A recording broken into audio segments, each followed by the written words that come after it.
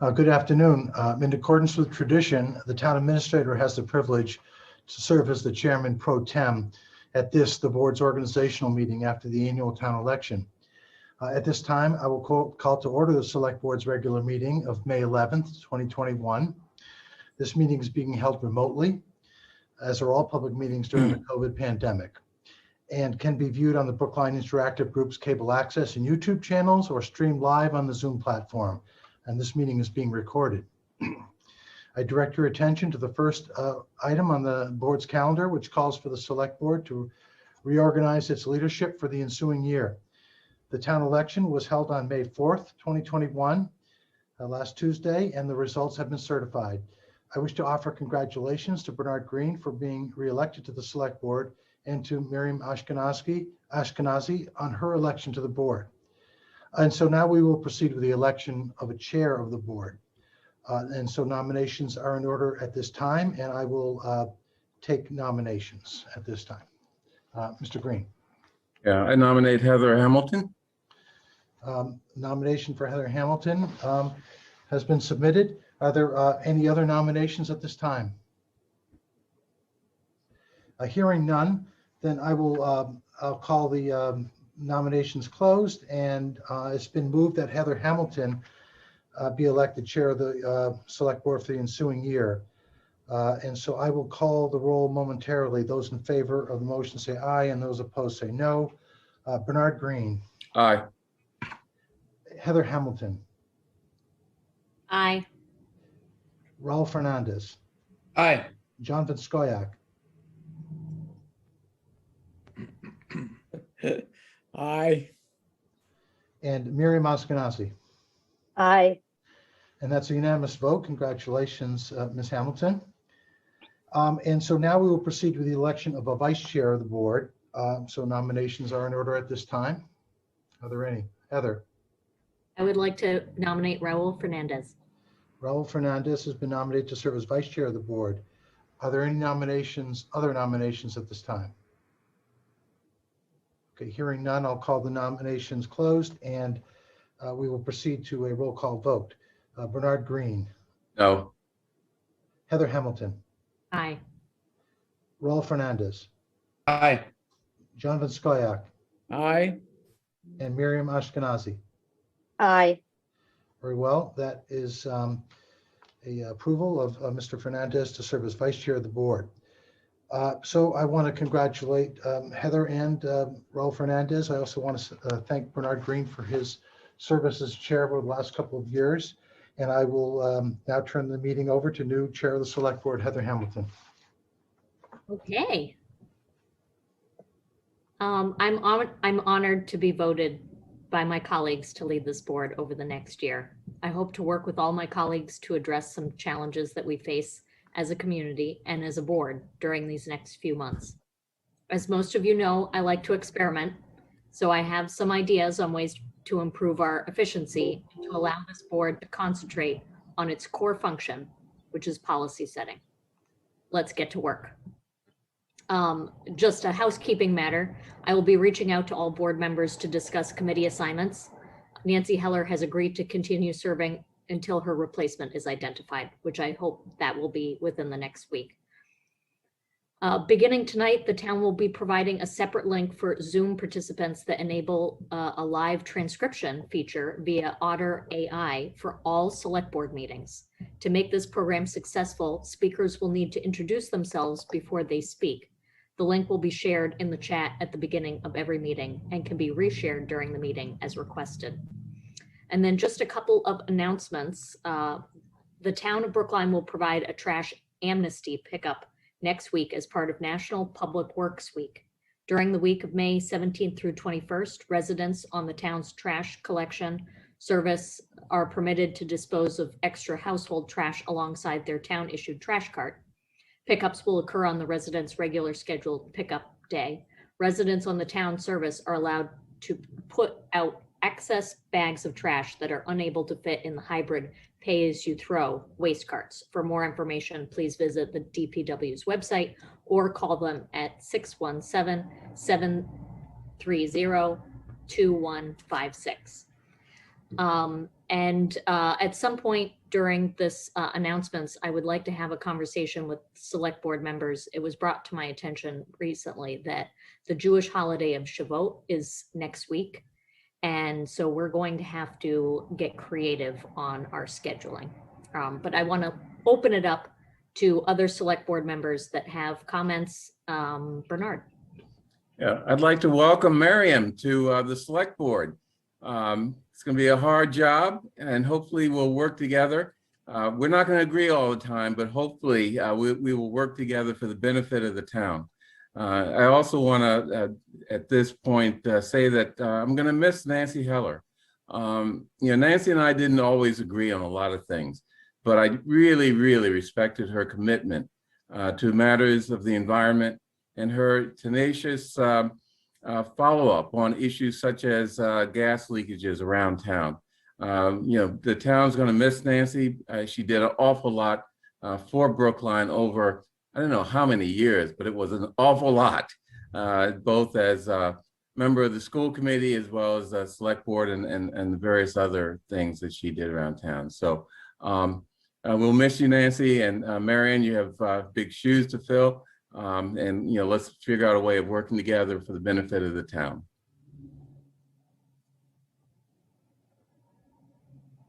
So are there any other announcements? Otherwise, we might need to have, yes, Miriam. Just 2 seconds. I really want to thank actually Devin and Mel for the live transcript. For those of you who don't know, I am hard of hearing, and they worked very hard to get live transcript for me so that I could follow the meeting easily over a prolonged period of time. So with much appreciation. Excellent. I'm done. So what do we do? Oh, Raul. Sure.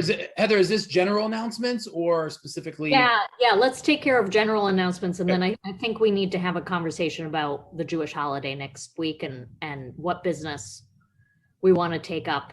Good call.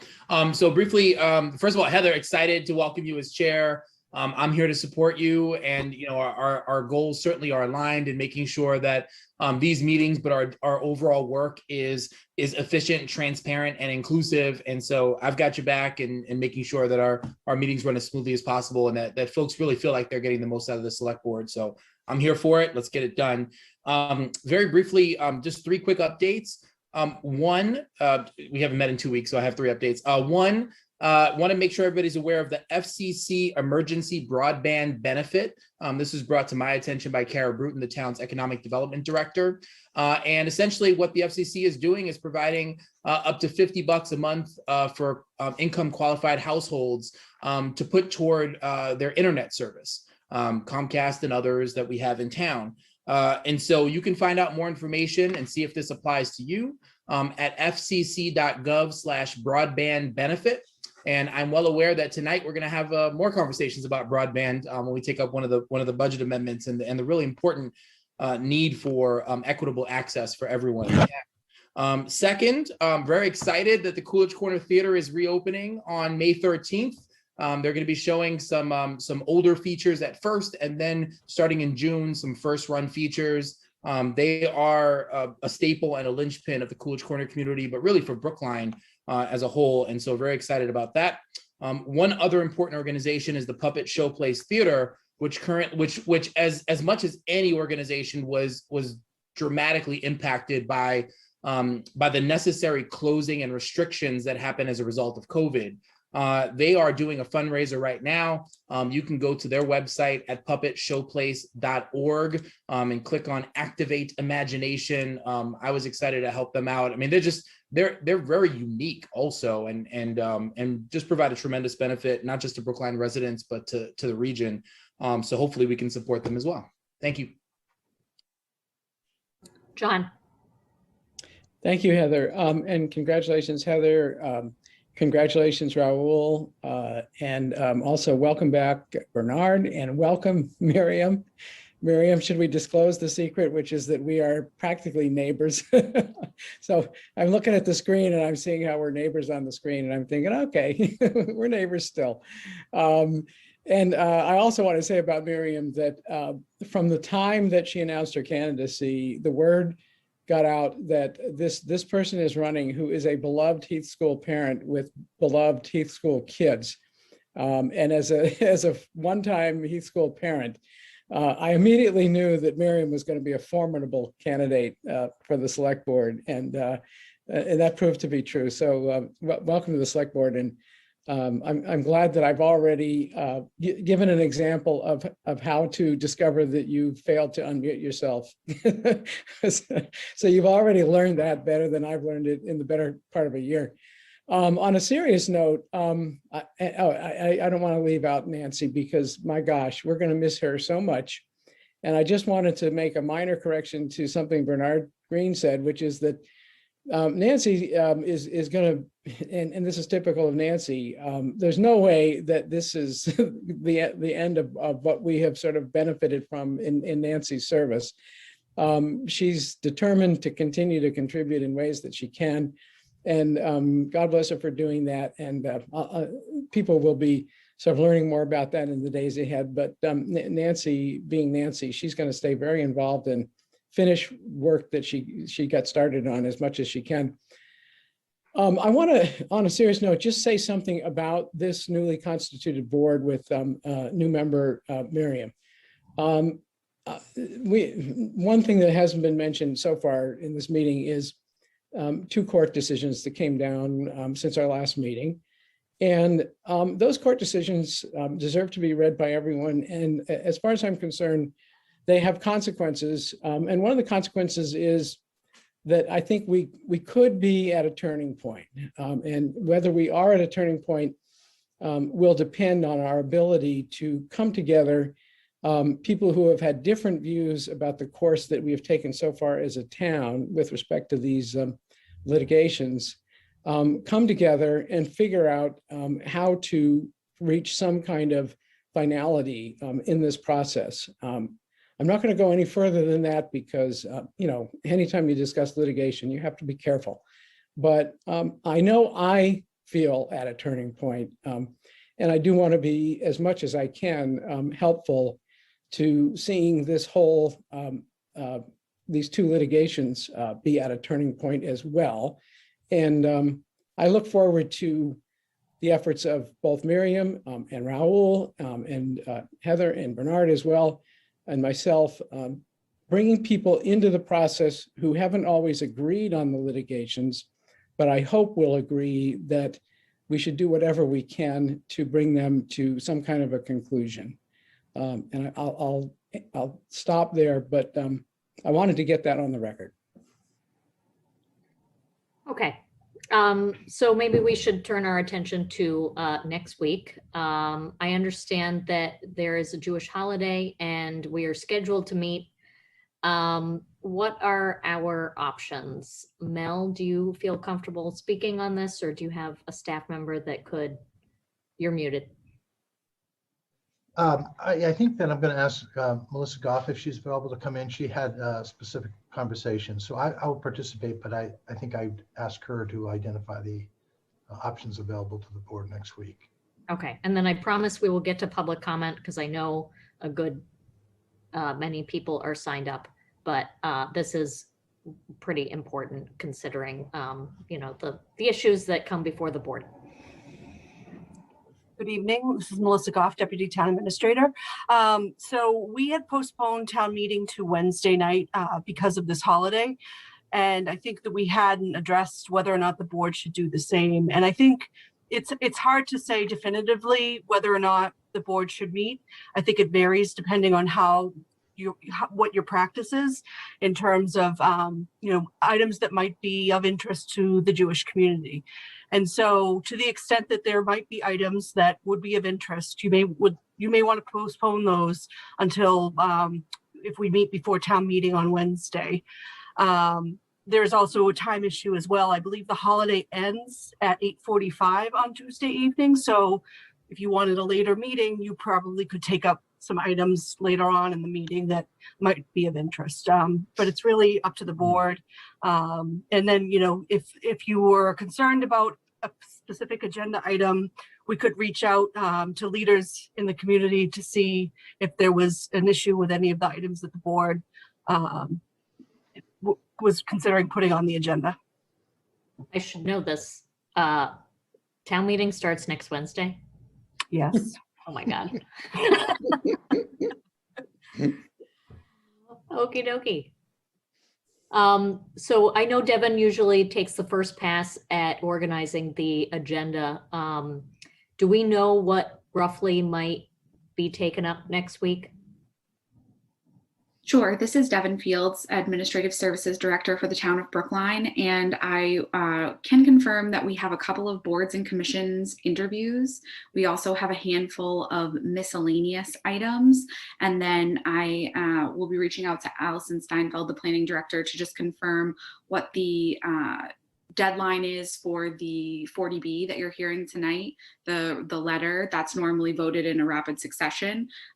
So far pretty routine matters, nothing of much consequence at this point. Okay, so I guess the two choices that we have before us that I'd like to take the temperature of the board is, do we have a meeting on Tuesday and start later? Or do we try to avoid having a meeting altogether? I think I saw Bernard first. Yeah, maybe the question is this the type of significant Jewish holiday that really warrants us canceling the meeting altogether? I mean, the idea that we would just juggle around the agenda seems to suggest that it's a minor holiday. Can anyone sort of fill me in on that? This is Melissa again. I believe it is a high holiday. Okay, then it seems to me that we should cancel the meeting. Yeah. John. But I agree that we should cancel the meeting, but I had an alternative to offer. And I may have missed some reference to this already, but there's always, that option of starting a select board meeting just prior to then sort of adjourning and then joining the town meeting once it starts. And we usually have a lot of business to sort of last minute business to, and loose ends to tie up anyway. So I'm available if we wanted to have a select board meeting starting at 5 prior to town meeting at 7. I could do that. We may have to start at 3 and not 5. That's true too, but, This is Melissa again. We're usually pushing the limits of the 7 p.m. town meeting start. So I would recommend that if you were to have a meeting on Wednesday, that you might want to consider if you were able to have it a little bit earlier, maybe 3 or 4 o'clock. I don't think I can do that. Wednesdays are not great for me to start before like even 6. Other board members? Were we planning to meet before Thursday's meeting also anyway? We usually meet, I think, an hour before town meeting, just in case there are last minute changes to warrant articles. Yeah. And we usually have some miscellaneous stuff that we can take care of. Wonder if we can get it done by meeting before Wednesday and Thursday if everything fits in there. I think the my understanding is that after tomorrow, I think the window for budget amendments would have closed, and then it's just a matter of if there are any other amendments that come forward on other items. Miriam? Like you, Heather, on Wednesday, I would only be available starting at 6 o'clock, but I could meet for that hour, and then Thursday I could certainly meet before my schedule is more open on Thursday. John? Is Monday part of the high holiday period? It is. Okay, so that's out. And that maybe leaves Friday if we needed to do some business before. That gets into another holiday or another day of rest. Part of the high holiday, or you're just referring to Sabbath? No, the Orthodox community starts there. Well, that's at sundown. Yeah, and I am aware of other boards that have met routinely on Fridays, but it just feels dangerous to be going into town meeting without having had at least one more session prior to the town meeting. Okay. Yeah, it's not great, especially since we didn't meet last week. Right, right. Okay, maybe what we'll do is we'll send a doodle and see if there's a time that, you know, the five of us can meet. Or maybe meet after 8:45. I mean, yeah, that sounds kind of strange, but maybe that's what we're faced with. Okay, what I'll do is I'll check in with staff to see how long the agenda items are likely to take and try to send a memo to the board so that you guys have an idea of how much time we need and by when. Okay, so let's move into public comment because I don't want to take up too much more time. And I would like to continue the tradition of the vice chair handling public comment. Raul, are you okay with that? Sure. I don't have anything prepared, but I will say, as we've said before, everyone, you've got up to 3 minutes. You don't need to use the entire time, but you're certainly welcome to. It's really important that we keep everybody to time. Devin is great at making sure that people hold to time. As per usual, we try to avoid personal comments and things like that. Let's focus on the issues here. Other than that, the time is yours. And so, Devin, you've got folks lined up for public comment? Yes, I would like the board to be aware that we have 6 people signed up for public comment. The first person is Kenyatta Gomez. You've been promoted to a panelist. You can unmute and your 3 minutes will begin. Hello to the board. My name is Kenyatta Gomez. I'm a Brookline firefighter, and I am representing the HRC, which is a newly organized committee inside of the Brookline Fire Department and the Brookline Firefighters Association. There's a statement we want to read, and if there's any questions afterwards or anybody who would like to reach out to the HRC, please contact the Chief of Department and he will help initiate those meetings. So I'll read the statement. In early spring 2020, just prior to the pandemic shutting down the United States, members from Brookline Firefighters Association Local 950 IAFF attended a conference for International Association of Firefighters in Florida. At this conference, Local 950 executive board officers attended and participated in several seminars dealing with equity issues within the fire service. Our officers were educated on issues dealing with race, gender, religious issues, to name a few. And workplace and subsequent identified a need for a group to be established within our department to address these issues, as well as other potential equity issues. The Brookline Firefighters Local 950 Human Relations Committee has been established with the purpose of addressing interpersonal as well as labor management issues dealing with exclusively with equity. The Brookline Firefighters Local 950 Human Relations Committee is an intentionally diverse board of union members that deals with issues that fall outside the collective bargaining agreement between the union and the town. Until this committee's inception, there was no path for addressing issues related to gender, sexual orientation, racism, or ageism, to list a few. Issues dealing with equity and its enforcement until this time have been solely investigated and administered by the town and or outside agencies like Massachusetts Commission Against Discrimination. The union, now having its own internal committee, would be able to create a system of checks and balances within the membership, as well as between labor and management, that had not existed before. Until this time, the union had relied on the board to be sole arbiter on issues involving equity. Local 950 HRC has recently begun actively working with town administrators,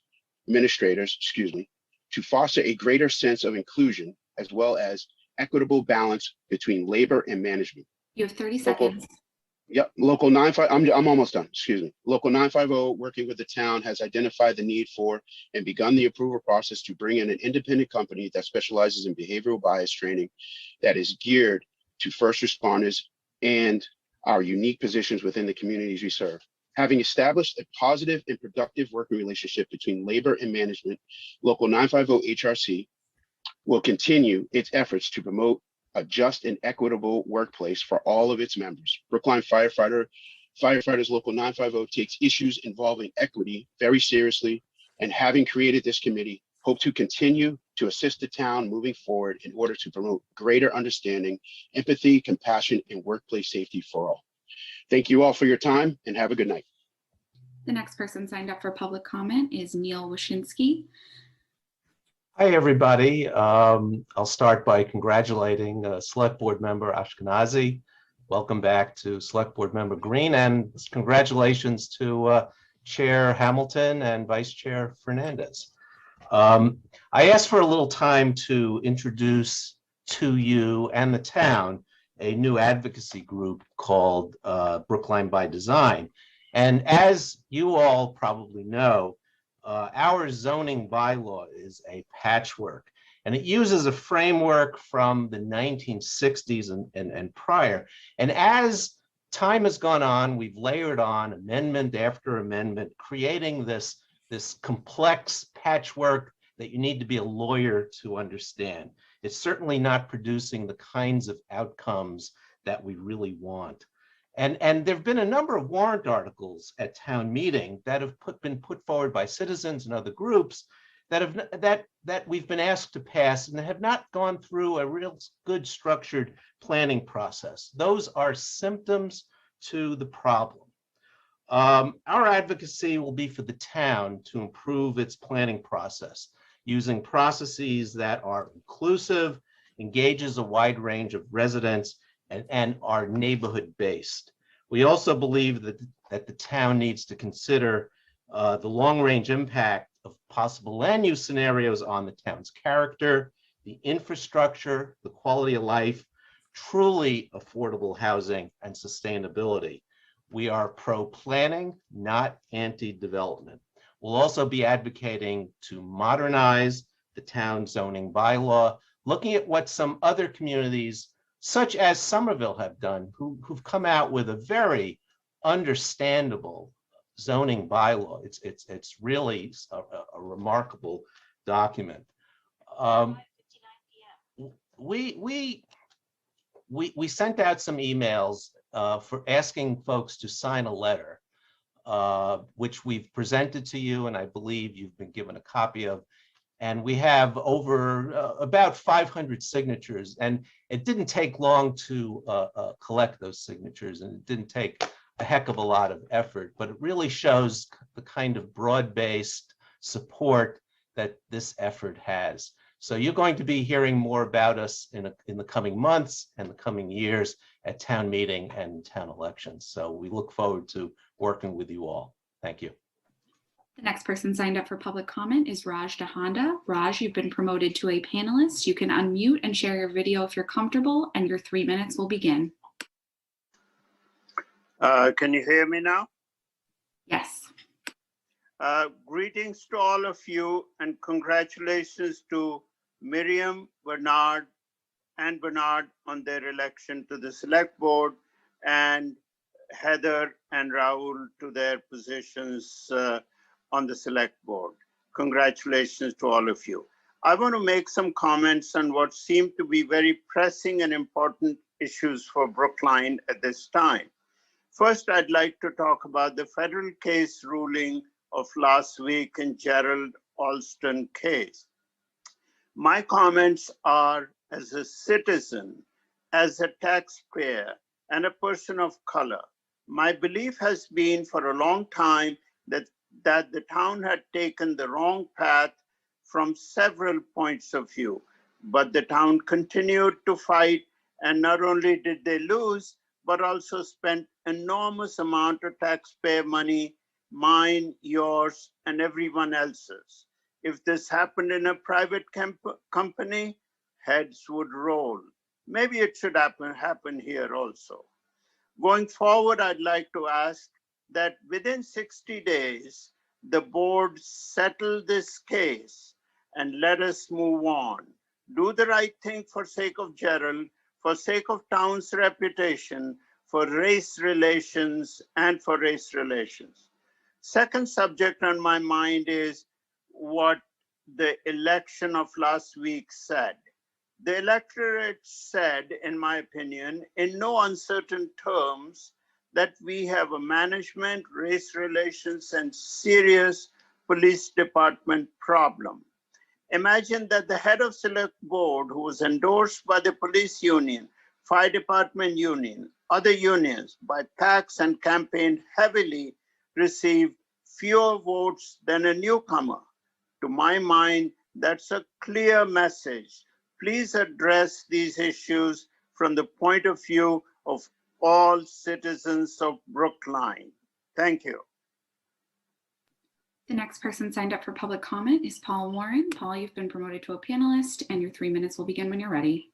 Hi, thank you. The clock is ticking. I would like, my name is Paul Warren. First, I am a member of the Moderators Committee on Short-Term Rentals. I'm also a member of the Advisory Committee and a town meeting member in Precinct 1. I want to reiterate what everybody's already said about congratulations, so I don't want to say that, but I do want to thank Nancy in particular for her long, dedicated service. She will be missed, and I'm sure that I'm really hoping that she will stay involved, but she will be missed. I have an advisory committee meeting tonight, so I'm going to speak on a subject that's on your agenda. I apologize in advance. I'm going to keep it brief, so I won't be able to be around at that time. It does have to do with short-term rentals. Article 15, which contains the Moderators Committee's recommendations, requires that an inspection be performed on the proposed short-term rental prior to the issuance of a certificate of operation. A majority of the committee believes that this is the only way to confirm that all building, health, and safety requirements have been met.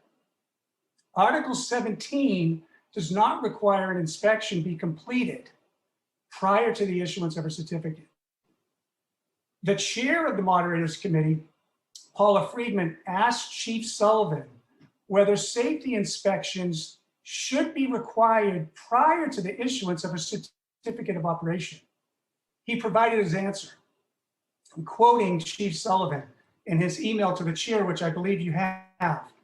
He states, "It should absolutely be required, the same as any other certificate of occupancy would be. Semantics do not change the necessity for a thorough compliance inspection prior to usage where the safety of human lives is concerned." So Article 15 requires an inspection. Article 17 doesn't. The Moderators Committee on Short-Term Rentals spent months developing its recommendations for short-term rental regulations. These recommendations were fully vetted by town staff and with town council many times. The Moderators Committee's recommendations are contained in Articles 14, 15, and 16. I urge the board to vote positive action on Articles 14, 15, and 16, and I urge you to vote no action on Article 17. Thank you. The next person signed up for public comment is Danelle O'Neill. Danelle, you've been promoted to a panelist. You can unmute and your 3 minutes will begin. Good evening, everyone. Peace be with you. Donnell O'Neill, Senior Town Meeting Member for Precinct 4, lifelong resident, Brookline. Congratulations, Miriam, Bernard. Congratulations. So I want to tone on Juneteenth. It's Juneteenth. That Saturday, I would like the town to have a festival of some sort to represent people of color here in town and all across the country. Host community agreements, and I requested a public records request on regards to payments paid through host community agreements or from host community agreements. Now, there's not supposed to be a payment of $100,000 made until after a marijuana establishment has been open for, I think it's like 5 days afterwards. So I asked, I'm looking for some transparency and some accountability here. I would really like to know who said yes to the payments for host community agreement money. I mean, Monique said something about this 2 weeks ago, on record. So I would like to know who approved it, why, and where's it at in the general in the budget. Where's that money at? I'm going to yield the rest of my time because I'm going to speak on agenda number 11. Thank you, Devin. The next person signed up for public comment is Deborah Brown. Deborah, you've been promoted to a panelist. You can unmute and share your video if you're comfortable, and your 3 minutes will begin. Good evening. My name is Deborah Brown, town meeting member precinct 1. Wanted to say congratulations to Miriam on her win, and congratulations to Heather and Raul, and thank you for mostly thank you for agreeing to take on this leadership role. I'm going to put my plug in first and foremost for strategic planning. I would love to see the select board engage in a real visioning exercise and coming up with a set of priorities on which to focus over the next 12 months. So I wanted to talk about the most recent Alston decision. And very briefly, I suspect most of the people on this Zoom meeting have heard the statement, justice delayed is justice denied. The select board denied Gerald Alston repeatedly. The First Circuit Court of Appeal said that that select board actually retaliated against him for filing a complaint in the first place. I heard certain members of select board actually castigate him. Well, this Massachusetts Supreme Judicial Court and the First Circuit have spoken. I mean, and they've said in no uncertain terms that what this town did to Gerald Alston was not just a shame, but actionable. And I believe that it was preventable. It's time to begin to listen to what the courts have said. It's time to begin to listen to what many of us have been saying about this case. We're going to have to pay up. The problem with delaying in any kind of litigation is sometimes it's a game of chicken, sometimes it's a fool's errand. And when it's a fool's errand, you just dig deeper and deeper into your pocket. So my request is end the litigation. John Van Scoyac is right. I mean, if this thing goes to a jury, imagine what this town could be out of. Not just the money, but our reputations. This town's reputation suffers every time this litigation comes up. You have 30 seconds. Because what we're left with is the image as a racist community. So this town owes Mr. Alston money. This town owes Mr. Alston an apology. But it also owes all of us real injunctive relief, and that means change. And the request for change has been brought to the select board's door by these two courts. And I respectfully ask that you listen. Thank you. The next person signed up for public comment is Anya Ditkoff. You've been promoted to a panelist. You can unmute and share your video if you're comfortable, and your time will begin. Hello. Congrats to Bernard Green and Miriam Ashkenazi on your recent select board elections, and to Heather Hamilton and Raul Fernandez for your new chair and vice chair appointments. I am Anya Ditkoff, a member of the Brookline High School GSA, which is a student club with the goal of supporting LGBTQ+ students and staff. I am here to speak in favor of painting the Pride crosswalks. They are a tangible representation that will make LGBTQ students and staff feel welcomed at our high school. Instead of just being a statement or a statement, they will be a tangible show of support that people can look at and see for the next year, even beyond this week, and see that this is a high school that welcomes them. Thank you. The next person signed up for public comment is James Kindle. James, you've been promoted to a panelist. You can unmute and share your video and your time will begin. Hello, thank you for the opportunity to speak. Congratulations to Miriam and Bernard for your elections, Heather and Raul for your appointments. I'm not sure. So I am also speaking on the topic of the Pride Sidewalks. I am actually the co-facilitator of the Brookline High School GSA, which stands for Gender Sexuality Alliance. Essentially, I believe that the Pride Sidewalk would be a wonderful addition to this school, not only as a way to show, not only as a way to spice up the sidewalk, but also, as Anya said, a tangible show of support for queer students and staff.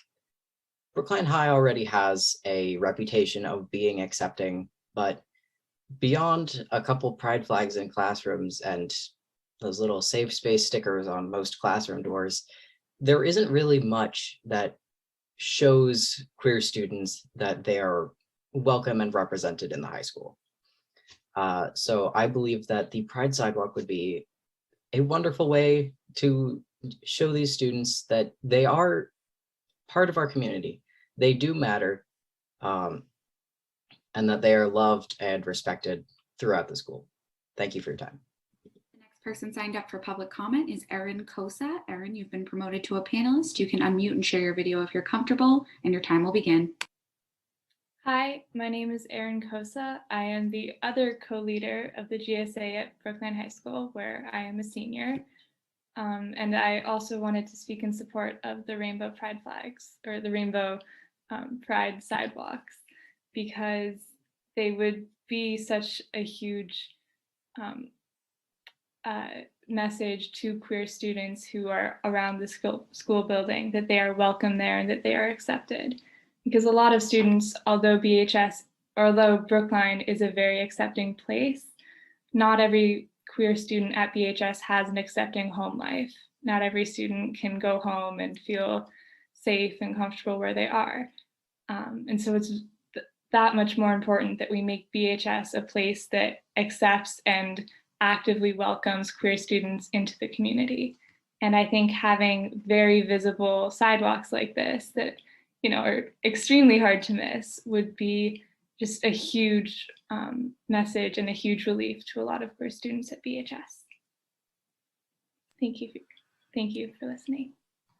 The next person signed up for public comment is Mike Toffel. Mike, you've been promoted to a panelist. You can unmute and share your video if you're comfortable, and your time will begin. Thank you, Devin. This is Mike Toffel, town meeting member from Precinct 8. And I'm here to just express two concerns that I'm hoping the select board can follow up on. One is, as you know from a recent public notification, the parents trying to work with the BHS to figure out what graduation looks like have met with weeks of non-responsiveness from your health department. And I'm sure they're quite busy, but I do think we need to prioritize arrangements for our high school seniors. And I hope you agree and promote progress in that regard. The second also relates to the health department, which is the vaccination rates of Brookline. I have yet to see much of any public campaign within Brookline to promote vaccination, nor discussion about our vaccination rates and the fact that we're 10 to 15 percentage points behind Newton, the city we often benchmark ourselves against. Seems to me unfortunate. I know there's a lot of pride in how safe Brookline has been and a lot of congratulations around that, but we are now nowhere near the vaccination rates we should be. So I'm hoping that the select board can also look into that and consider aggressively launching a vaccination campaign, especially with the 12 to 15-year-olds that are just becoming eligible. We have them in school for about a month and a half remaining. We have high schoolers only for a month still. There needs to be rapid dissemination of a vaccination plan for them as well as all residents of Brookline. Thank you very much. The next person signed up for public comment is Helene Thayer. You've been promoted to a panelist. You can unmute and share your video if you're comfortable, and your time will begin. Hi. I just wanted to talk, first of all, I just want to say that the planning board of 1961 in Brookline was one of my heroes. And it's because of a little volume they created called A New Zoning in Brookline. And inside of it was something called Use 51. And Use 51 at that time was proposed specifically as something to enable seniors, widows, and others with low incomes to stay in their home. So I think it's not only that, but then I was looking at the this little book which I had copied before, and I found out something else that's really interesting. At that time, they had something called, well, first of all, let me read. It says that older couples on limited incomes taking in lodgers has been the only way to sustain the family home. And they're talking about, then the next item is lodging houses, and there's licensed lodging houses and unlicensed lodging houses. Now, I never noticed this thing in that little book. I had copied all the pages, but I wasn't looking at all of them. And I discovered these unlicensed lodging houses, unlike nowadays, where you were allowed to have 4 people in a lodging house, and it didn't require any license at all. And some of these, according to them, Brookline has many single family houses that undoubtedly owe their good upkeep to the owner's freedom to rent rooms. So some of those lodging houses, the unlicensed one, up to 4 guests, were in single family houses. And this was in 1961.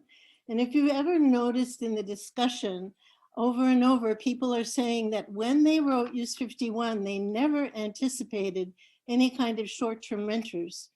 But most lodging houses take in short-term rentals. In fact, I talked to the Bertham lodging house, and up until COVID, they had been pretty much exclusively short-term rentals, and they are shutting their doors soon because in COVID, they had to take in long-term renters and they can't survive right now, and they may be shutting down altogether. But it is just not true that they were not anticipated to have short-term rentals in Brookline.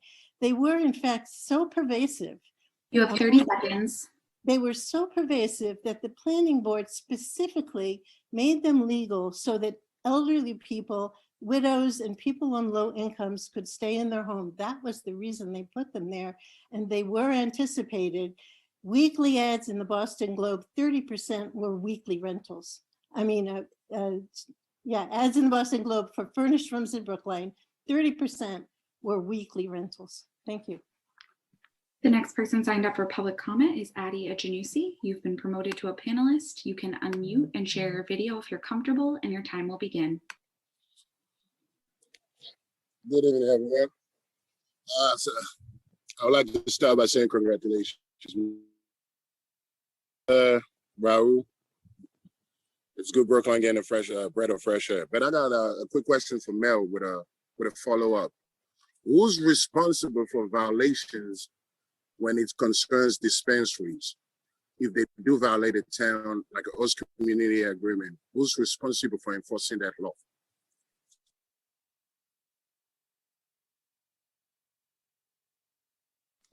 Could you repeat the question, please? The question to you is, who's responsible for enforcing town violations when it comes to dispensaries? If they do violate a town law or one of the host community agreement, who's responsible for enforcing that violation? A host community agreement is an agreement between the town, approved by the select board, and the vendor. If there is a violation of that agreement, that would be, the town's responsibility. I act for the select board and would pursue that. Well, I'm asking, it's relative to Century Medicinal, right? The police report from Lieutenant Campbell says they had multiple sales after 8 p.m., which is a town violation, right? It's supposed to close by 8 p.m. So what's the town doing about that violation? So this isn't meant to be a back and forth, but your comments are on the record. And now that we have a record that we have been notified, we will look into it. Okay, thank you. I yield my time. You. Devin, is that the last person who has signed up for this very informative public comment session? Yes. Well, then my work here is done. And I mean, talk about the easiest job on the board. I will say, I do want to say special thanks to the members of the Gender Sexuality Alliance, Anya, James, and Erin for being with us today. Evidence that we are making local politics cool again. Appreciate y'all. Heather, it's all yours. Thank you. So it is. Could I just also say that I'm advised that the health department has approved the plans for the VHS graduation and communicated that and coordinated that with the high school administration today. I'm sure the word will get out soon. Great. I know that a lot of people were waiting for guidance from us. Thank you. So it is 6:22. Our agenda is a little behind schedule, so this is what I'm going to do. I'm going to take a roll call vote for the meeting minutes of our last meeting, which actually was last month, April 27th, and then I will move us to our miscellaneous consent. I will not read out loud everything that is listed because it is on our agenda. If there are any objections, I will actually read everything out loud, but it is a way to save a few moments of our time. Okay, so let's move to the meeting minutes. Does anybody have any amendments to the meeting minutes, or should I just take the roll? Okay, I will take the roll. So, Bernard, don't forget to unmute yourself.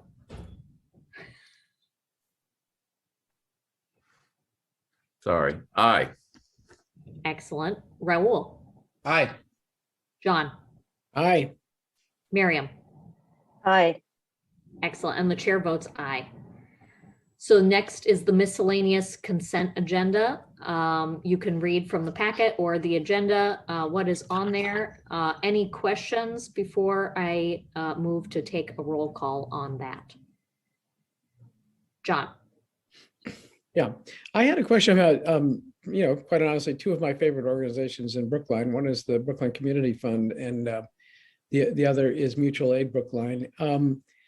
And we're being asked to approve a grant or an award of $25,000 from the Community Foundation to Mutual Aid. And I'm just kind of perplexed as to why this goes past the select board, and requires select board approval. It looks like, an arrangement between two organizations that are, part volunteer and part fundraising organizations that distribute aid in the community.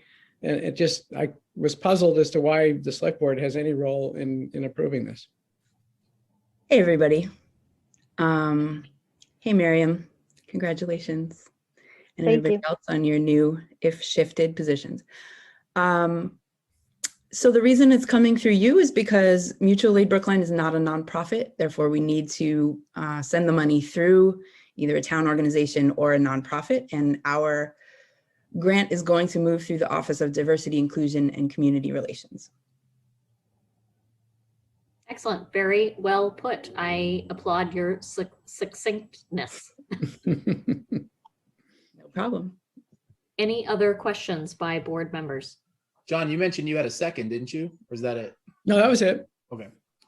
Okay, excellent. So I will move for approval of the miscellaneous agenda items, and I will take the roll. Bernard. Yes. Raul. Aye. John. Aye. Miriam. Aye. And the chair votes aye. Excellent. So moving right along, I see that the next thing on our agenda is Children's Mental Health Awareness Week proclamation. Devin, who is presenting on that? This is Devin Fields, the Administrative Services Director for the town of Brookline, and this proposal was brought forward by an advisory committee member, Kim Smith, and she passed this along to the board as a passion project and asked that it be taken under consideration. As you know, the month of May is Mental Health Awareness Month, and Children's Mental Health Week was last week. Unfortunately, you didn't have a meeting, but she was hoping to get the town's written support through a proclamation, and that is why this item is before you tonight. Excellent. Any questions or discussion by select board members before I move for us to approve this? Miriam. I will just say that Channel 11 News just did a story, I think yesterday, on the real epidemic of mental health needs for children right now. I think this is very, very timely, and I'm really fully in support. Excellent. And Bernard, I saw your hand up. Yeah, I was just going to say the same thing, that this COVID lockdown has created huge problems, especially with youth. So it's very important for us to recognize this week and month to just motivate people to take this issue seriously, and to the extent that we can provide services and resources to kids at the schools, as well as other people suffering from mental issues as a result of COVID, we should definitely do that. Excellent. If there are no other comments, I want to thank Kim Smith for bringing this to the board to allow us to make something official. And then I will call a roll for us to be able to make this official. So I'm calling the roll. Bernard. Yes. Or I, whatever. Raul. Aye. John. Aye. Miriam. Aye. And the chair votes aye. Excellent. So the next item on our agenda is Public Works proclamation. I'm sure also deserved. Erin Galentine, welcome. Good evening, Erin Galentine, Commissioner of Public Works, and tonight I have the distinct honor of recognizing the profound work and ways that the Department of Public Works supports the town with our annual proclamation of National Public Works Week. Across the country, cities and towns celebrate the third full week of May as National Public Works Week. This annual observance is an opportunity to highlight the importance of our nation's public infrastructure and the core critical services provided by public works. This year's theme couldn't be more apropos, stronger together. And I spoke about this during my budget presentation, but it warrants mentioning again, and really ties to this theme, that during the ongoing COVID-19 pandemic, DPW personnel heroically demonstrated their value as essential workers who continue to work hard each and every day to keep our community safe and functioning. The demands of our changing world require these employees to be available as first responders in the event of any type of emergency, but COVID has tested us in new and different ways, and Public Works has proven its immeasurable worth to this community. National Public Works Week is an opportunity to highlight the contributions of public works professionals who design, build, operate, and maintain the transportation systems, water supply, wastewater management, refuse disposal systems, parks and open space, and other critical infrastructure while preserving and protecting our environment. So tomorrow I am hosting our annual DPW Public Forum from 6 to 8 p.m. via Zoom. Information to log on is available on our homepage. This coming week, you're going to see Public Works banners through the end of the month. We'll share information through social media and other outlets to recognize not only this week, but our employees. And I'd just like to highlight a few initiatives. We will have Trash Amnesty Week. So residents on town trash can do their spring cleaning and put out extra bags of trash on their scheduled pickup day during National Public Works Week. DPW is building 2 parklets. These will be small, colorful spaces with plantings and seating in the public way that are not specifically associated with outdoor dining establishments, but open to anyone and everyone to use, take a break, meet with friends. Look out for them in Brookline Village and in Coolidge Corner. Parks and Open Space Division is hosting 2 community volunteer days. There'll be one at Coolidge Corner Library.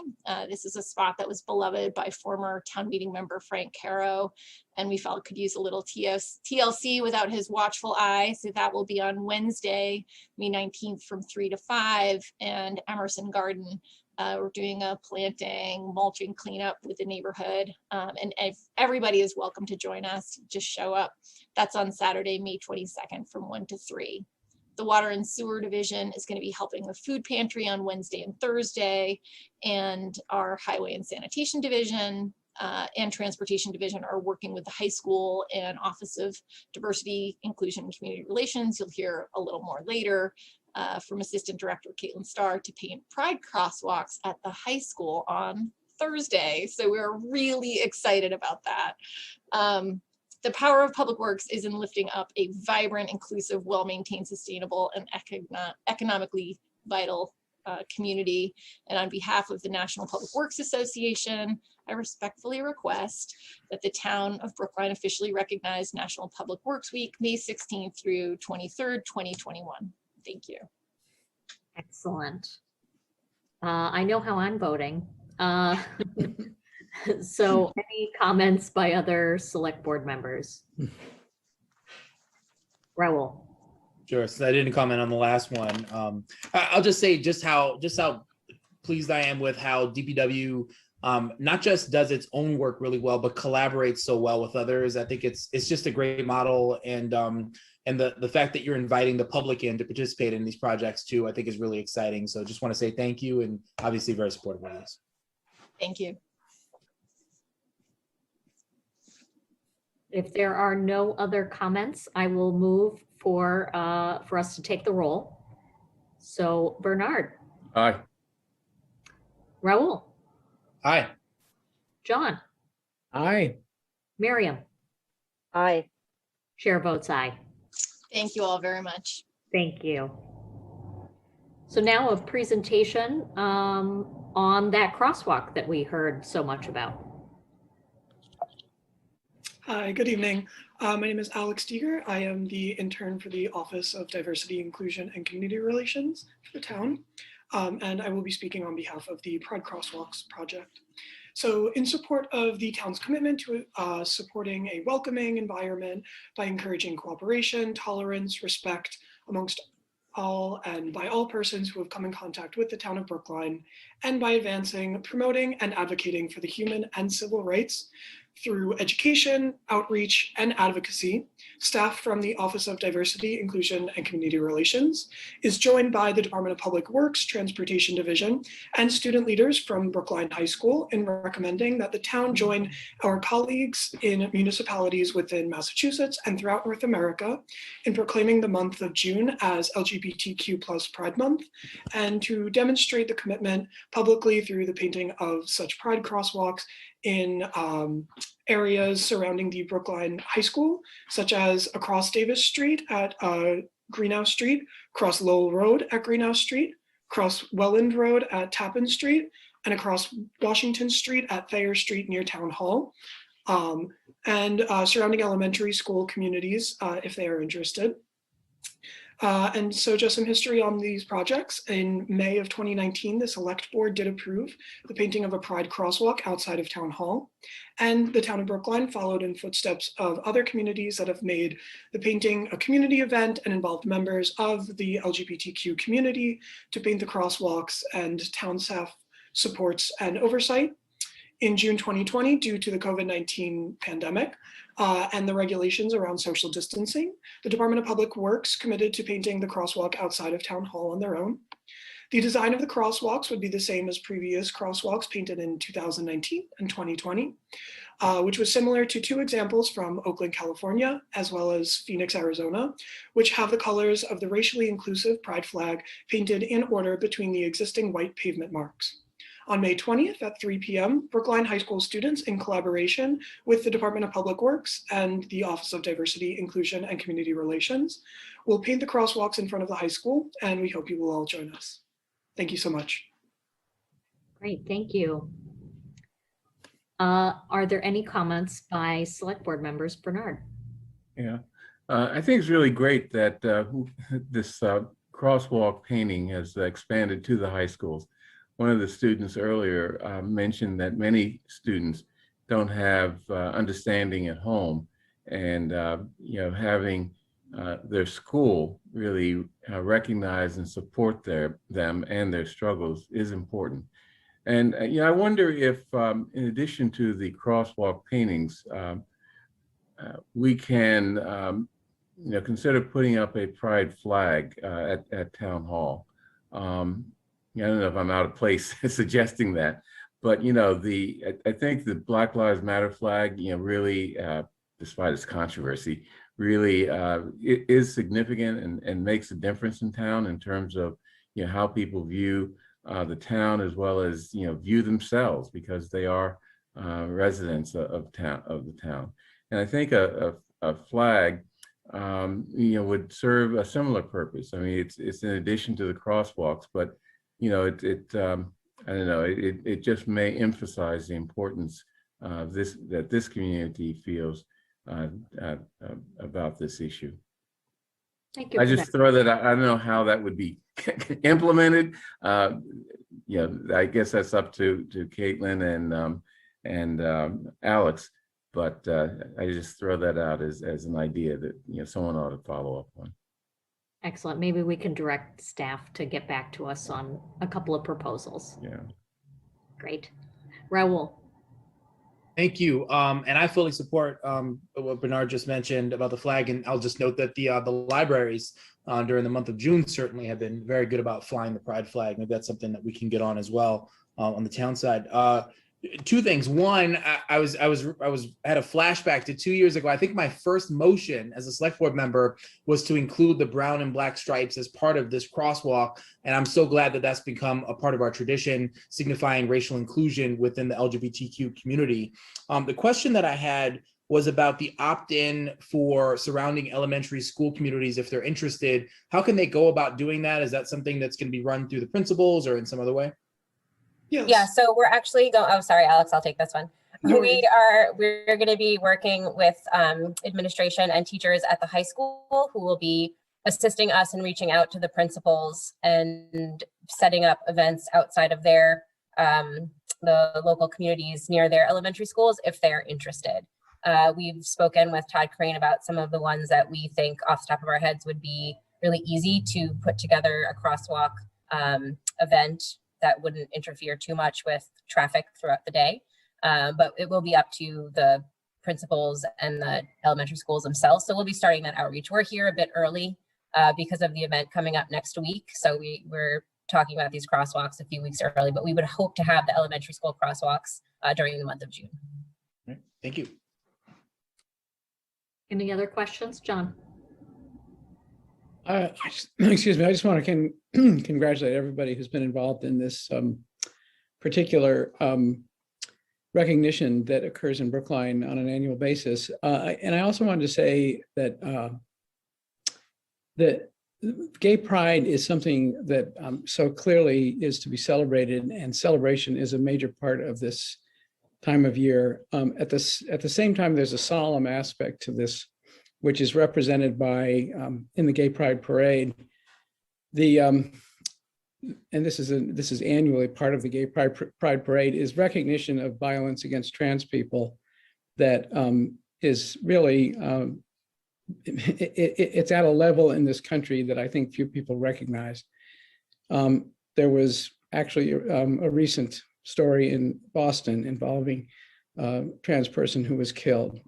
And it's not the first time, and it's not the first time, by any means in Massachusetts. As far as nationally is concerned, this is a problem that hasn't gotten enough recognition and needs to get more recognition. So I don't have the answer, but if that can be incorporated more visibly into the recognition of Gay Pride Week in this community. I think it would be an education for a lot of people and a useful education for a lot of people. I completely agree, and I very much value your input on that, and I will definitely try and get my team to incorporate that. I think that's a really important point to reflect on. Thanks, Alex. You folks are doing great work. Thank you so much. Any other comments before we move to make this official? Okay, I will take the roll. Bernard. Aye. Raul. Aye. John. Aye. Miriam. Aye. And the chair votes aye. Thank you very much. Thank you. So next we have a public hearing on 108 Center Street project. So who wants to go first? I will just interject. We're running about 12 minutes behind. We only have about 30 minutes allocated for this agenda item, and we already have 8 people signed up ahead of time that usually get about 3 minutes apiece. So do your best to keep it under. Understood. We will keep it concise and to the point. My name is Jennifer DePazzo Gilbert, and I am counsel to Hebrew Senior Life. I consider myself very fortunate and lucky to be able to represent this wonderful organization.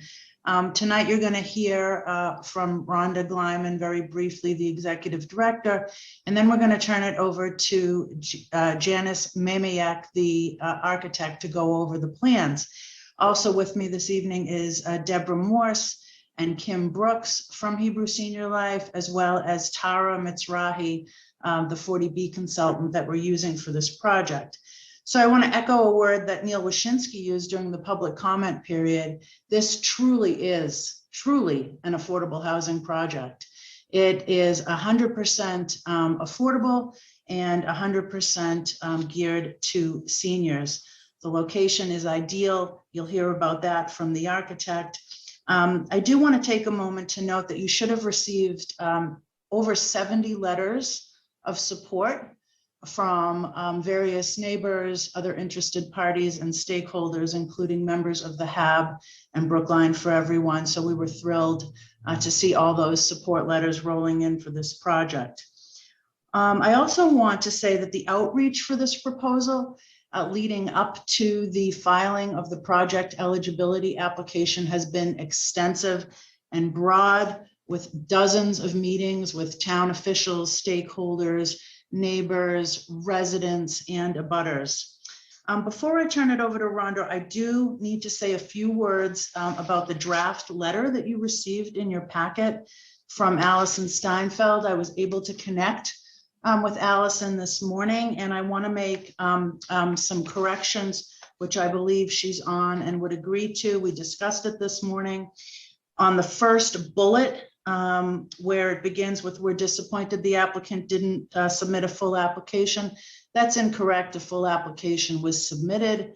We wouldn't be here tonight if there wasn't a full application submitted to the state. So I think that first bullet can be removed. Then I want to correct on the second page, the second bullet where it says setbacks are non-existent. As you can see from this rendering, and you'll hear about it more, there's a 26.5-foot front yard setback, and that was done in response to neighbor concerns to pull traffic actually off of Center Street so folks can drop off and pick up in front of the building. So there is in fact quite a large setback at the front. There is not a setback at the rear where we hope to in the future connect to the senior center. And there is no setbacks on both sides where Hebrew Senior Life has other buildings on both sides of this particular proposal. And so without further ado, I would like to turn it over to Rhonda to say a few words, and then you'll hear from Janice, and then we will take questions. Thank you. Thank you, Jennifer, and good evening, members of the Select Board, Mr. Kleffner, members of the community. So happy to be with you tonight. And just want to share with you, you can see on screen the key members of our team. You'll hear from Janice Mamayak, the principal at Icon Architecture, in a moment. And excited to provide you with just a little bit of background on Hebrew Senior Life for those of you who don't already know us. We were founded in 1903. We are a mission-driven nonprofit serving over 3,000 people a day across the greater Boston area. And we are a national leader in the field of aging. Today, as many of you know, there is a great need for additional affordable senior housing and space for seniors, social space in Brookline.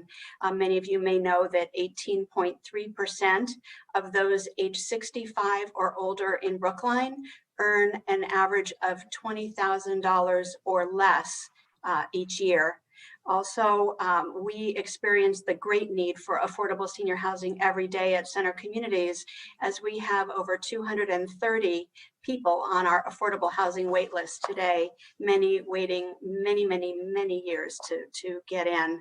And we know that the senior center is bursting at the seams. Since it opened, the senior population in Brookline has doubled. Not doubled, has grown by 50%, excuse me. So with all of this great need, we would like to develop 54 units of all affordable, all senior housing at 108 Center Street.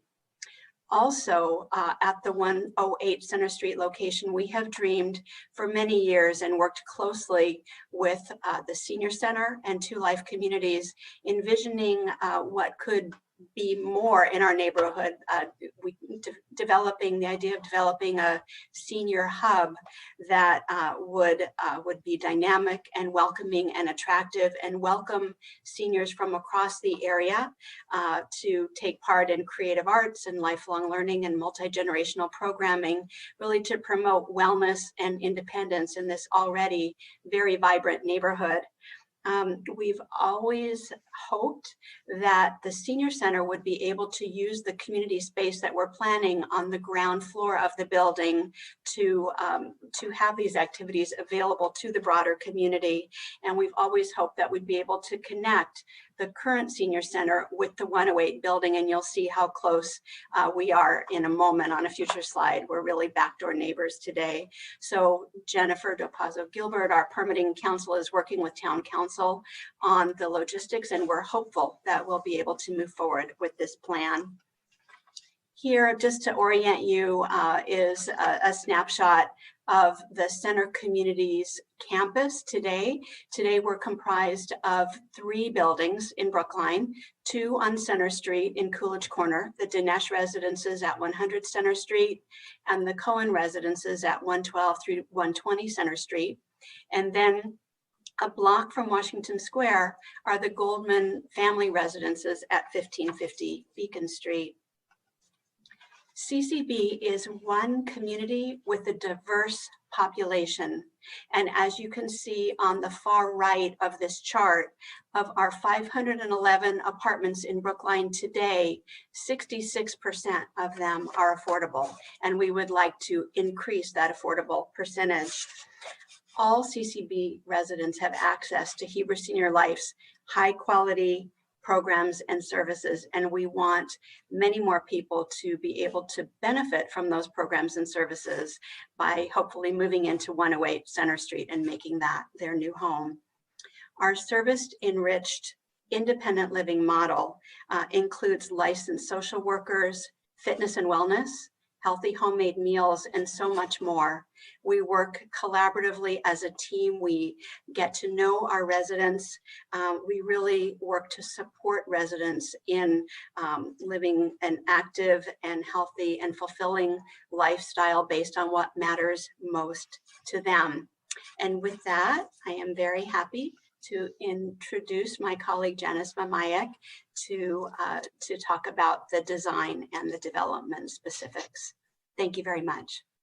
Great, thank you, Rhonda.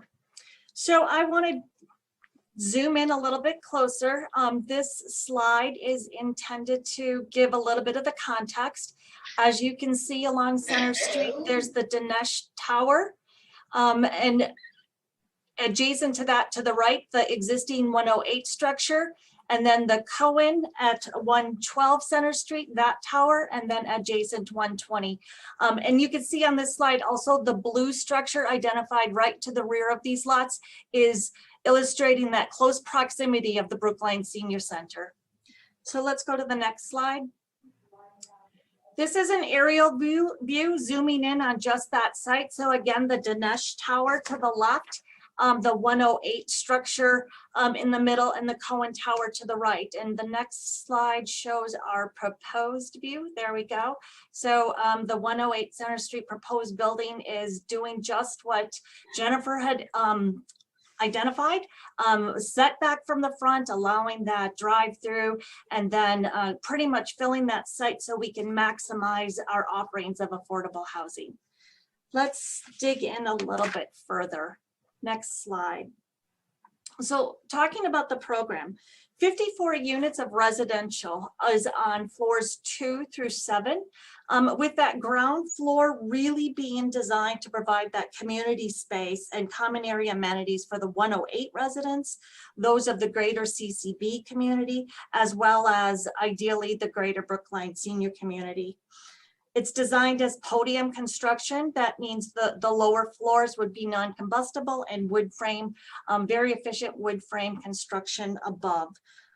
It is set between the two towers, yet we're trying to reference the existing structure and the detailing, the beautiful historic detailing that's in the neighborhood.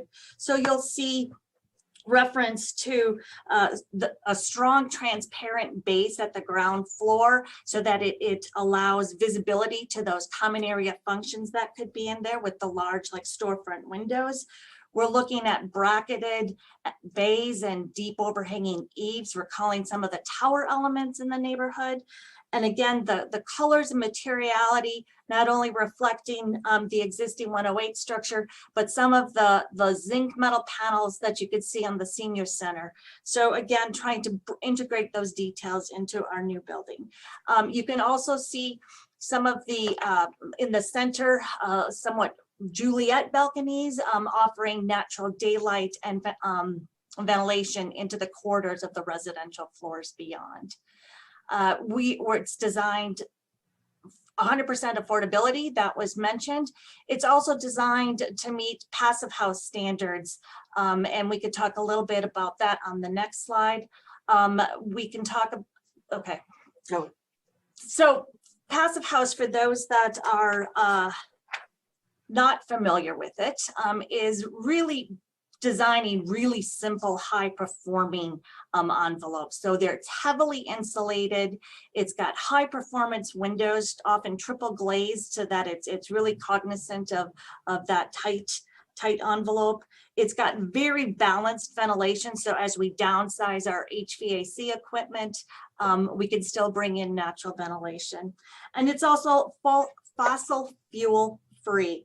So this will be all electric building with the exception of domestic hot water. The market hasn't really found an affordable way to get domestic hot water there in a fossil fuel way, but those are the passive house standards. Next slide looks at our draft site plan, somewhat rotated. I think the other views might have showed it better. We can maybe go back to that since this is rotated, but essentially it's got the setback at the front and the no setbacks on the sides. Let's move then to the ground floor. It somewhat shows that site plan as well. Next slide. There we go. So if this is looking at the ground floor, and it's somewhat color coded to for the orange or yellow colors to represent the residential common areas. So coming in the front door, we've got residential lobby and reception areas, and then the blue areas that you see are those common and community spaces, whether they be multi-purpose rooms or group fitness, and ideally somewhat of a cafe at the rear, and then connecting, again, our goal to make that connection to the senior center. And then if we go to the next slide, this is representative of a typical upper floor residential plan, very compact designed living, but cognizant of features that promote aging in place. So bathrooms and kitchens allow that extra maneuverability that may be needed for mobility devices or care attendants. All units will have showers for ease of access for bathing. Kitchens are designed with cooktops and wall ovens. Again, all of the finishes and lighting designed to give that redundant cues and support of aging in place. Next slide. Again, looks at that unit plan in greater detail, but working with the state's design guidelines for senior living and maximizes those opportunities. So with that, I'm going to turn it back over to Rhonda. Thanks. Or I'll take Jennifer. it, Rhonda. I'll take it from here. So thank you so much, Janice. And I know the board has a packed schedule, so we'll be happy to take any questions at this point. Great. So I will open it up to other board members. Anybody want to jump in? I'll just say I'd prefer to defer to the members of the public so we can see where we are after everyone's had a chance to weigh in, how much time we have remaining.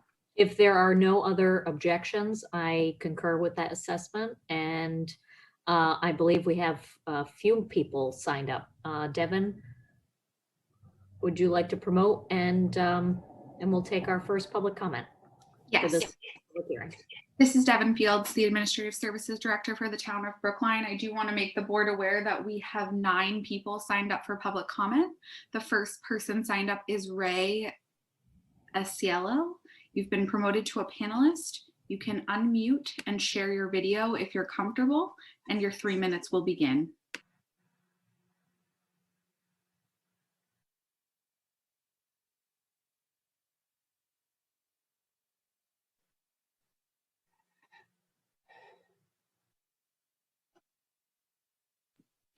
Hi, Ray. You have been promoted to a panelist. We're just going to need you to unmute.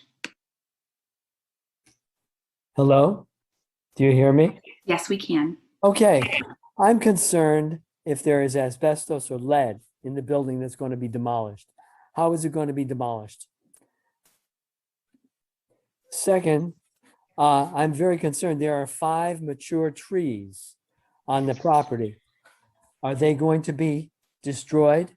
Those trees are homes to hundreds of birds, dozens of squirrels, rabbits, 5 to 7 wild turkeys.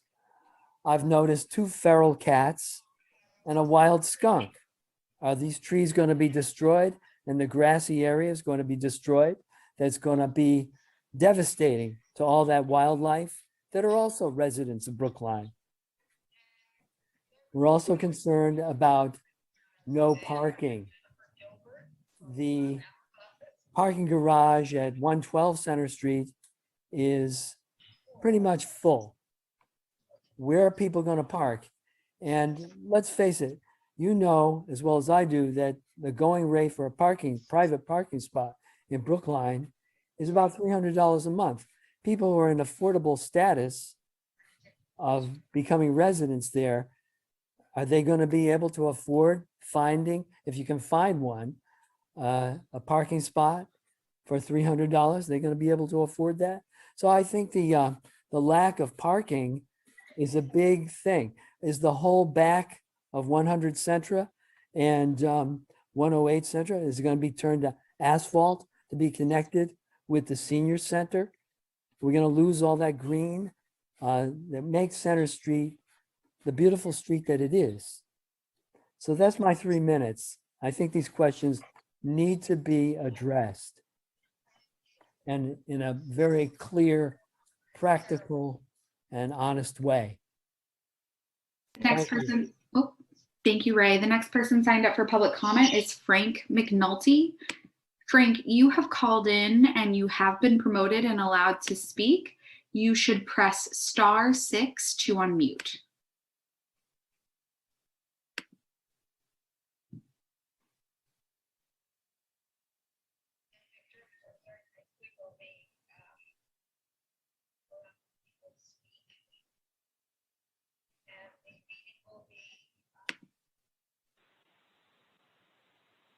Am I on? Hello? Yes, we can hear you. Okay.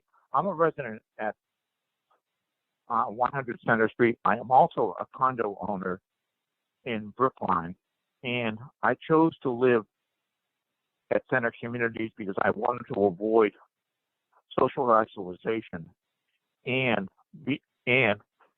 avail myself of the services and the programs at Center Communities of Brookline. It's one of the best choices I have made. I look at what has been done during the COVID situation, and everything has been excellent. A number of my residents are low income, living at affordable rates, and get the same services that I've made a choice to live in. And this is why I support this. Additional space to live in Coolidge Corner. I've lived at other places throughout the United States, and I'm lucky I have a choice to make changes where I want to live. A lot of our fellow residents don't have that choice, but they do have the right to live in a place that provides not only a roof over their heads, but services and supports that everybody as they age deserve. Thank you. The next person signed up for public comment is Anne Umansky. You have been promoted to a panelist. You can unmute and share your video if you're comfortable, and your 3 minutes will begin.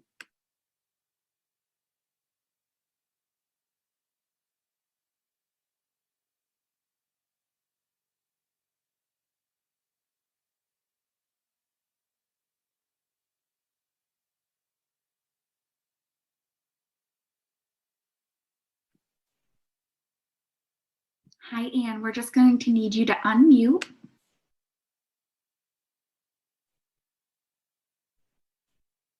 Can you hear me? Yes, we can. Can you hear me? Yes, yes, we can hear you.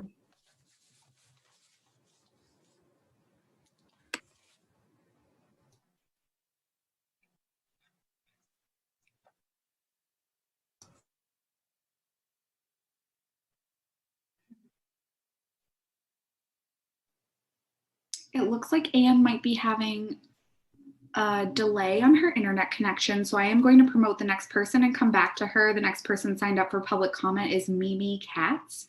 Mimi, you have been promoted to a panelist. You can unmute and share your video if you're comfortable, and your time will begin.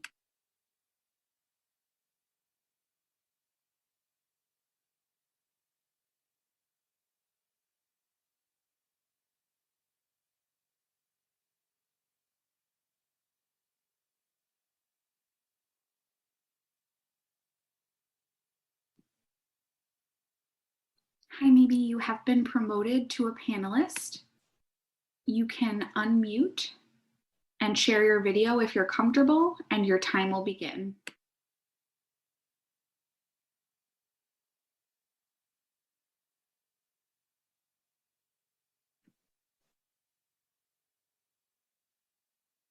The next person signed up for public comment is James Hills. James, you have been promoted to a panelist. You can unmute and share your video if you're comfortable, and your time will begin.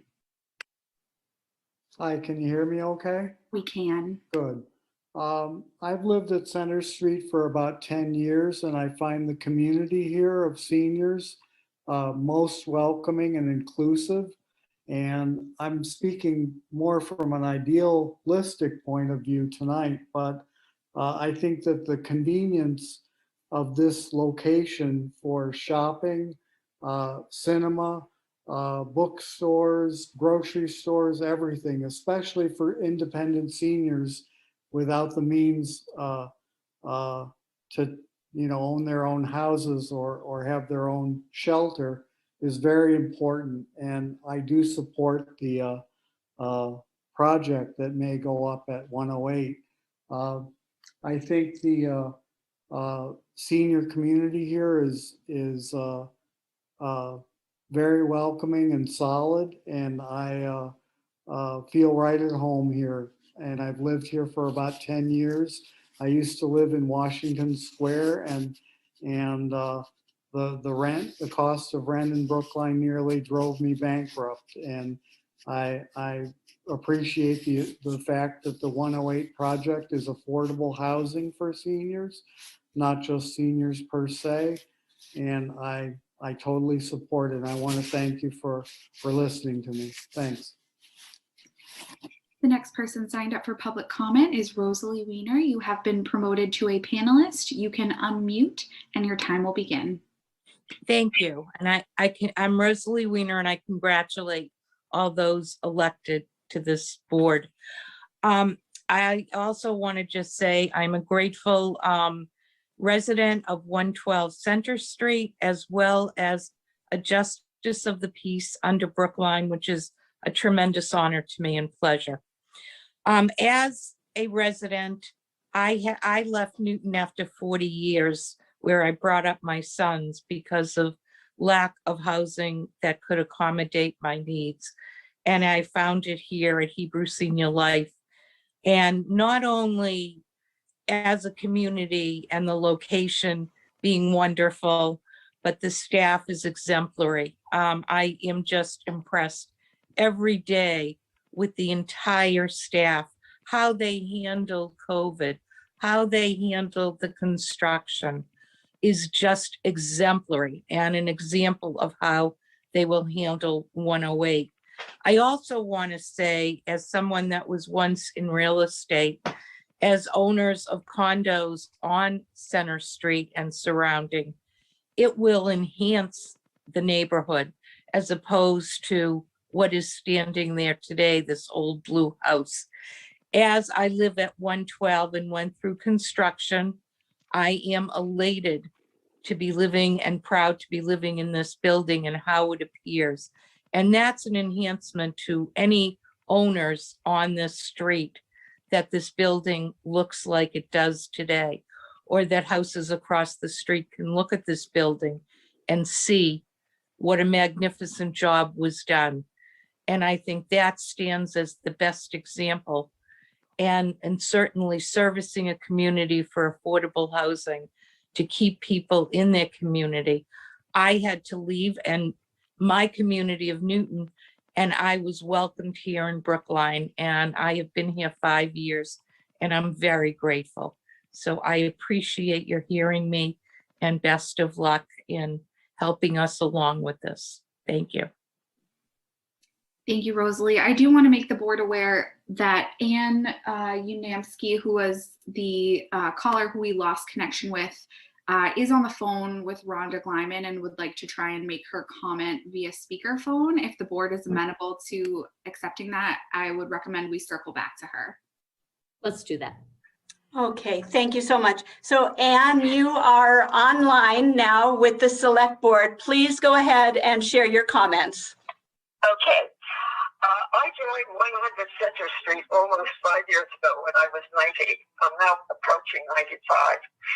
And I can tell you that during this past year, I would certainly have been lost in the cracks if I were not at 100 Center Street. I still have my original issue teeth, but my original issue joints are sort of melting away, and obviously I'm getting a little slower. And I really have been blessed being in a situation with caring people in an urban neighborhood. I am an urban person. I require concrete to walk on. And so I feel I have been in a blessed community within the last almost 5 years. And I certainly think that in as much as Brookline is a center that recognizes that old age is a part of living and that we respect old people, we do not trivialize them, we do not infantilize them, and we want them to be a part of our community. And I think they have certainly shown that by the kind of housing and attention that they have supplied. And certainly I would encourage that there be more people. Old people should be visible. I love being with young people. I'm glad, however, that there are old people who remember what I remember, and that we have common references, and I am not lost to my own history, because I am with people who have those common references from the past. So I just want to say I certainly support this. It sounds very attractive, and it sounds like it would be a happy addition. I must also say that old people are a part of the economy, and let's not forget that they do contribute to the local as well as the general economy. And they're livelier than one would assume, and just scratch them and they're lively. So I would certainly support having more senior housing for more seniors and recognizing their position in our community. Thank you, Anne. Thank you so much. Okay. I'm sorry I missed the No problem. We are going to circle back to Mimi Katz, a previous commenter who we had lost earlier. Mimi, you've been promoted and you can unmute. Once you've unmuted, your time will begin. I love that I've been promoted. Okay, so I am also. It looks like you may have another device. So if you have another device, if you could mute that, we're just getting a little bit of feedback. Yeah, I heard that. Yes, be quiet.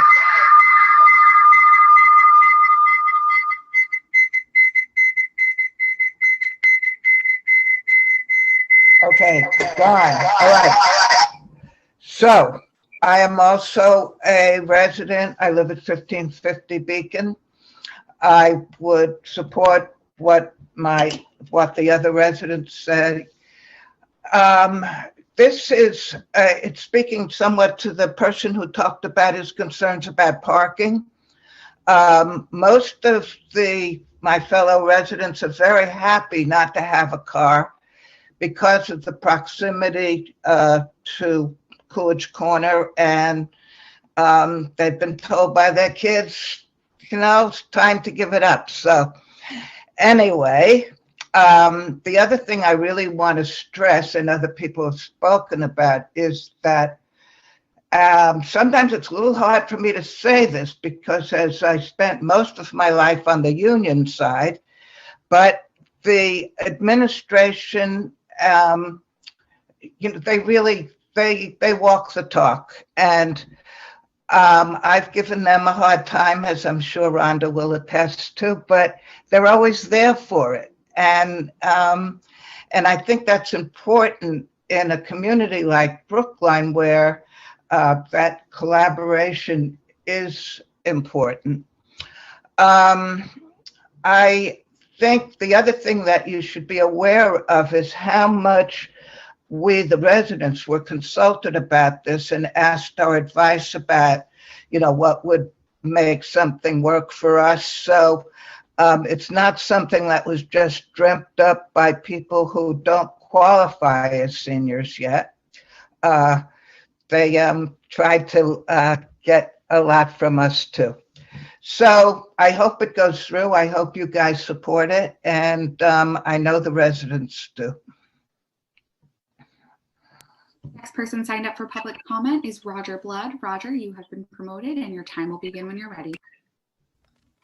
Thank you. First of all, I'd like to congratulate Miriam on your election to the select board, and Bernard to your re-election, and I look forward to working with both of you on affordable housing in particular over the next year. So I'm just here briefly tonight to share with you HAB's support for Hebrew Senior Life's project at 108 Center Street. The Housing Advisory Board will be meeting next week with Hebrew Senior Life to hear in more detail about the project and to take a formal vote on that. And then the HAB plans to provide a letter of support that could be attached to the Select Board's comments to the DHCD. This project is just a great opportunity to add to Brookline's affordable housing stock with 54 units of low-income rental housing, serving areas of great need at 30, 50, and 60% of the the area of median income. You've heard already, and we just want to echo that this just couldn't be a better location for senior housing, for senior affordable housing. I've driven by it for decades, saying and hoping that this day would arrive when it would be activated for development of additional senior housing at that point. And the fact that it can connect physically and have synergy program-wise with the senior center is all for the better. Since purchasing the Stern properties, some of you remember them, is that 20 years ago, with at that point $1 million of assistance from the town to help with affordability. Hebrew Senior Life has been a longstanding partner and is providing over 500 units of senior housing for a wide range of incomes. And on behalf of the HAB, we look forward to working with Hebrew Senior Life to support this project and hopefully complete it in a timely manner. Thank you very much. Next person signed up for public comment is Michael Zurab. Michael, you've been promoted and your time will begin when you're ready. Good evening, everybody. I'm Michael Zurab. I'm a town meeting member from Precinct 3 and a board member of Brookline for Everyone. We were very fortunate to host Hebrew Senior Life last night as they presented this project. One of, it seems, very many presentations they did as part of their extensive outreach. I know that you get a lot of 40B applications and you have a lot of boilerplate letters that you send to the state. But I hope you don't send a boilerplate letter on this project, because it's not a boilerplate project. It's an extraordinary project, one that adds 54 units of affordable senior housing, is fossil fuel free, and adds public benefits through new green space and through the connection to the senior center. So I won't take up too much more of your time, except to say that, as you've heard tonight, this is an extraordinary project, and you're hearing from not even the beneficiaries. You have to remember again that there are 54 households who will benefit very directly from building this project. So you should always imagine that you get to hear from all of them too. Thank you. That is the conclusion of the public comment period for this hearing. Great. Jennifer, I understand that you want to say a few words. Yeah, I just wanted to say that Michael Zurab actually said it. We are hoping that the board will actually not just send in a comment letter, but will take a position in support of this project, as it is 100% affordable, 100% seniors, and the goal is to be able to work with the senior center and have them use that community space. So it is an extraordinary project, and we're hoping that the board will actually take a position in support in this letter. Thank you. Great. Hold that thought, Bernard. Apparently somebody jumped in at the last second that wants to say something, and I haven't closed the public hearing. Shame on me. So let's take one more comment. Ludmila Sarselski has been promoted to a panelist. You can unmute and share your video if you're comfortable, and your 3 minutes will begin. I don't know how to make my video, but what I want to say, if you understand that I'm this accent, I'm from Russia, and in our building it's a lot of people who is from Russia, from China, from diversity of people, and they are all very, very happy because everybody taking care of them the same as American people. And we have translators, we have explanation of what's going on, we have everything, and especially in the COVID time, it's incredible how it was togetherness of the people who will do something for us. I know that the main problem for old people is loneliness. And some people has no children in this state, and even in this country. And warm atmosphere, activity makes these people healthier mentally and physically. And this residence, it's a big the gift for the old people. I support every building will be built. That's all. Thank you for listening to me.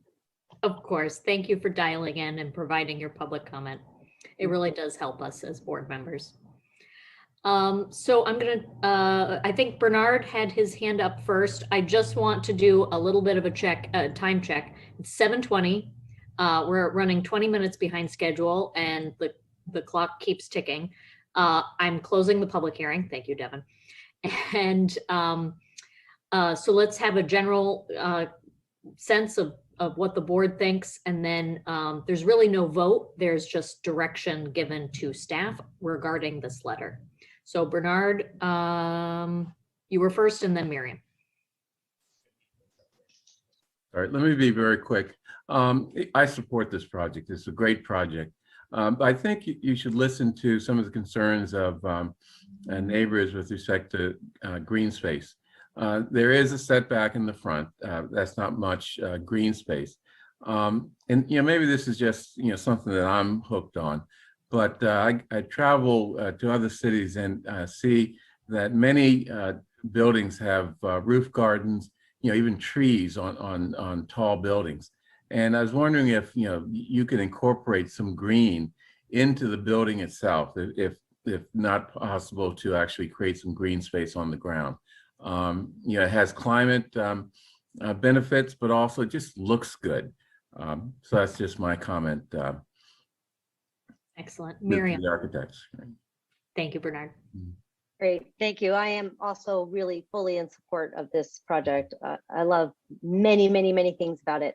I just have one question to clarify, which is there's no new parking, but there is parking that is available because of the existing structures. Is that correct? Yeah, okay. Yes. Rhonda, do you want to take that? Yes, we have underground parking below 112 through 120 Center Street, 61 spaces, and we have 30 spaces behind Dinesh 100 Center Street as well. Right. Just to follow up on that, because not so much that I think the new tenants might need parking, but there'll be more staff, and that parking will need to be accommodated and made available, correct? Yes, correct. And we are envisioning that there won't be a lot of additional staff because we have so many staff members on the campus that can serve the residents in the new building, probably 1 or 2 additional staff people part-time. And we do currently have 6 spaces below 112 Center Street that are vacant. So we do have room to grow. Excellent. Thank you very much. Thank you. Yeah, I'll just agree with my colleagues and just say, I agree with Michael Zurab, who said this is an extraordinary project. I think the letter doesn't reflect that. And that's my concern is, and by the way, this is someone who just, I think our last meeting talked about how great our project eligibility letters are. So I maybe gave myself a little bit of leeway to level some criticism this time around, because I think generally speaking, we do a great job at this. I think maybe after hearing from the board, there's some significant changes that can be made here. One of the things, is that, we indicate through our meetings that every time projects come up, what it is the board that is looking for. And this project seems to hit on all those notes. Maybe not exactly as, any one of us individually may want it to be, but certainly it definitely, strums all those chords. And so I think we should be very appreciative of that. It's a tremendous project for, Brookline and the senior community in Brookline. We've heard from folks who live nearby, and the senior community are certainly very favorable of it. And I think that I know there's a lot of work to do here to figure out how this might play with the senior center, but I'm really excited about what might be able to happen there and to provide some form of expansion for senior activities beyond what can happen in the senior center. So extraordinarily supportive of this, and I'd like to see that reflected in the letter. Thank you. John. I agree with everything said by colleagues, but I do want to get specific about the draft of the project eligibility letter, and a key part of it that I think we need to address one way or the other. And I'm referring to near the end, where it says, finally, the select board understands that the applicant is seeking an expedited review of the 40B proposal in order to meet 2021 financial deadlines, it is strictly the decision of the Zoning Board of Appeals as to whether or not this can and should be accommodated. However, it should be noted that the ZBA, in conjunction with the Planning Department, has developed a methodical and effective review process, a process that has been acknowledged and praised, blah, blah, blah. Furthermore, the town is facing an avalanche of 40B applications at this time, creating unrealistic demands on Planning Department staff and the volunteer ZBA. Therefore, expedited review may not be possible or appropriate. So, and I apologize for taking the time to read that entire paragraph, but I think it's important. Do we leave that paragraph in the project eligibility letter or don't we? And I think we need to hear from our planning director, Allison Seinfeld, on that issue. Allison. Thank you, Allison Steinfeld, Planning Director. That paragraph was proposed mainly for the benefit of the applicant, not for the subsidizing agency. We feel that it's important that the applicant understand that even though it is a worthy project, it will go through a rigorous review process. And no matter what either the select board says or I say as planning director, it is ultimately the ZBA's decision as to how to do it. And the fact of the matter is we just don't have the staff time or the ZBA members to be able to expedite this project while we're dealing with literally 5 other 40B projects at the same time. So that's really, I mean, I will obviously do whatever the board wishes, but I'm more than happy to take it out as long as we've sort of let this applicant know that it will be very, very difficult to expedite this project. I think I hear you saying we could take it out, but that wouldn't necessarily solve the problem in terms of our capacity to do an expedited review. Okay. Right. Our capacity and quite honestly, ZBA's willingness. Obviously, I can't speak for the ZBA, but we have been working with them on 17, 18 proposals at this point, and they are committed to, and quite honestly, appropriately so, doing a very good review process. And there just aren't enough nights in the week and enough ZBA members to have that many meetings. Quite honestly, in the past, this happened to us once before, that we were just inundated. And town council and I requested and received dispensation from the state to sort of hold projects in abeyance for a while. Clearly, we don't want to do that, particularly with this project. But I'm just letting everyone know that there's only so much the ZBA and the planning department can do. Mm-hmm. Yeah. Without penalizing Hebrew Senior Life or other projects by asking that we be able to delay them. So it seems that Bernard wants to say something, and then I think I see Jennifer DePazzo Gilbert wanting to say something. I don't know. I'd like to sort of second what John raised. You know, this letter is from the select board. It shouldn't include things that aren't really relevant to us. I think the constraints that the process will be under is something that's communicated in addition to at this meeting, but you know, communicated to the developer separately. I mean, it's just not, you know, something that's relevant to us, it seems. This is your letter, absolutely Right. the select board's letter, and it's presented to you as a draft. It's sort of awkward for me to prepare drafts in advance. Yeah. To the 30-day Right. table. Yeah. The I process think what John's saying, take that paragraph out. It's already It's not out. relevant to us. Okay. It's out. Okay. Jennifer?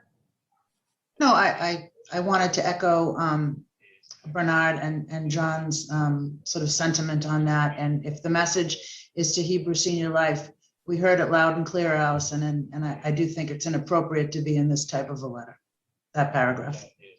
So I am aware that we do have a vacancy on the ZBA, and this board will try to, So I've been working with Devin to try to advertise so that we can get some interviewees so that we can make those appointments sooner rather than later.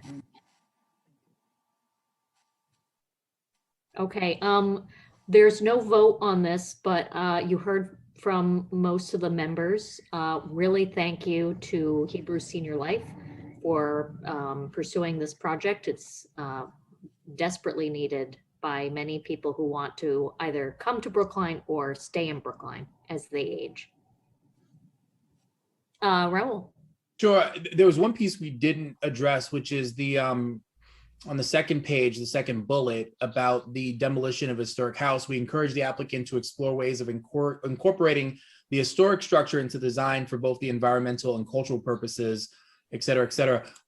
I don't see how that's at all possible. And I, in this case, if this is something that is, there's certainly got to be some distinction between old and historic that needs to be made in a town like Brookline, where anything that's still remaining is certainly going to be old, but is it historic?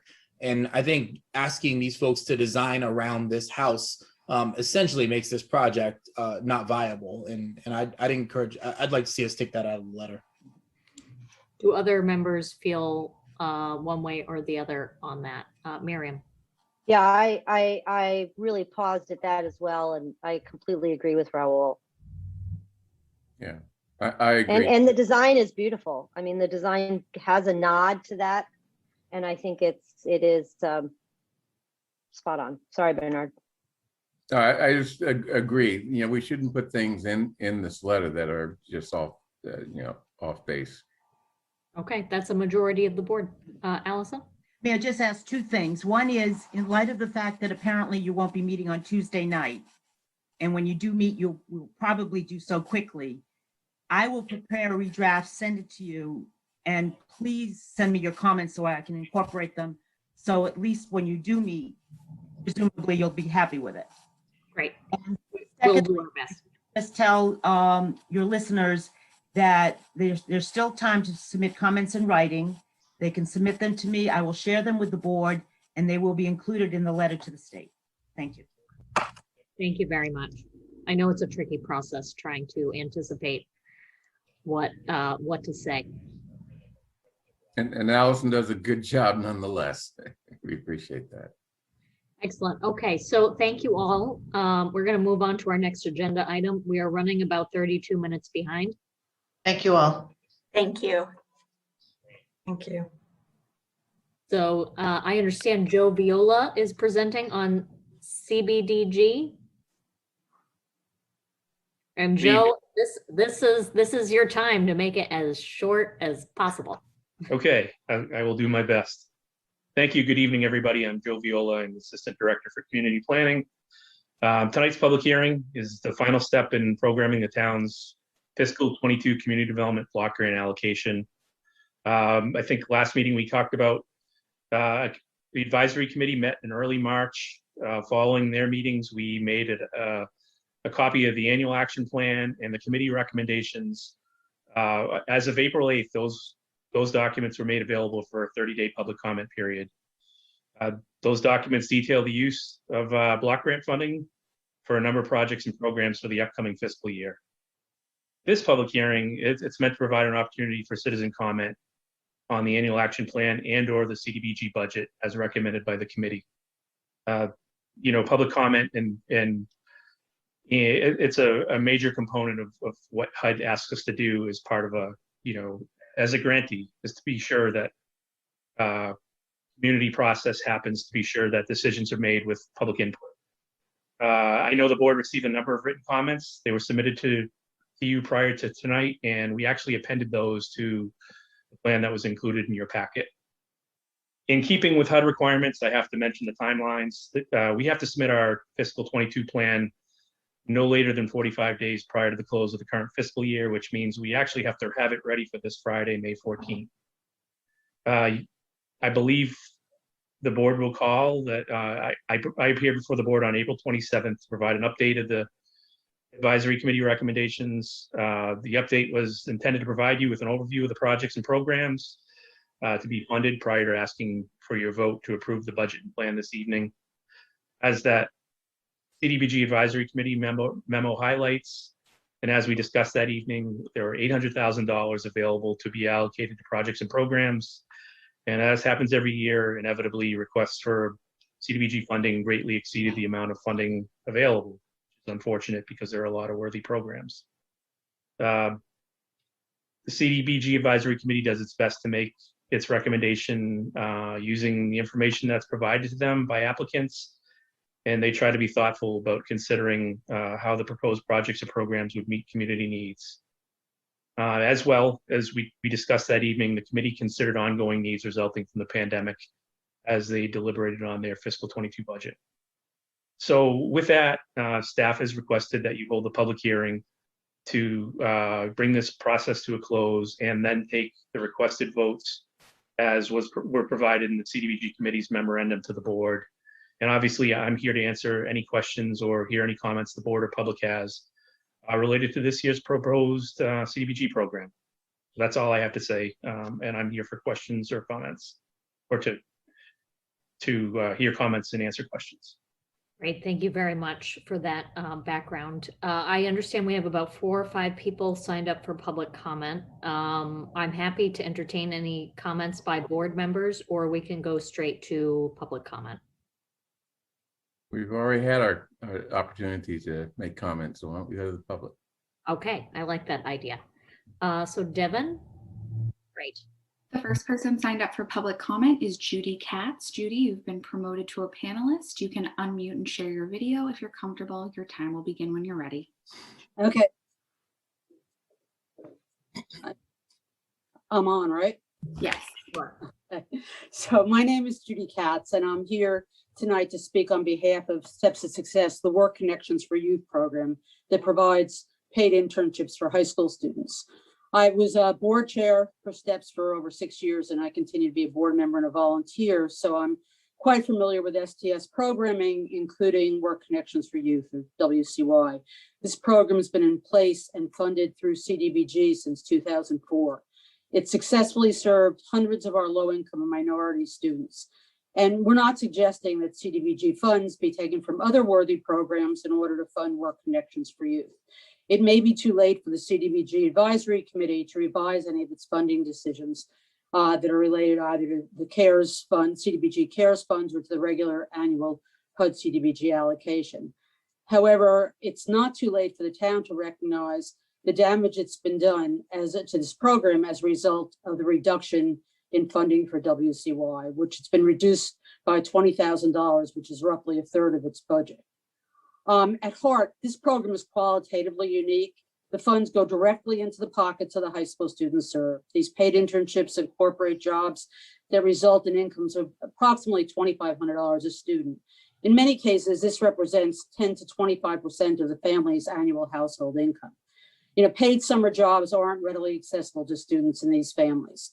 Commonly family and friends help high school students find jobs, and our students are not in that position. So WCY sort of fills that gap. It's also the only program of any submitted for CDBG funding that directly serves to foster racial equity. More than 90% of the students who are enrolled in WCY are students of color who disproportionately have difficulty securing meaningful summer jobs, and they're less likely to have access to the types of career exploration that their white counterparts can take advantage of. And again, WCY fills that gap. As part of the Work Connections program, the students participate in a mandatory series of sessions on professional development, which include resume creation, interview practice, and career exploration. The value of this sort of activity, I think, is self-evident. As an integral part of the WCY program, students are required to take part in a financial literacy program that emphasizes credit, budgeting, spending, and saving. You know, paid jobs, career exploration, workplace skills attainment, financial literacy, and the long-term goal setting all come together as elements of Work Connections for Youth. This program, this program is holistic and focuses on all the types of benefits that relate to breaking the cycle of poverty. What these cuts mean is that only half of the students, the 40 students who were applied, are going to be able to access the paid internships. And so it's possible to revise the CDBG budget. That would be great. That would be ideal. However, short of that, we believe it's incumbent on the town to identify funds from other sources. And just one final item I might mention is the $20,000 actually that's been cut, and all the money from this program actually accrues to the benefit of the town, because these are all town funded positions, the rec department, library, whatever. So it's federal dollars from CDBG, or the federal dollars that go right back into the town, which doesn't have to provide those slots, in any other way. So I hope that we can find a way to serve these youth who have consistently gone above and beyond in terms of making it work from their end. You've exceeded 3 minutes. Thank you. The next person signed up for public comment is Karina DeRosa. You've been promoted to a panelist and your time will begin when you're ready. Thank you, Devin.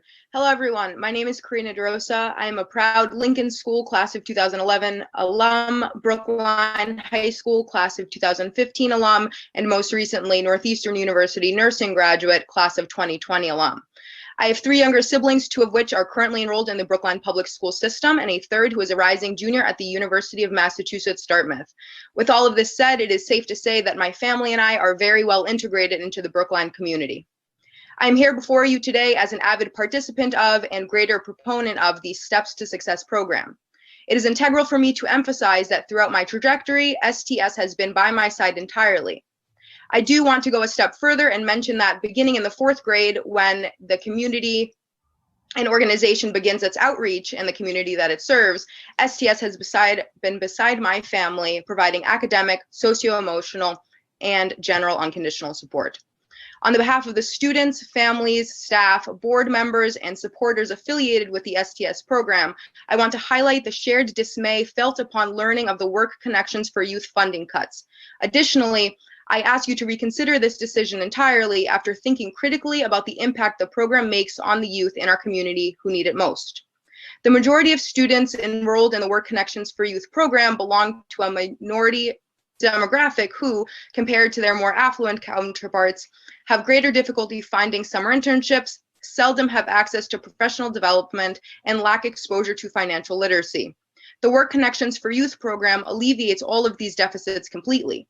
We need to look holistically and comprehensively to ensure that we are supporting and investing in our future generations. While I recognize there are a myriad of other services and programs that request funding each year, the decision to withhold the full financial support needed to continue this program is a great disappointment. The Work Connections for Youth program allows students who would not normally have the opportunity to work, network, and participate in summer enrichment to excel in these areas, setting them up for success in their futures. I personally have gone through both the Summer Connections and Work Connections for Youth programs, allowing me to solidify my interests and propelling me towards a career in medicine. Without the support of my family, friends, and team at Steps to Success, I would not be here today able to advocate for an organization and program that has impacted me and my family so drastically. I want to leave you with this. My youngest sister, Christina, who is graduating from Lincoln School this spring, recently interviewed with Steps to Success herself. She is optimistic about her future and exploring her interests. She is among one of the many students that this proposed budget cut will impact detrimentally. Reconsidering and ultimately retracting this decision allows students like Christina to make great strides towards accomplishments they would otherwise see as impossible, allowing them to grow and develop into well-rounded and successful members of our society. This is a positive investment that we have seen time and time again. So again, I ask you to reconsider. Thank you for your time. Next person signed up for public comment is Amy Takanami. You have been promoted to a panelist. You can unmute and share your video if you're comfortable, and your 3 minutes will begin. Hi all, Amy Takanami, she, her, hers, town meeting member in precinct 10. Just want to start off by saying congrats to Miriam and Bernard on your election, and congrats to Heather and Raul in your new leadership roles on the board. I'm also here to speak on the importance of Steps to Success's Work Connections for Youth program and the need to continue funding the program in full. For some context, I'm a current Steps board member, a former staff member, and before that, a student in the program. Steps entered my life in the 9th grade when I was transitioning to Brookline High School from the Florida Rufflin Ridley School. The transition to high school was a difficult one for me and my family, but not just for the usual difficulties you would expect for a young person beginning their high school journey. I lost my mom to cancer during my first year of high school, and due to my dad's deteriorating mental health, he lost his job and therefore ability to afford rent in Brookline. We were lucky enough to find immediate housing through the Brookline Housing Authority, which allowed me and my family to continue living here, and allowed my younger brother and I to continue attending school here. And it felt like immediately after my dad signed that lease with BHA that an advisor from Steps reached out to me and my family. The Steps advisor made sure I knew that they were available to me and my family for everything from day-to-day homework support to access to paid internship, college applications, and much, much more. And looking back, one of the biggest ways STEPS really helped shape my future was through their Work Connections program. While most of my friends at BHS were landing unpaid internships that they could afford to take, I felt extremely limited in my own opportunities in comparison. I couldn't afford to take on an unpaid internship all summer due to the need to support myself and my family. But it was also hard for me to find meaningful paid work in the same way my peers were able to. Luckily, STEPS offered paid summer internships to their high school students in areas all across the spectrum, from landscaping work to work at the nearby hospitals, the library. The first summer I participated in the STEPS Work Connections program, I was placed as an assistant teacher in a summer literacy program at BHS for elementary school students, where I would say my own passion for working in the field of education was really spurred. I was able to have enlightening and challenging conversations early in my career with my supervisors and coworkers around the opportunity gap, issues around classism, racism, and how these systems intersect with public education. And none of this would have been possible without the opportunity that STEPS provided through their Work Connections program. And my second internship placement was through the Brookline Senior Center, where I really gained an interest in the field of psych, which is what I would ultimately end up majoring in college. My experience at the Senior Center was a huge reason I'd be able to land a paid first-year research assistantship in undergrad, which only ended up opening more and more opportunities for me in the future. Again, all opportunities that would not have been accessible to me without STEPS's Work Connections program. So as others have already shared, we're not suggesting that other CDBG programs be cut in order to fund STEPS's Work Connections program, but rather get a commitment that our town find money to make the program whole. In a town as wealthy as Brookline, I really think it's crucial that we maintain and strengthen programs such as Work Connections that offer such an important and undervalued method of addressing one aspect of the opportunity gap. And I really wanted to share my personal story with STEPS because I think it offers a typical example of how a program like Work Connections can offer opportunities for students that many of us take for granted. You've reached 3 minutes. Okay, sorry, one more sentence. Both of my internships ended up having a big impact in my life as they've helped inform my college major, the professional field I'm in today, and it was all made possible by the Work Connections program. It's almost impossible to quantify the ways this program ends up affecting my life. And again, I say this only because my story is not unique. It would really be a tragedy for us to rip this opportunity away from others, especially in a town as wealthy as ours. Thank you. The next person signed up for public comment is Rachel Goodman. Rachel, you've been promoted to a panelist and your time will begin when you're ready. Great, thank you. Good evening, and my name is Rachel Goodman and I am the Steps to Success Board Chair. I want to thank you for the opportunity to speak this evening. I will try to be brief and not repeat the wonderful remarks from my fellow board members. Thank you for this opportunity. I have been on the Steps to Success board since 2017, and I've been a resident of Brookline since 1980. So over these 40 plus years, I've been involved with quite a few organizations, all worthy, but none have made me prouder than my work with Steps to Success. I want to fully support the remarks that you have just heard from my fellow board members, Judy, Karina, and Amy. As I noted in my written comments last month, I was greatly saddened to learn that the CDBG Advisory Committee's recommendation was to cut $20,000 of funding to Steps to Success. This is quite a blow to the hard work of our students and to our staff who've been working especially hard this year to ensure that our Steps to Success students are able to take full advantage of the Work Connections program, youth program, which offers important practical work experience, life lessons, and money that these youngsters and their families greatly need. You have heard through testimonies of the students and how they have been impacted by these experiences well beyond the time that they spend in the actual internships.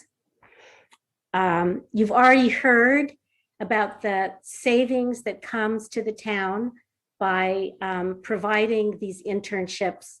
So I'm gonna cut that out. But I do want to end by saying that now, really more than ever, STEPS needs the full amount of funds requested so that we can serve as many students as possible. I'm not here today asking that funds be taken away from any other programs. I am, however, asking and hoping that we can work together so that the town will find alternative funding so that we can be made whole. Thank you very much for your consideration. That is the conclusion of the public comment requests at this time. Okay, thank you very much to the speakers. Miriam, I'll recognize you in a moment. I just want to hear from the town administrator on, I know we're expecting some federal funds. We were waiting on guidance on how to spend them. There is only a limited pot of CDBG money. This is a very worthy program. Help us out. Sure. Well, as you mentioned, the town is in line to receive significant dollars from the state and federal coronavirus fund of the American Recovery Act. We received about 151 pages of interim rules yesterday from the United States Treasury Department, which we are pouring through, and tried to even get on some webinars, but everybody's trying to do the same thing. So it's going to take a few days to kind of sort out exactly how we can spend these funds and what process is being used. But I feel confident, and I want to assure the members, the advocates for Steps to Success, and others that we're going to hear about later this evening in the town meeting, that I will do my best to try to find as much money as possible for the various needs that the town has. One of the things, my strategies has been, we've got to put the right projects in the right pocket, or the right funding categories, because many of them are limited, as CDBG is limited. As you may know, this particular category, public services, has a 15% cap. So there are these very difficult rules that are limiting the CDBG Advisory Committee. And the CDBG Advisory Committee did not have the benefit of knowing exactly how the other federal funds are going to be available. So I'm just committing that we will try to maximize our federal dollars, whether it's CDBG, whether it's the American Recovery Act, whether it's earmarks in congressional appropriations, or the upcoming infrastructure legislation that we hope will be coming out of Congress. So I guess to summarize that, yes, of course, we're going to be looking very hard, not only for a program that would benefit Steps to Success, for example, in this case, but possibly some other programs that might free up funds that the CDBG Advisory Committee has allocated. And I don't know, Joe, if you don't mind me putting you on the spot, at what point, if we learned that there was a program that you had funded in CDBG that we could use an alternative funding source, could you reallocate those funds? I think we could. The one caveat is, as you mentioned, Mel, is every public service applicant, we're constrained by that 15%. But if there were other categories within the remainder of the grant, we may be able to look at reallocating funding there. But we cannot. We could amend a contract to incorporate other funding and maybe reallocate within the CDBG public service allocation, as long as we didn't exceed that 15%. Yeah, that's what I'm suggesting. So before I recognize the other select board members, we have a comment through Q&A. Why is CDBG money specifically for low and moderate income persons used for a public traffic light in the amount of $150,000? And at that point, I'm closing the public hearing. Joe, I don't know if you have the answer to that. So if it's referring to the accessible pedestrian signals, it's meant to be, the DPW program is meant to be a way by which they provide sight impaired individuals with the means to cross the street in a safe manner. We've used CDBG funding on other occasions for accessibility issues. That's why it's an eligible use of the funding. It's a good use of the funding, and it's not unprecedented that we would do that with our block grant funding. And I can just say anecdotally from my experience working in transportation, I mean, these projects are often requested by neighborhoods where those people are affected the most. And that's how they make their way up through the project eligibility. Okay, so Miriam, I think, had her hand up originally first. So I will say that was actually my question. No, I didn't actually type it into the chat. Somebody beat me to it, but I was wondering that same thing. So then I guess the follow-up to that for me would be, and I have one more comment after that. So the follow-up to that would be then, are those communities going to be prioritized? Low and middle income communities should be prioritized to have accessibility increased in the crosswalks, because that's really what these grants are meant to target. And you can answer that first, and then I'll come back really quickly with my second comment, if that's okay. The answer is that the majority of this funding is supposed to benefit low and moderate income persons. When you have a population such as sight impaired, I know this will sound crazy, but when you're dealing with handicapped persons, they are considered a presumed low mod income population, which that's a HUD program determination that it allows for the I guess I'll say the liberal use of funding to address accessibility issues. So it's a way we can use our funding to fund programs like that. All right, thank you very much. Odds are we know exactly where this traffic pedestrian signal is going. Any signals? Right, we will. I mean, we'll work with Public Works. I think they've self-prioritized. They've gone through a prioritization process to determine where these need to go, and they'll be addressing the highest priority signals first. I'm speaking for Erin.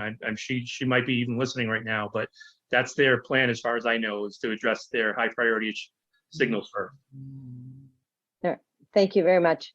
And then the second is I want to really express my support for the Work Connections for Youth. And I think, having just really starting to get to know Mel, but I will say that I'm confident that the money will be found somewhere. I'm not promising, because I can't make any promises yet, because I don't really know anything yet. But but I think that it's really come across as how important this program is. This is really an equity program at work. And I really think it's absolutely valuable and imperative we figured out how to find that 20K. So I'll recognize Raul, then Bernard, then John. Thanks, Heather. Yeah, I agree. You know what? Here's what I'll say. I think we can, should, and need to get to yes tonight on this. I think that there's a path forward here. These folks, it's helpful for us to say we feel relatively confident that we're going to figure something out, but they need a plan, and they need to be planning now for what's happening very shortly and soon this summer. I think one way that we can do that, and my question for Joe is about the $35K that's going to food security right now. We have, as a town, contributed significant funds to this cause directly to the food pantry through the community foundation. And now we see money flowing also to Mutual Aid Brookline. I've contributed personally to Mutual Aid Brookline to make sure that those in need have.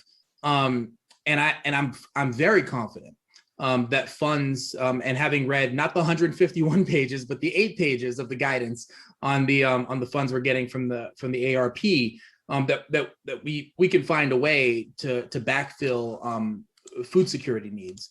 Is there any reason, Joe, why we couldn't take the funds that are needed to fill the Work Connections line item from the food security line item right now?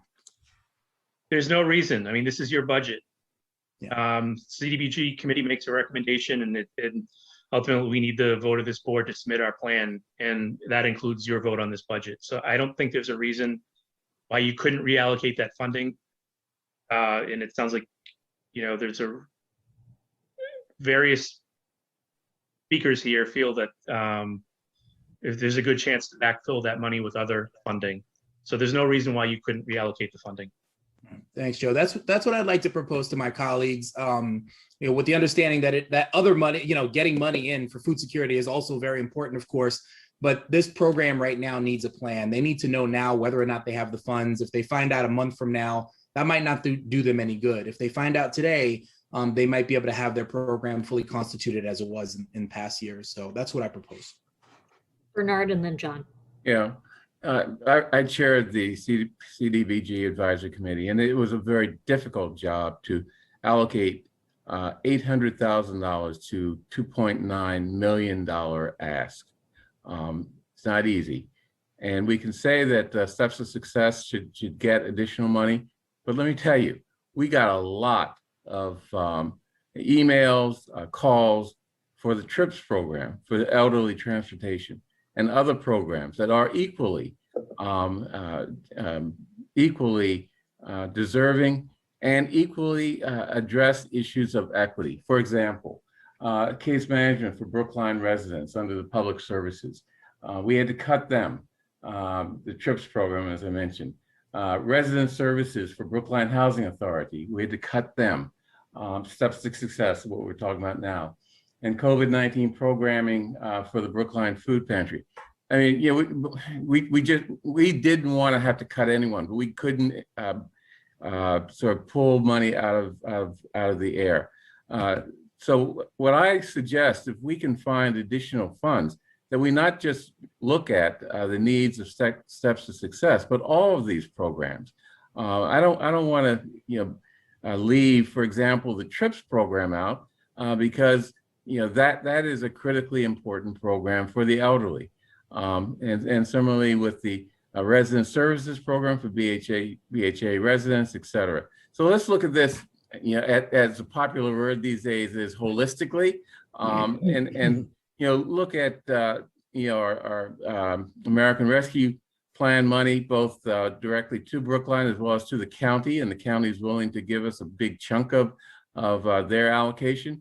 Let's look at all those funds and not just pick and choose our favorite programs to give money to, but provide whatever money we have equally among all these programs. I mean, we can't ignore the fact that these other programs are also very important and relevant to equity. John. I like the suggestion that Bernard just made. Of course, we need to know the bottom line, I guess. And if Mel, if you don't mind, just remind everybody what is the amount of money we're talking about that is coming from the federal government? I'm thinking 37 million, 38 million, something like that. 32 and a half. 32 and a half. Well, I'm an optimist. That's not, and that's coming in, to be clear, that's coming in two chunks, one this year, one a year from now. And then also, I think as Select Board Member Green mentioned, there is an allocation to Norfolk County that we're very optimistic and hopeful that we'll get a chunk of that to add to the $33 million. And my only point in reminding people of the amount is it's a sizable amount of money. It really is.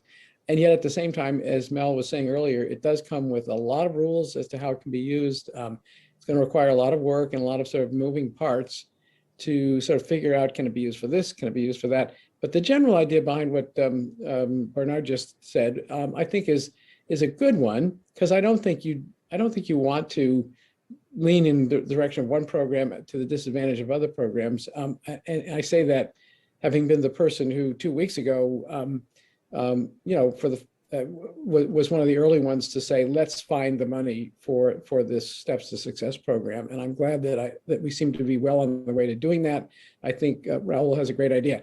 I just want to say to Joe Viola that I don't know if this is consequential. There's one number in your recommendation that needs to be fixed because it's got a typo in it. Because I started to read through the list of amounts within the recommendation, and the first one I came to was staffing costs, and the number was $556,000. And I went, whoa, that can't be. So I think there was a double typing of a 5, and it turns out it was $56,093, I think. but I don't know if it makes any difference that it says otherwise in the recommendation, but that was there. Madam Chairman, can I just respond to one point? So there is a lot of funding. There's no question. This is a very unique time, one that I haven't seen in my career, to the extent of the funding. But I do want to just remind everybody that this funding will be over in 3 years, and it will not be replicated. And so, whereas CDBG and the town budget, they're there every year, and people can count on them, or hopefully count on them. These monies will be over after a period of time. So I think we all have to understand that if we're talking about recurring programs that happen year after year, these funds will not be around after that period of time. I'm going to recognize Miriam. She wanted to speak. Bernard, I'll get to you. We're finding out if a member of the public who I think tried to raise their hand, if they want to jump in. So Miriam first. Sorry, that's my dog. So thank you. I won't be long. I just want to say that I think this is a both and situation here. We can both look at this holistically and move $20,000 from the Brookline Food Pantry to make whole the Work Connections for Youth program. And I actually think this is the perfect opportunity to do that, because one of the reasons that we are putting this money into the CBG right now is because of COVID. And so if we can backfill that need with the COVID money we're getting, that's exactly the purpose of it. So we'll be moving the money into a grant that in fact will come up year after year after year. And we're moving money out in a COVID-19 need that we can backfill. So I really think this is both and. We can look at this holistically, as John and Bernard have said, and we can make whole this program as Raul has suggested, and I'm fully in support of that. Thank you. Bernard? No, that's all right. Well, other than to say, we have a lot of money coming in. We have 32.4 million from directly to the Brookline, and then we have a few millions from the county. But remember, a lot of people have their hands open for that money, including Brookline Housing Authority, which we're very concerned about with respect to broadband and other things, and they're going to be looking for that money also. So, if we can move around money, from the food pantry in a way that's not going to hurt the food pantry, I'm all for that. But this is not a money tree. This is something that we have to be careful, have to carefully plan for how we use it, and make sure that we don't run afoul of any of the mountainous regulations that we're going to be subject to. Okay, so there's a revised motion, I believe, before us that Raul has made. So I think that we need to take that up first, if there are any objections. Well, my motion, Raul. Yeah, what is the motion? Sure. The motion would be to move the amount needed. What I need to do quick math now. $21,200. $21,200 from the COVID-19 programming food security line item to the Work Connections for Youth Steps to Success line item. Okay, I guess my concern is that there are other programs that we could share in that money, and I'm just very uncomfortable with saying the ones that appeared at today's hearing will get the money, and the others who didn't appear will not. The TRIPS program lobbied us previously, and they're as deserving as anyone. So.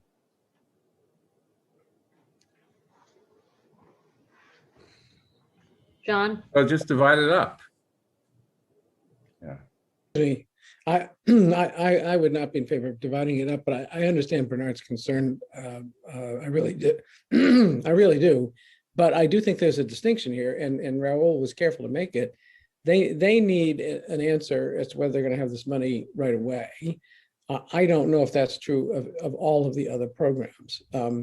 I do know that that I trust that Mel has so clearly indicated that he has heard the message tonight. And I know that the staff our staff is terrific at, sorting out the difficulties of regulations as to how money can be spent and how to do it. So the message has been delivered. There's a number, in fact, we could probably follow up on this meeting tonight by specifying the other programs under CDBG that were short funded.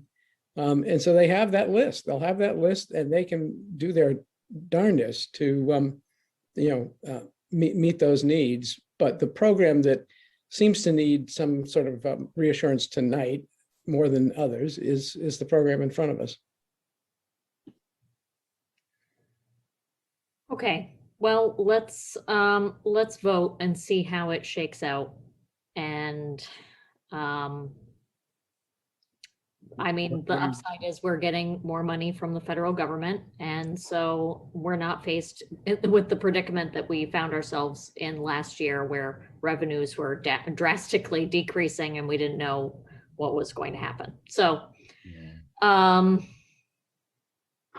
okay, so the motion is to move or to move the $21,000 from the food pantry over to the Steps for Success program.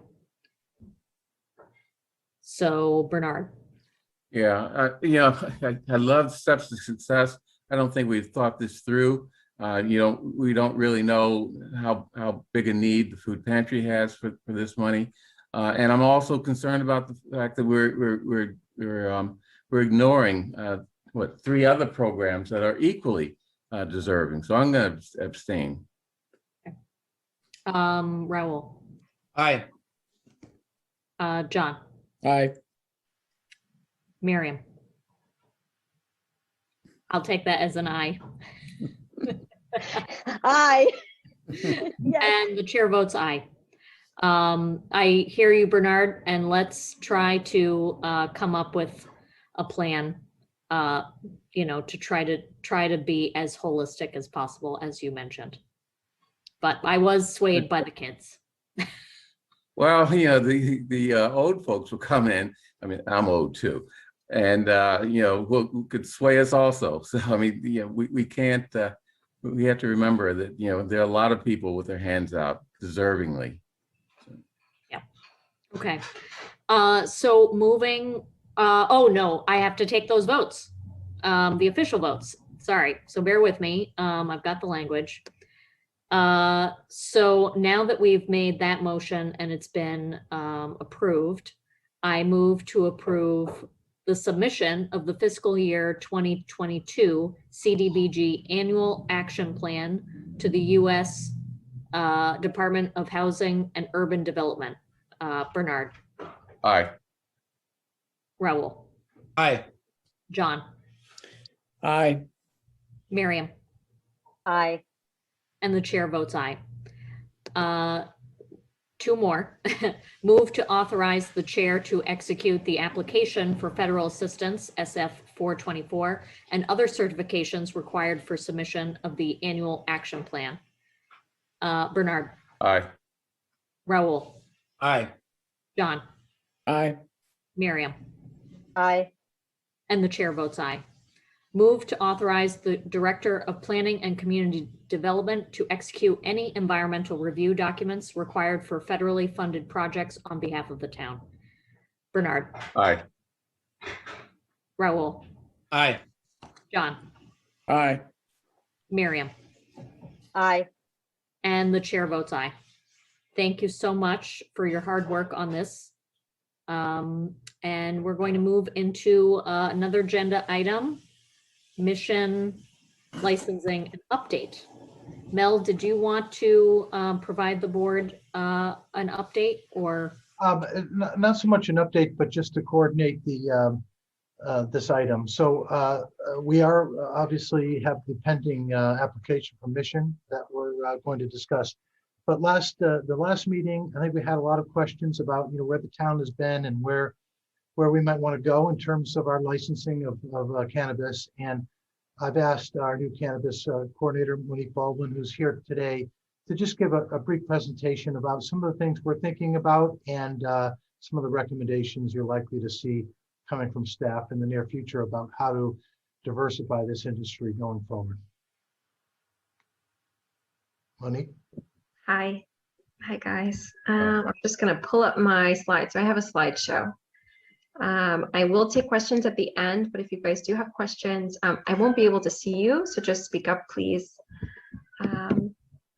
So let me know if you guys can see this. Yep. Great. Awesome. All right, so you guys should have received in your packets a memo along with some proposed framework regarding creating an exclusive period for priority applicants for a certain period of time. So this framework is really just going to help us acquire the types of applicants that we do want to see here in Brookline, with specific reference to retail cannabis. And so the short and sweet version is that you guys really have two options. So you could choose to raise the cap for marijuana retailers and implement a policy that has an exclusive period for those types of applicants that we would like to see. Or you could not raise the cap and have a policy in place for priority applicants in the event that a marijuana retailer ceases operations for whatever reason. So with the first option, with raising the cap, that would include a town meeting amendment to Article 8.37 of the town's general bylaw. With either of the two options, we are working to identify and reduce barriers to entry regarding, our local process, and that our local process includes 3 steps: the HCA agreement, host community agreement. The second is zoning, and then the third is licensing. So I thought it was really important to just kind of get a sense of where we are right now in terms of what license types that we have available to prospective applicants. So you'll see a column of just the list of applicants, the list of licenses that we have, whether or not we have a cap on them, where they can go. So, the local business district, the general business district, the office or industrial zones. And then if the CCC offers an exclusive period for certain types of applicants for that particular license type. So, in reality, what we have to offer at this particular point is everything in white. So that's really 1 through 8.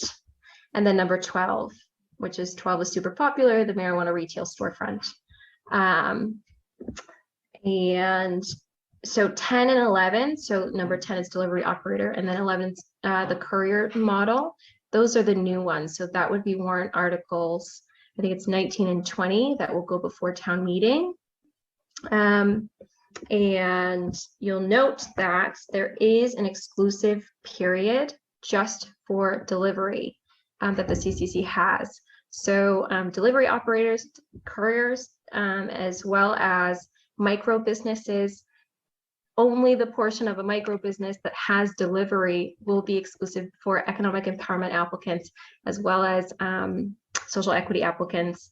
And then number 13 is just kind of in its own special category right now, because while it is in our zoning bylaw, the state is not ready for social consumption. It is my understanding that there is legislation that was written. However, it did not include for municipalities to allow social consumption on the premises, meaning that we as a town need to vote that, but legislation needs to be amended so that we can do that. So all municipalities right now are in this really weird period of waiting regarding social consumption, but we are essentially zoned for it in our zoning bylaw. So, I'm gonna go back because I missed a point. So essentially with, I think it would be really irresponsible of me to just say, wow, we have 12 different or almost 12 different license types available. The reality of the situation is that Brookline, our fabric, we can really only accommodate easily in terms of feasibility the retailers as well as the social consumption licenses. That would be the most easiest for anyone to come and do, just in terms of feasibility. I'm not saying that, any of these couldn't go in Brookline, but just realistically speaking, marijuana retailers, as well as social consumption licenses will probably and likely be our bread and butter in terms of the most sought after license types. So some Cannabis Control Commission data from the April 16th, the most recent meeting that they had. Out of 794 approved licenses, the most approved license type were the marijuana retailers. The second were the cultivators, and then the third were the product manufacturers. And so that just kind of piggybacks off of, the idea that I really think that, we need to do something regarding retailers specifically because they are so popular. So which applicants do the CCC give preference to? So they have 3 different categories. And so the first one is actually going to be an economic empowerment applicant. The second is a social equity participant. And so I will just talk a little bit about those 2 before I move on to the third. And so economic empowerment priority applicants, those are EEAs. To be eligible, you must demonstrate 3 out of the 6 criteria. And so 66% of that criteria relates to ownership that either resides in areas of disproportionate impact for a period of time, have provided empowerment to areas of disproportionate impact, economic or otherwise, or are employing individuals that reside in those areas of impact, so more than 51% of the business. So the remaining criteria relates to majority of ownership being minority, or the majority of employees having a drug-related quarry but are otherwise employable. So really the point of economic empowerment really just focuses on the areas of disproportionate impact and how those communities have been impacted by the war on drugs and just uplifting those communities. So something to note, so EE applicants or EEAs, there are a finite amount of economic empowerment applicants. I believe there was a period, I think it was April and May of 2018, that the CCC opened this application period, and since then it has been closed. And I believe there's only about 120 to 140 different applicants that have received that economic empowerment status from the CCC. Monique. Yes. So is there a remedy for people who are coming late to the party? And then my follow-up question is, are these for all of those categories that you mentioned earlier, like courier and consumption? So, yep. So for all delivery, it is exclusive for economic empowerment applicants. Yes, for a period of 3 years. So just for a period of time. And then, so I'll get to the second portion if there's a remedy or not. And yeah, actually that's social equity. So a social equity participant, essentially the CCC has this program. And so to be a social equity participant, you must demonstrate 1 out of the 4 criteria. So half of the criteria relates to residing in those areas of disproportionate impact for a period of time, or having income that does not exceed 400% of area median income of the disproportionate areas of disproportionate impact for a period of time. And then the other half of that criteria relates to residing in Massachusetts for the preceding 12 months and having a drug conviction, or being married to or the child of someone who has had a past drug conviction. So the social equity program, this is provided by the CCC, and this provides training, technical assistance, mentoring to individuals or businesses to reduce barriers and to promote socially and economically reparative practices in the cannabis industry. So these applicants are not necessarily, looking for a marijuana license. Some of these people are just trying to really get a job for the first time.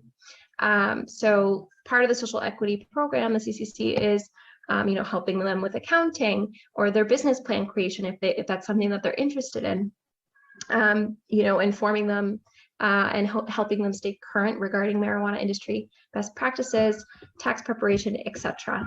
So with these social equity participants, they're infinite, quote, quote. The CCC does try and have a yearly cohort. And so they are producing these types of applicants on a yearly somewhat basis. To answer your question, Heather. Great, thank you. Yeah. So when you look at the proposed framework, you'll notice that part of, the priority applicant, we've included economic, those that have received that economic empowerment status from the Massachusetts Cannabis Control Commission. We felt like that was, really important, and we want to be aligned with state and local values. So with the CCC, economic empowerment status is the highest priority. They expedite those right away, immediately. Something else, a different, I guess, a subcategory of a priority applicant from the framework is an individual that has received social equity status from the CCC and is a resident of Brookline. And so we've spoken with several communities, and some communities that have implemented a mechanism for creating a priority applicant.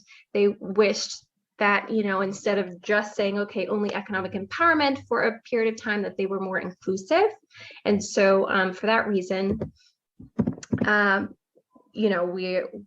this framework includes social equity status, and then local public opinion. That was something that obviously is important. So at the April 27th meeting, I think that I heard a preference for retailers that are local and that have community ties. And so with, the social equity status, we felt like we could put in and is a resident of Brookline, because that criteria for you to be a social equity status holder, half of that just has to do with being a Massachusetts resident. So we felt like, we're trying to marry the two. And then finally, we wanted, businesses that are disadvantaged, such as minority business enterprises, women business enterprises, veteran status, etc. Those types of businesses, we felt like those were important to include, and also because the CCC does provide a priority status to disadvantaged business enterprises. So that's how we kind of came up with our with who would be, in this priority status. Yeah. I have two hopefully questions. Okay. One, let's say the applicant missed that window in 2018 and is just a resident of Brookline. Where do they fall in this priority? And then just kind of stepping back as a select board member, let's say we vote this policy. When does it go into effect, and does it affect that last retail license? So the first question regarding if someone is just a Brookline resident, it's difficult to include someone who's just a Brookline resident, because we really, with this framework, tried to align the values of the CCC as well as the local community. So I mean, essentially, this is at you guys' discretion, but really, when we thought of someone, social equity, we wanted to be inclusive other than economic empowerment. So we just thought that we were being more open and inclusive regarding social equity, that status, as well as minority businesses. So we're just trying to further the CCC's framework and also incorporate just some of what Brookline residents wanted, essentially. And yeah. Then my other question about the immediacy and the effect on the retail license. So that's a question for, I think that's a question for Patty. Yes. Town council. So I'm going to hold that question until I get to the end, if that's okay. Would you like me to jump in and? Oh, I can't see anybody. So yeah, if your hand is up, go for it. I'm sorry. Hi, I'm Patty Correa. I'm First Assistant Town Council. So the way that this policy is framed as something of a gate to get into the process for an HCA. In Brookline, the first step in the licensing process is the HCA. It's a rather extensive process. After the HCA, there's site plan review with the planning department and code enforcement departments. Then there's an application for a special permit, and then there's an application for a license. So the HCA is the first step. And so right now, this is just a presentation of what staff is proposing. There will be a vote at some point, and there will have to be a process set up to apply for an HCA under this first step proposal. Thank you. Can I just ask, because it wasn't totally clear to me, has for the fourth license, not Mission, but the fourth license, have they signed an HCA or no? Yes, they signed in 2018. Yes, that's the first step in the process. Great. I have other questions, but if you only have a couple slides, I'll wait.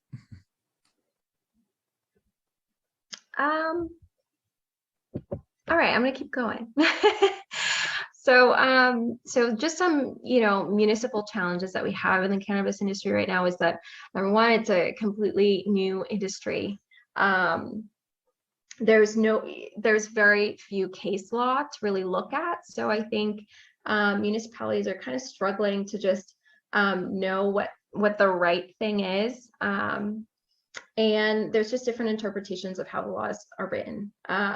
So in just meeting with different municipalities, I'm finding that a lot of us are just kind of, scratching our heads at regarding the same subject, or it's just a new industry. So it's completely complex, and we just want to all make sure that we're doing the right thing.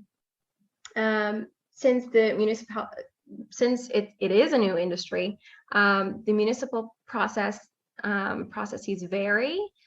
And so some communities will give out HCAs freely, while others have point systems with different criteria and interviews and interview entities. So that way entities are competing for HCAs. So this is important because the HCAs, without an HCA, you cannot move on to the CCC. So that's just something that's important to note. And just in alignment with values between state and local municipalities, this is difficult just because sometimes local priorities and state priorities are different. For example, a municipality, within their criteria for selecting an entity for an HCA, within that criteria, they want someone who's going to hire locally, right? And if that municipality is not an area of disproportionate impact, but they want economic empowerment applicants, part of the economic empowerment applicant criteria is that you hire, from areas of disproportionate impact, not of communities that are not. So there's been just some moments that other municipalities have had where they're just, this is all new to us. So with that in mind, that is where, the framework kind of comes from, is just having our state and municipal, state and local values aligned, and hopefully we can try and accommodate everybody's needs that way. And then another challenge would be having a dedicated staff person for marijuana is not common at all. Usually this is like an assistant manager's work, and cannabis really is a full-time job. and just, speaking with different communities, it's like someone, they have their own work, and then cannabis comes along, and now, they're doing that job too.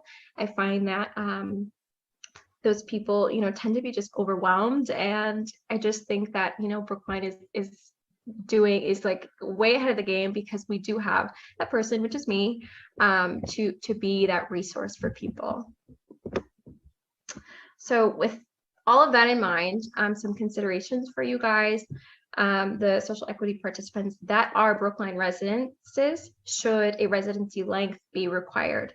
For example, should you have to have, lived in Brookline for 1 year? And like Heather said, you can expand upon this framework. This is not policy at all. This is just to get you guys started. You'll notice that specifically regarding the Brookline residency, there's criteria for residing in Massachusetts for the preceding 12 months relating to social equity. So that's kind of where that's where I got, the residency length requirement, and that's just something you guys should think about. The second consideration is just how long should the exclusive period last. So in the framework, it's just for 1 year. You should note that other municipalities that have had some sort of priority or exclusive period for priority applicants, specifically with economic empowerment applicants, it's just been a little bit slow getting started. So that's just something that you should be aware of. Monique, how many more slides do you have? I think 2 more. Okay, because we've got about 8 people signed up for public comment, and it's already 8:36. So let's. Okay, I'll go real fast. So you guys should think about whether the cap should be raised to 20% of the liquor licenses +1, or should it be another number? You should also note that just within our within 10 miles of Brookline, we already have 23 marijuana establishments. And so just thinking about saturating the market, you don't want something that will be unlimited. The fourth consideration is that, should this exclusive policy address social consumption? So just having the future in mind, when and if that social consumption licenses are available, just thinking about how this framework will impact that. Because marijuana retail and social consumption will be, in my opinion, our bread and butter. Identifying barriers that exist. So that's something that we're doing right now. We're looking at host community agreements.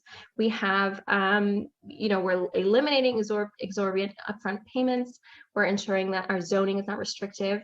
Warrant Articles 19 and 20. I've been, extremely proud of the public process. We've really shaped that into something that's workable, I feel. Licensing, we're going to work to ensure that the licensing additions are reasonable and thoughtful.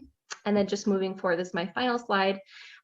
So hopefully we will have an exclusive period for priority applicants to encourage diversity. We'll have a clear marijuana application procedure that reflects process changes. And so you'll receive another memo regarding this. And then just some outreach I'll be doing in my role, just speaking with property owners to normalize cannabis, because I know that that's a barrier. Some press releases, maintaining clear, informative, attractive cannabis page on our website, working alongside Cara Bruton, Economic Development, Maria Morelli, and Regulatory Planning, Police, etc. Creating a municipal network. It's always really, I'm so grateful that I can pick up the phone and really call municipalities. I think that it's definitely an asset. Maintaining a close relationship with the CCC. And then staying ahead of the curve regarding social consumption. And that's it. Okay, Patty wanted to jump in, and then I will recognize board members. Thanks. I just wanted to add one little detail, which is that while the applications period at the CCC to become an economic empowerment applicant has closed, those licensees carry that status when they apply to open a business in other communities. So it could be that they apply to be an economic empowerment licensee in Holyoke, they get that status, but then maybe they apply to open a shop in Cambridge or Brookline or wherever with that status. So I just wanted to add that. Thank you. Raul, I think, had a couple of questions. Yeah, and there are more questions maybe you can answer later, but ones that I want to raise now. And thanks for the presentation. And I know we were all last time we met eager to learn more about this and want to do what's right here and try to right some wrongs. I think what would help me to figure out what the best way forward would be is to know for the equity economic empowerment applicants and the social equity applicants, I'd like to know the racial breakdown of those folks who've already received that designation from the CCC. It would seem to me that the economic empowerment folks would be more likely to be folks from communities of color. You know, based on your presentation, I saw that was a category that provided some bonus points, but not in the other designation. And you know, I think unfortunately one of the things that we've seen is when there are policies that seem to provide a leg up for communities of color, sometimes they, you know, because of other barriers, they still end up being in the minority of the folks in that particular position. One of the things I wanted to raise as an issue is the local preference. You know, what we've seen in affordable housing actually is that the local preference in Brookline has acted in the opposite way. Because of the local preference, folks from communities of color have actually not had as much of an opportunity to access affordable housing. In fact, just this past year, I think it was, we decreased the local preference for some affordable housing. And so I would just consider that as part of this, whether or not that's actually going to help us meet some of the aims that we've laid out here. So anyway, I'll just stop there. Those are things I'm interested in learning more about. And I'm certainly intrigued by the idea of, you know, potentially adding a license, which, you know, at this point, option two is let's wait for one of the existing businesses to somehow go under and then have a license available, which doesn't seem like a high probability.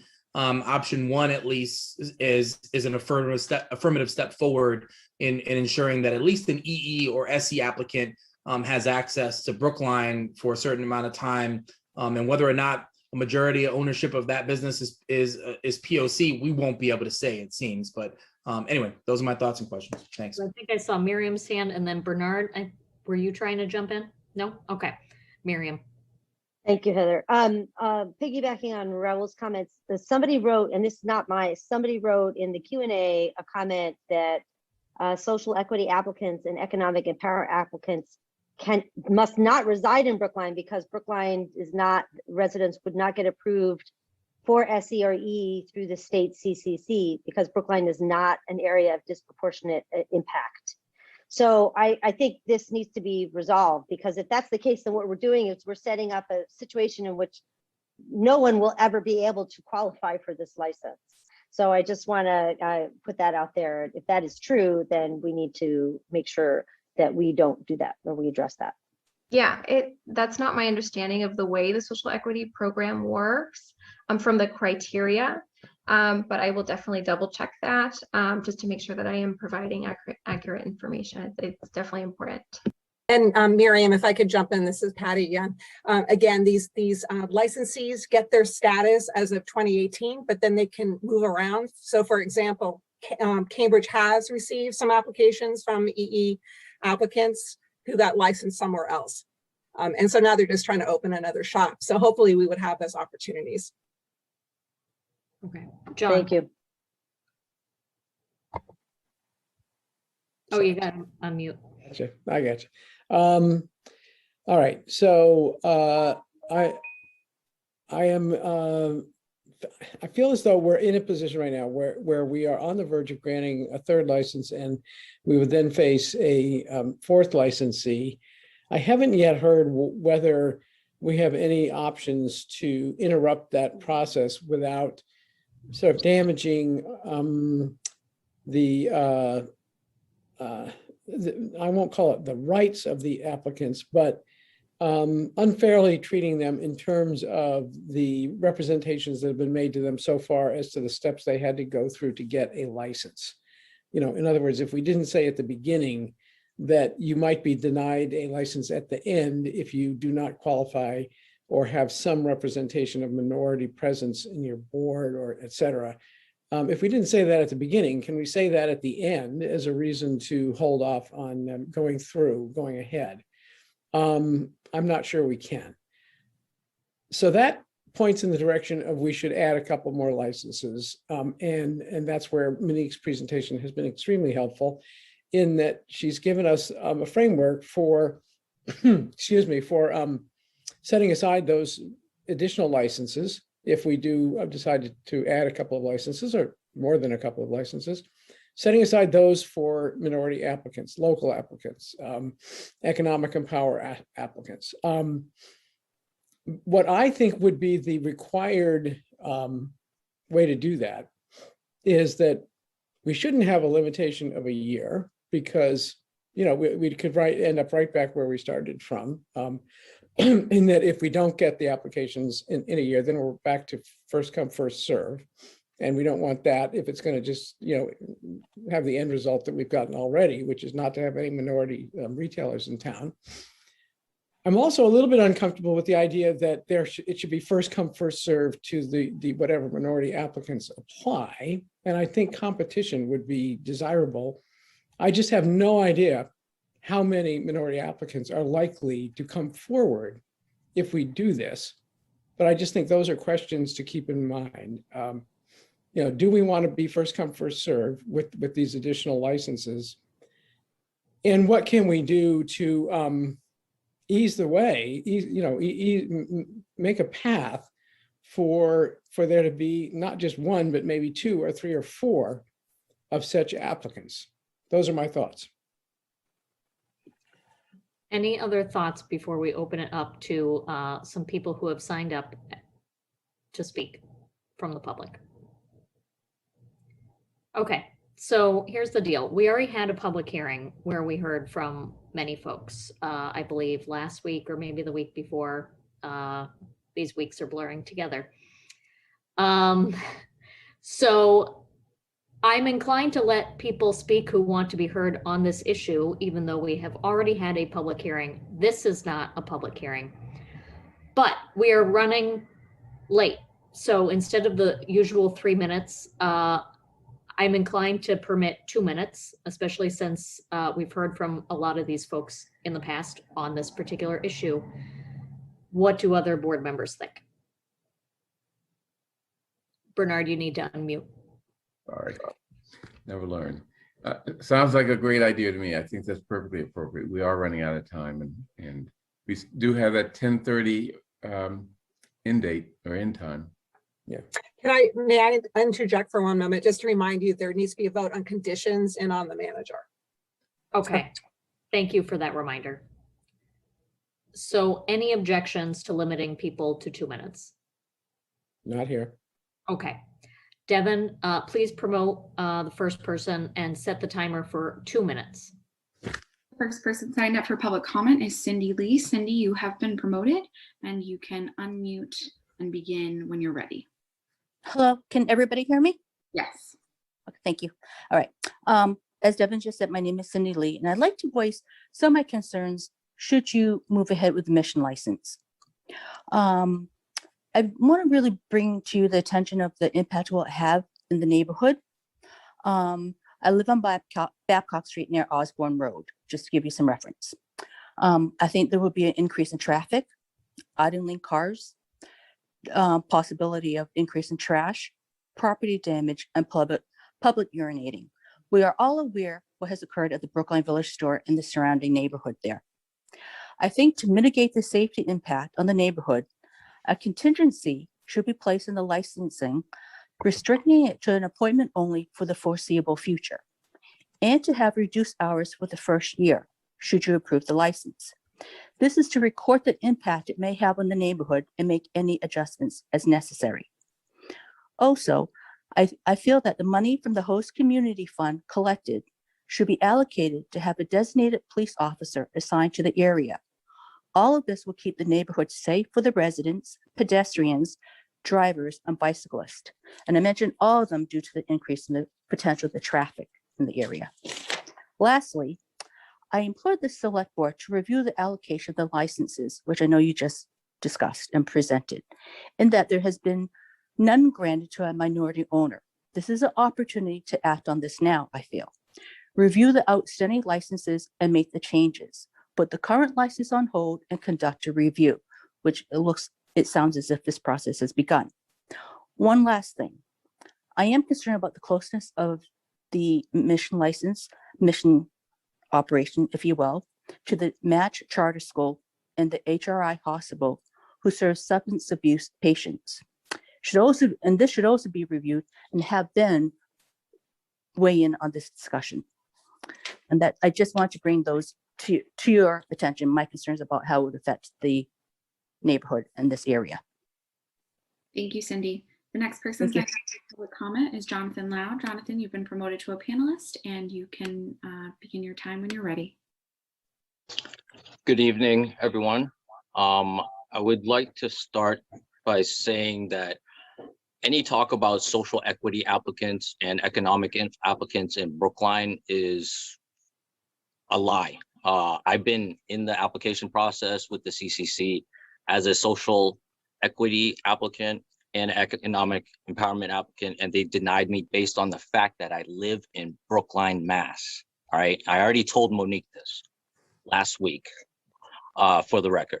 I would also like some clarification on when Mission Forefront made their $100,000 payment to the town of Brookline. I would like some clarification for Monique Baldwin's comment. Her comment was a reminder to the select board applicants have been paying rent for a long time. According to the residents and neighbors and also Google, Fire Chicken has occupied the location of 1024 Calm Ave until very recently. They still have Yelp reviews for their fried chicken as recent as May and April. How was Forefront paying while Fire Chicken was occupying the location up until a few months ago? I'm just stating some facts. Brookline is basically at a crossroads right now. There's only two available licenses remaining, with both applicants seeking approval, all being Caucasian owners. The time for Brookline to ensure commitment to racial equity and those affected by the war on drugs is now. Forefront has spent less than $10,000 on their project. Is the town really worried about a $10,000 lawsuit?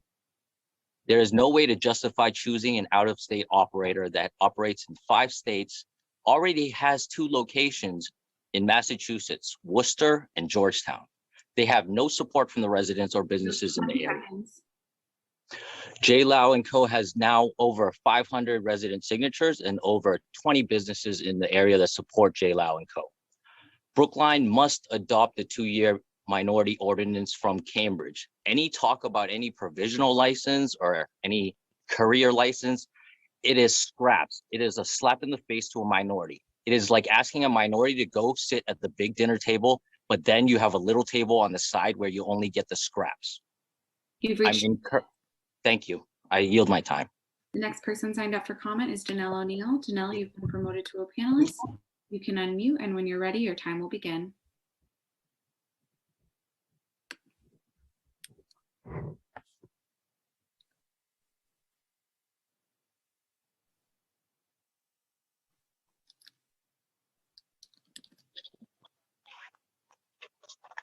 Good evening, everyone.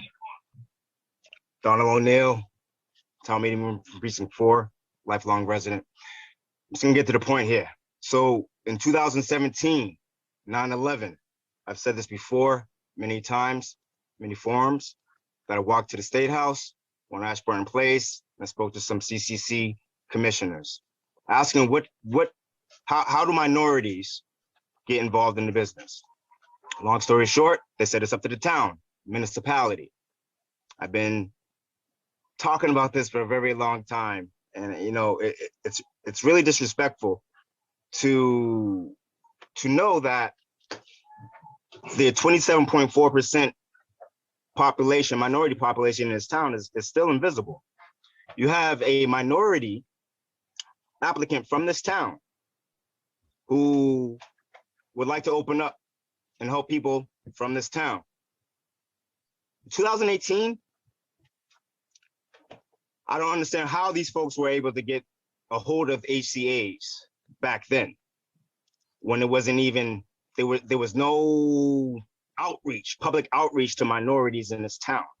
I understand the provisions on economic empowerment applicants. We're not even disproportionately impacted community.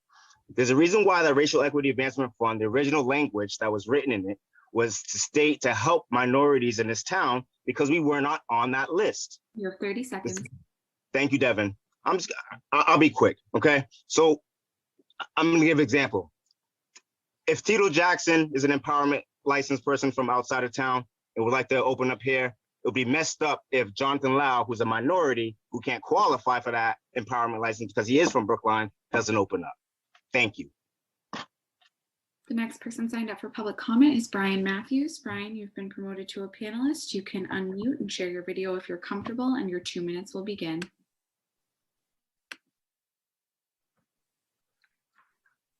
Hello, can you hear me? Yes, we can. Thank you very much. I want to appreciate the members of the board for allowing me this opportunity to speak. I will be brief. I think we're once again going to kick the can down the road on this one. I just don't understand why we can't look at things closer in terms of a freeze, or at least really consider what we're going to do here. We're going to just give these last 2 licenses away. And as Monique has mentioned, these are pretty much the bread and butter. Leaving as Mr. Lau has mentioned, the scraps. This won't go unnoticed. And I just feel like we're just once again missing the point here. We were, and me personally, was impacted by this war on drugs growing up. I stayed in this town. I've seen it progress in so many other ways, but yet here we are so far behind here. Now we're giving out, this is like think about this as the California gold rush, okay?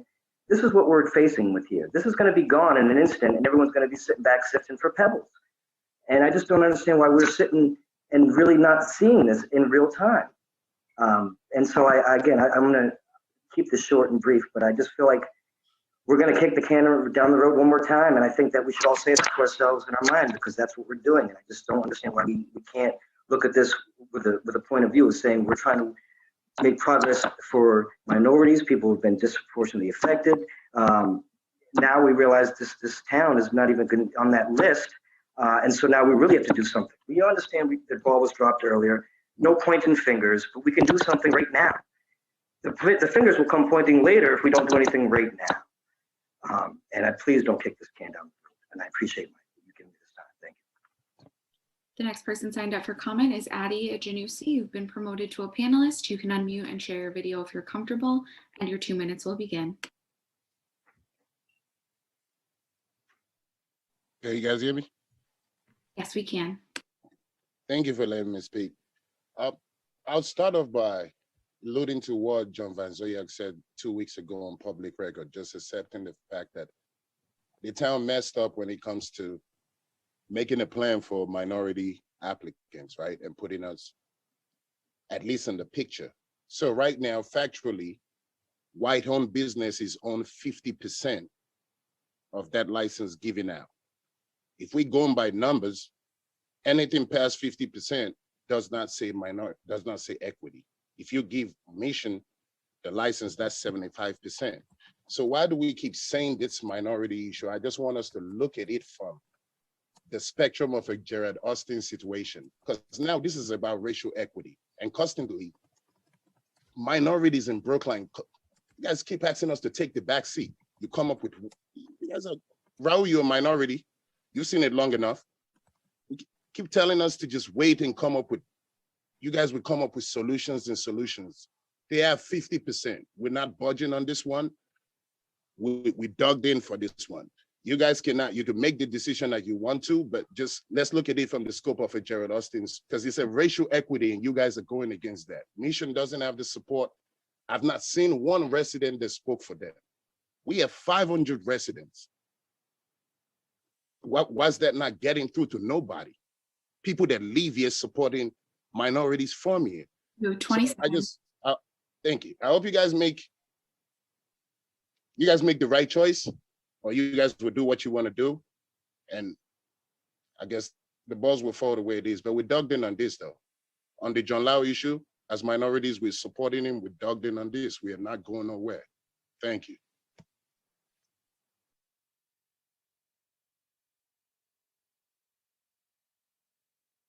The next person signed up for public comment is Scott Ravelson. This is also the last public comment.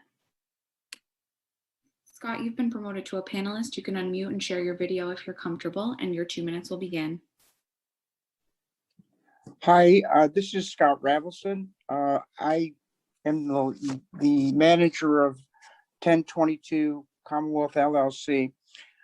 Prior to owning this property, I was the retail occupant of this property.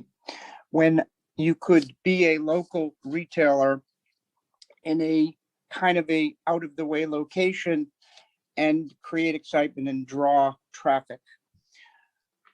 We have been a diverse landlord for the last 30 years that we have owned the building. We have never not been a diverse landlord with always restaurants owned by Mexican Americans, Asian Americans, Turkish Americans, Greek Americans. We chose to put Mission into this property because of their history, their professionalism. It is not as simple as most people think to make money as a retailer, whether it be in the marijuana business or any business, and to sustain and be successful. Our block has been devastated. We lost 2 restaurateurs this year who handed us the keys, who had put over $250,000 each into building out their stores, and even with a 40 to 50% discount in rent offered by us, begged us to take their keys and to replace them, which we did. Our block has been devastated by the coronavirus. We chose Mission because we need an exciting, creative merchandiser to draw people to the block. There will be a great negative impact on our very diverse group of merchants who are there and need the business. We have also been hit, excuse me for losing my train of thought, by the fact that there was a development next door, which hopefully will be filled, but we need traffic, we need diversity, we need this retailer to be there to draw the feet to our block to help our very diverse group of restaurateurs and retailers. Thank you very much for listening, and I appreciate the time. Thank you. Okay, thank you very much. So I think that it is now time to vote, unless there are any remaining thoughts or comments. Raul?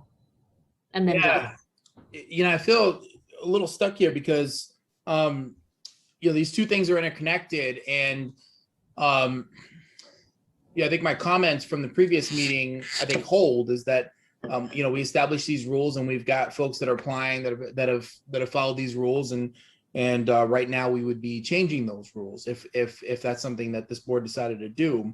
Also, there's nothing, as far as I'm concerned, the regulations that we're considering, because John Lau is not a social equity applicant. Not that I'm going to make policy to benefit one particular business, but wouldn't be eligible for a license anyway if we create this policy around economic empowerment. So as far as I know, I mean, this is what I'm hearing. So it seems to me that the only really viable way forward is to expand the number of licenses. And if I felt that there was support on the board to say, yeah, let's put that forward. Obviously, it's in the end ultimately up to town meeting whether or not they want to approve that. But if there's majority support on this board to go ahead and move that forward and get that on the warrant for November, then I feel good about that. I feel good about us, getting behind, making sure that we prioritize the folks that we should have prioritized in the first place and making that right. Absent that, I think what we heard the commenters say is probably gonna become true. Is that the remaining 2 licenses will go to the kinds of ownership in companies that I've been talking about, that Bernard's been talking about, that don't represent what it is that this legislation was supposed to do, which is to address the impacts of the war on drugs and all these disproportionately impacted communities and all that. None of that's happened to date. And so, absent a commitment from this board, to move forward and say that really is our only viable option, is to start to expand licenses and reserve them, not for a year, but for some longer period of time for these EE and SE applicants. I'm still struggling with this vote tonight, honestly. John, you're muted. Thank you. I would like to hear from Patty Correa on the question I raised as to are we creating legal jeopardy for the town if we interrupt a process that we have been, essentially encouraging along, and then all of a sudden we say at the end, sorry, we should have said at the beginning that we don't think we should give this to you unless you're a minority applicant. I did do an attorney-client privilege memo to the board, and I don't feel at a public meeting I should convey the privileged advice, but I will circulate it right now to you, to the board, if that would be helpful. Mm-hmm. And another issue which I haven't heard discussed, and forgive me if I just am misinformed about this, but is the next applicant also in this same vicinity, in fact, very nearby? Yes, so Mission as well as ComEd Canna, I think ComEd Canna is located at 1030, ComEd or is proposed to be located at 1030, and Mission is proposed to be at 1024. So before the 200-foot buffer, before the zoning became into effect, these applicants, I think they applied for an approval. I think it's an A&R, and essentially these applicants are grandfathered to be to have their locations there. One's on an upper floor and one's on a bottom floor, from what I remember. And we have zero option, excuse me, to choose to limit the number in a given area now? That opportunity is passed because they submitted those before we made those changes, so they would be grandfathered. Change at the town meeting, but because the applicants are, they exercise some legal rights, they grandfather themselves from that restriction. Bernard, you're not muted, or you are muted, sorry. Yeah, sorry. Isn't the only thing we're voting on is approval of the Mission license? The license conditions, as well as the manager for Mission. Right, okay, but related to Mission. Correct. Yes, Okay. the only thing, yes. And with respect to Mission, we still have to talk about the license conditions. I know that Heather was a little concerned about the time, and that's a huge bite at the apple, or whatever the metaphor would be. So I had a conversation. Mission received their licensing conditions. Obviously the town has reviewed them. We wrote them. So both parties really agree with what is presented before you guys today. So yes, the ball is in your court if you guys have any specific concerns or questions. Well, I think it would be useful to clarify, I'm sorry, Patty, to clarify the prior comment about appointment model. So could you clarify that condition with the board, please? I believe we are requiring such a model. So the conditions are block copied from Sanctuary. And I'm sorry, I just don't recall offhand what the language is. It's sort of tried and true language that are in the conditions. The only thing that's really new is there were a couple of operational requirements that had been put into special permits. And based on my suggestion, the ZBA didn't vote them as part of a registered, quasi-permanent document, and they were put into these conditions. But they are what the board has voted before. And you'll have to give me a minute. I just don't recall. I'd have to do a word search. I can find it and speak to that. Well, and one of the conditions I remember from the past two licensing that was brought up in public comment by Ms. Lee was a police officer, correct? So is the language, in the conditions speaks to police officer to direct traffic in and out, if I recall. If it is, I don't recall, that wasn't sanctuary. There wasn't any more of a requirement for a police officer beyond that. And it must be in these two because they're essentially the same. And if you give him an I'll word search. Okay. I still don't see the memo that you had sent the board. I just emailed it. It's an attorney-client memo. Patty, the one you emailed us, I think, is on a different subject. I mean, the question I was raising was, are we putting the town in legal jeopardy if we impose a standard late in the process that wasn't imposed early in the process? Yes, and I had done, I was just, I said in my memo that I would put it in writing to protect the privilege, because I'm at a public meeting, I really can't do that. But the short answer is I did explain what some of the legal jeopardy could result from holding the license. I don't believe that it's an appointment only model. At item 30 talks about controlling the queuing in front of the building and all. So that sort of implies that it's not going to be an appointment only model. I don't think that's accurate, Bernard. I think there's must be another provision you're missing. Yeah, I missed it. I believe Mike Ross wants to jump in. Mr. Ross. Yeah, hi, Madam Chair and members of the board, and congratulations on your elections. And sorry, it's a long night. We do have some information to share with you.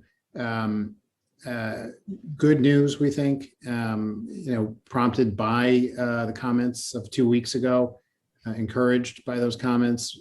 We do have a good news story. So we'd be happy to talk to you. I'm also happy to answer any questions of the conditions. Like, for example, we are saying appointment only for, unless we change that condition. We've been through a very long process that we're proud of the end result, and we'd love to talk more about it. But I think the thing we're most encouraged by is to talk to you a little bit about our revised diversity and inclusion plan. We went back and did some caucusing after that meeting and realized a couple of things. First of all, we realized we have a good news story to talk about. I'll fall on the sword on this one. 10% of our company is owned by employees, and that creates tremendous diversity of ownership. And that was something that the chair at the time, Bernard, was talking about, and that's something we're proud of, and we wanted to talk about that. But then since then, we created some net new based on the comments of the other select members. That we're also proud of, that we think that but for that conversation, we would not have had as robust a package that we wanted to offer you. And so notwithstanding the fact that Dr. Gilno approved our diversity plan, we have an added diversity plan that we wanted to just mention. It won't take long at all. My client, Gabriel Mendoza, our executive vice president of the company of retail, is here to go through them very quickly. And I think it would be welcome news to the select members and then to the broader community as well. But I defer to you, Madam Chair. Sure, but emphasis on very quickly. Absolutely. Gabriel? Very much heard. Thank you guys. Thank you, board, for hearing us today. Some of you guys might have heard me last week or a couple weeks ago. Heather, very much like you, the days are blurring together here. But my name is Gabriel Mendoza. I'm the Executive Vice President of Operations for Mission Dispensaries. I'm a Latinx man and I'm a shareholder of the company. And my story is not unique to just me. In fact, of the 48 managers that we currently employ throughout the country, approximately 50% are Black, Indigenous people of color, and they share in the shares of the company. And like Mike said, 10% of our company is owned by people that look like me, by individuals who have poured their blood, sweat, and tears into the company. And that to date already equates to millions of shares that have been allocated to our Massachusetts employees already. So that's the first part I want to kind of hammer home here, is that this company is not just owned by one rich white man sitting in a room rubbing his money together, right? This is people who have put their time in, and half of which are Black, Indigenous, people of color, just like myself. The next thing that I want to relay to the board and to everyone listening is the net new. And so we took what you guys told us, we took it to heart. And so we came back and we caucused, like Mike said, and we said, okay, what can we do to increase our commitment to diversity, not just for the town of Brookline, but for the people of Massachusetts as a whole. And so what we went back to is, before we had a commitment to 30% of our managers and our associates being Black, Indigenous, people of color. We went back and said, you know what, let's up that. And we went to 50%. So now we've increased our commitment from 30% to 50% of our managers, as well as our associates, being Black, Indigenous, people of color. The next thing that we determined was that we would engage Eagle Eye Transport, which is a minority-owned business, MBE enterprise business, in the cash handling and transport of our cash. Now, there are very few minority-owned businesses that are in this space, and so we are committing to working with the ones that we are able to find, one of them being Eagle Eye. The next thing is we have committed to having a year-long contract with Tito Jackson. Of course, everyone on this call knows Tito. He has been working with us to formulate the plan, and not just that, but to hold us accountable. And we're very cognizant of the word that we are giving to this board, to the people of Brookline, in our efforts to promote diversity. And so Tito is going to help us throughout the year, and he is going to present his findings to you guys in a year's time, should we get granted this approval today. And the last thing, and Mike said it really well, it's worth noting that Dr. Gelano has indeed approved our diversity plan. And so we are very much committed to upholding the topics that are found in there. And in fact, we are augmenting it to increase diversity and inclusion plans so that we can better represent our commitment to diversity and inclusion. And so, in summary, I want to thank you for hearing us. We're grateful for the opportunity to present ourselves to the board. And I hope my points on clarification surrounding 10% employee ownership and our increased diversity requirements help you get an understanding of who we are and what our commitment is. And I'll give this, Heather, I want to just give a couple minutes to Tito to kind of round this out for us. Thank you. And thank you very much. Thank you, Gabe, and congratulations to folks on their elections. And thank you, Madam Chair, for this opportunity to address this august board. I just wanted to note and just underscore, we went back and looked at this. I did push Mission a great deal to make sure that the voices, not only from this board, but the voices from the community and those folks who are rightfully pushing for there to be parity and equity when it comes to this opportunity, knowing that people of color in the state of Massachusetts were arrested at 300% the rate of white folks for possession and 700% the rate for distribution. And so I just want to help folks understand. So the 50%, we bifurcated that. So this is, and I really pushed here, and they Mission listen. What we're talking about is management, 50% of those individuals would be BIPOC, and then an additional 50% for those folks who are workers. Those individuals who are in management are eligible for the employee stock option plan. So they also would become owners and have shares in the company. In addition, one of the other components that's absolutely critical is making sure that we work with minority women business enterprises throughout the state. We've already made the connection with Eagle Eyes. We're looking at working with a company called Jetaway for trash disposal, as well as looking at multiple other companies for cleaning and the like. So the objective is to ensure that not only the people who work there, but from a contractual perspective, that Mission is working with companies who are local, but also represent the people of color in and around the area and that diversity. And as folks know, I have a 40-year history with the town of Brookline. I attended, I'm going to say the best, but I won't, that's probably going to get me in trouble, but I attended the Lawrence School, and I actually graduated from Brookline High School. So this also does mean a great deal to me. And I look forward to hitting and really pushing these goals higher than even the numbers that we have put before you. Thank you for the opportunity to address you this evening. Thank you very much for that additional information. So we essentially have two things before us, board members. One, I believe we need to have a discussion about whether there is support on this board to address additional licenses, because I think that will help us decide how we're going to vote on this particular license. I am willing to revisit how many licenses we issue.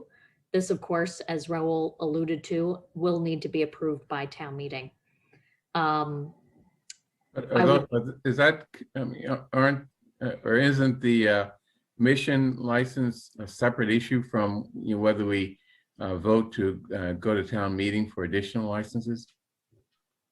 They are separate, but I'm more concerned, we need to have the conversation so that we can then vote and have a likely favorable result on this vote, in my opinion. John. Well, I am all in favor of our, just putting ourselves on the record tonight, that we will see to it that an article is brought to the fall town meeting that will provide for additional cannabis licenses in Brookline, a minimum of 2 additional licenses in Brookline for the express purpose of reserving them for local applicants, local minority applicants, however we want to define the term.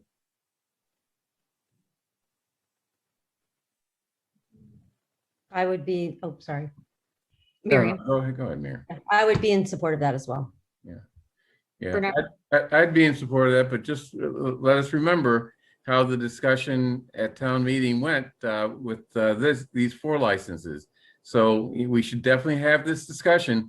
It's not going to be an easy discussion, which is why I think we need to make sure that the mission license is not connected in any way to that discussion. I appreciate those comments, Bernard. And believe me, I was there too. No fun. Raul, does that help at all make up your mind about this particular agenda item? Yeah, it sure does for me. It gives me the confidence that the board is gonna direct town staff. Obviously, we're not taking a vote on this right now. It's not docketed, but I think Monique hears us loud and clear that option 1 is one that we're going to be looking for continued work on, and eventually, we do have a little bit of time because this does need to go through town meeting, but for staff and the board to work together on submitting, a thoughtful warrant article that has a greater than good chance of passing at town meeting, that actually accomplishes these goals that it seems everybody's on board with. And so I'm excited to go down that road with everybody. And I think that gives me the confidence to say, we're not going to be the kind of community that ends up, having none of these licenses, SE or EE licenses in Brookline. And of course, add to this the fact that while the revenues will be smaller in number, we do have the courier and delivery licenses coming too, which by state statute are reserved for 3 years. I leave it up to Monique to provide us advice on whether or not 3 years is sufficient, and if there's any need for us to add time to that to be able to accomplish the goals that we've set out for those licenses as well. But in any event, I'm really glad to see that we're on the same page here. Great. So with that being said, I would like to take a roll call of the first of 3 votes, should this first vote go favorably. If you bear with me, let me go back to my notes. Move to approve the license conditions for Mission Incorporated at 1024 Commonwealth Avenue. Bernard, Yes, or aye. Raul, Aye. John, Aye. Miriam, Aye. and the chair votes aye. Move to approve the manager Derek Stewart for Mission Incorporated at 1024 Commonwealth Avenue. Bernard, Yes, I'm sorry, aye. John, Raul, Aye. John, Aye. Miriam, Aye. and the chair votes aye. Move to grant Mission Incorporated at 1024 Commonwealth Avenue a Town of Brookline marijuana retail license. Bernard, Aye. Raul, Aye. John, Aye. Miriam, Aye. and the chair votes aye. Thank you for your patience, and thank you very much for addressing a lot of the concerns you heard 2 weeks ago. Bernard. Yeah, I'd like to thank you for addressing, our concerns from 2 weeks ago. And I really would like you to, if you haven't already, send us, the written out report on on what you've done. It may be something that, if it's okay with you, we would use as a template in addressing other upcoming business establishments. We will supplement the record and send that to you, select person. And thank you all for those comments. John. I'll keep this brief, and I want to add my thanks. I can't recall too many instances when people were as responsive as quickly as the principals who are here with us tonight have been, and I'm very impressed by it. But I want to up the ante just real quick.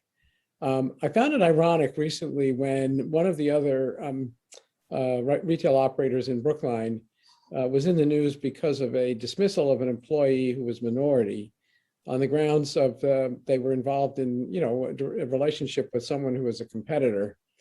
And I thought to myself, wait a second, why aren't the existing retailers incubating, if that's the right word, minority competitors? I mean, they would be competitors if they were operating in the same area. Let's be direct about it. But what better card to play if you're going to ask for licenses in other communities than to say, our commitment to minority ownership is such that we actually have a program for incubating minority owners who can go out on their own, in nearby communities or in our own communities and become, competitors in this business. So it may sound far-fetched, but maybe it's not. Madam Chair, can I just address that quickly?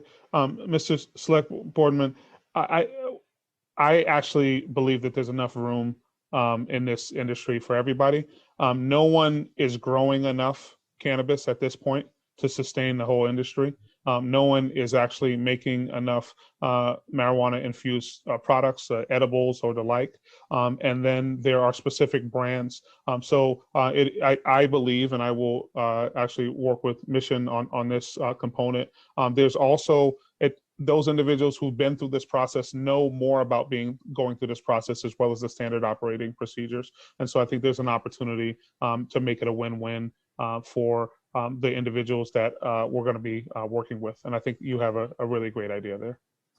Great. Thank you so much. We do need to move on. We are going to try to get to the rest of our agenda before 10:30. Thank you all. Thank you all. So turning our attention to warrant articles, I believe the budget warrant article is the first to be heard. And I see Melissa. Good evening, Melissa Goff, Deputy Town Administrator. The board should have in their packet a memo from both the Town Administrator and then an attachment from me as well with recommendations around the budget. One of the recommendations is per the school committee's decision to provide additional support to the building department. And then the school department has also identified additional funding in the group health budget, which we have recommendations for allocation on, and that's also included in Mel's memo. I was just with the advisory committee and they have had their debate on this item. They were definitely looking for more information. They also wanted more information on the board's position on this recommendation. They were very much hung up on whether or not we should be hiring an internal department head level position, or what the position looked like, why are we creating a department, a lot of questions about the whole concept. And ultimately they recommended to move the funding into the select board's budget, but put it in the services line item. And then that would allow, if there's additional information that it makes them feel more comfortable, in order to move the money out of services into personnel, that requires a vote of the advisory committee. So that is their current position. I think they were looking for more information from both Mel and the select board on the concept and what, how this would work, how much money would be needed for consulting services versus personnel, just more detail and information on the program. Did we finally get a number from the schools? Yes, we did. That's also in your memo. And let me just pull that up so I can reference it.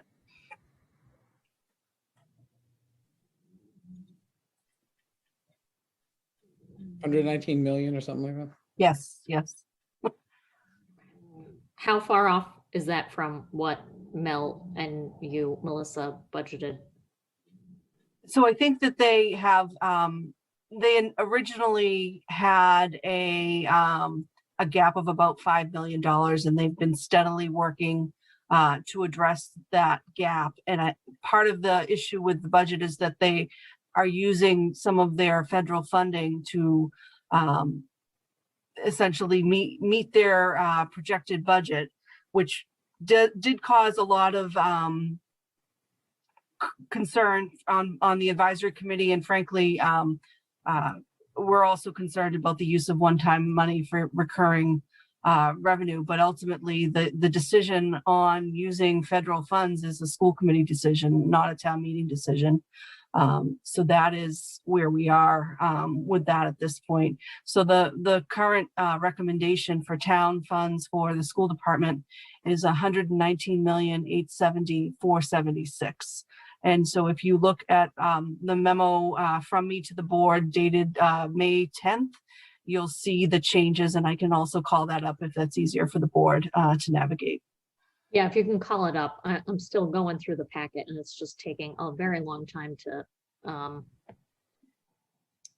get to. So essentially, the advisory committee has already taken their vote. So they have adjusted the school maintenance budget within the building department. So they put an additional $471,380 into the building department to support repair and maintenance for the schools. The group health budget has been adjusted down based on the savings identified from enrollees who will no longer need health plans next year because they're on one-year contracts. So the savings is split town and schools. And so the school department has additional funding, and ultimately with the deduct for the building department, their appropriations going down $327,241. And then the select board budget would be going up $95,295, making it $968,105. So essentially the memo that Mel had sent and this budget recommendation is looking to have the resources put in the personnel section of the select board's budget. The advisory committee currently is putting the $95,295 within the services appropriation. But definitely interested in hearing the board's feedback on the memo and the overall proposal so that I can relay that to the advisory committee as well. Okay.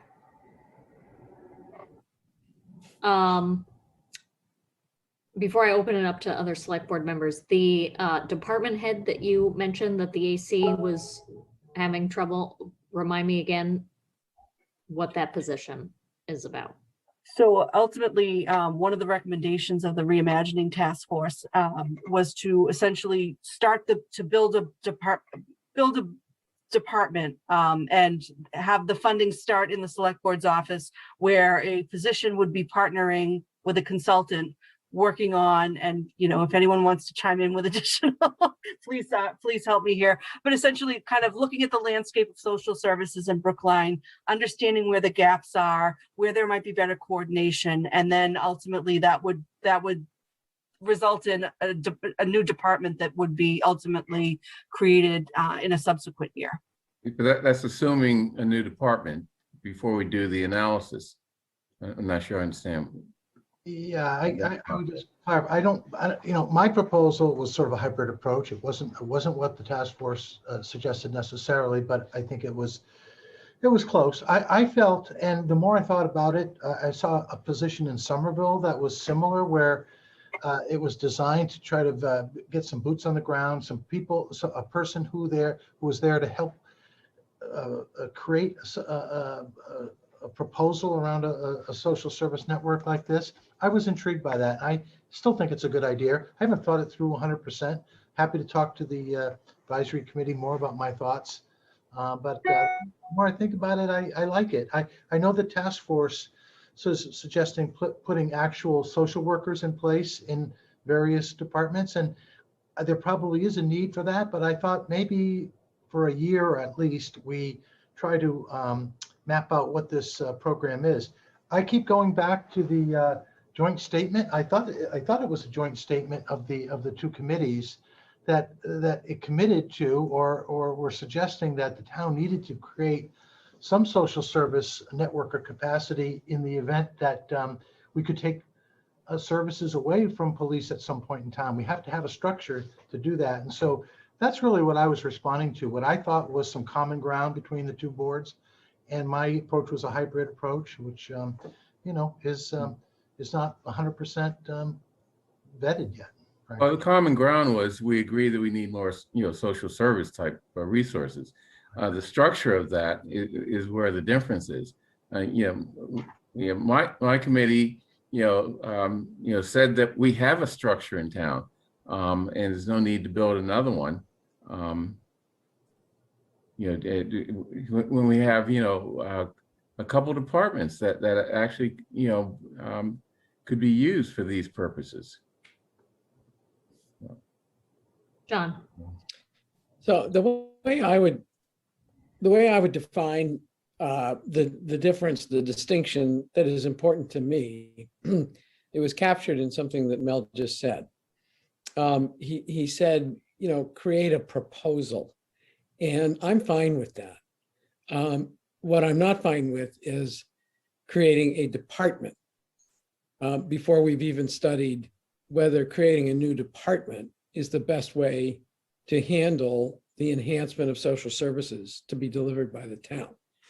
So if this is to staff up, to work with a consultant, to study, to do an assessment of social service needs and how and how they are currently met, that also identifies the gaps and then looks at existing organizational structure and then makes a proposal as to what level of additional social services do we need to fill which particular needs, senior citizen, youth, you name it. If that is the proposal here, that we come up with that through staff input, additional staff to be hired by Mel and consultant, that's fine. And then, you know, at the end of that process, we look at what they propose. And if what they propose is the creation of a new department with a new department head or a commissioner that is actually a commissioner over other departments, that's the time to have that discussion, but not before we've done the assessment. And I think we got to do the assessment first. So usually I've been used to Mel saying, "Oh, we can't afford it." So I rather pleasantly surprised that Mel has you know, taken a look and he's not frightened. So if Mel thinks that there is a path, I mean, I hear you both, Bernard and John. I would like to see that we have kind of a plan and then we expand upon that plan. So I guess that's where I find myself. Raul. Yeah, I guess in terms of how you want to frame it, you know, whatever helps you sleep at night, and that's for all of us, right? I'll say this is that the task force took up a budget amendment that looked just about exactly like what the town administrator has now proposed and supported it unanimously, and that was on Friday. You know, I think this is a real exciting opportunity for us to to put our money, and a small amount, by the way, of our money where our mouths are. You know, I think John is right that the discussion over whether or not this one position turns into a department later at some future date or not is a discussion that this board is going to need to have at some future date, and town meeting will have as part of some future budget, of course. But there's no question in our minds, you know, coming from the task force perspective, you know, I want to remind the board and members of the public that we litigated the committee, the task force, all that stuff. I'm not interested in relitigating it. What I do want to draw attention to is through all that litigation, what kept getting buried is the fact that the overwhelming public comment and emails that came to the select board were in favor of the task force's proposals, of which the Brookline Forward proposal, which is to dramatically expand social services in Brookline, was the key feature among other really important proposals. And so just reminding folks, instead of resetting this conversation, is that there is tremendous support in this community for the expansion of those services. And you know, the task force, as radical as folks have painted that group out to be, have been really thoughtful about budgeting and understanding that first, let's get this person on board and have them be a high-level staff person reporting directly to town administrator, and start to build that out. At the same time, seek consulting services to really fill out that needs analysis and make it holistic. That's the word of the night, apparently. And then see what that looks like for the next budget and the budget after that and the budget after that. So rather than members of the task force, which they could have done, coming forward with a $500,000 or more budget proposal to try to create this department out of whole cloth, they have supported this sensible, and not because it's modest, but because it's sensible approach to starting to build this out right now, and then continue discussions with the board and with others about what's needed moving forward. So very supportive of everything Mel outlined in the memo. I don't understand the need to put it in the services category as opposed to personnel. I just as soon have us keep it exactly where Mel was recommending that it be and move forward there. But I understand if Mel wants to have more conversation with the AC on that. I believe Miriam wants to speak. Yeah, I think that we all have the same North Star here, which is providing more social services to the people of Brookline. And I think that if Mel found a way forward to do that, then we should take that way forward. So I applaud you for doing that, Mel. I think as long as we keep in mind that this is for the betterment of the people of Brookline, and as Raul has pointed out, they have made it very clear that this is something they want, then we as a select board have a duty to try to accomplish that.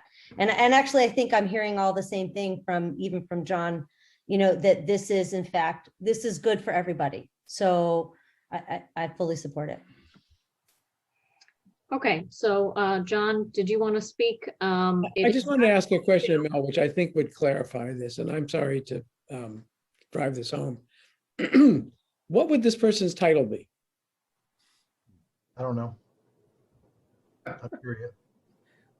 That's pretty important, I think. It sounds like a simple, no, because minor matter, but yeah. You know, I think there's a lot of goodwill here, and yet at the same time, I think we have to be honest with the public. Raul and I really said two different things, and I say that with all respect to him. I'm just trying to define the difference, and the difference is he's as much as said we will hire the person now, and then they'll do the evaluation, and then we'll decide on that person continuing as, you know, as a new department head.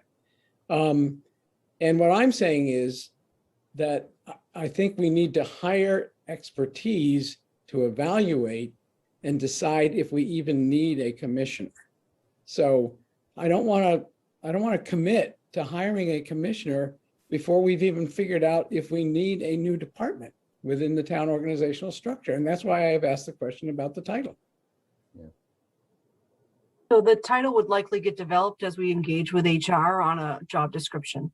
Because a lot of times what they'll do is look at other communities that may have similar positions, and the title would emerge from that.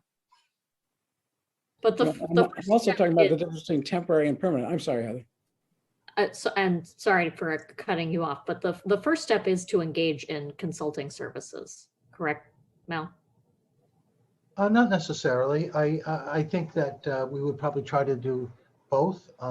My goal for this position is really a dual purpose. Is number one, it's to help the consultant and really be the hands on the ground who really get to understand how the town social service network works.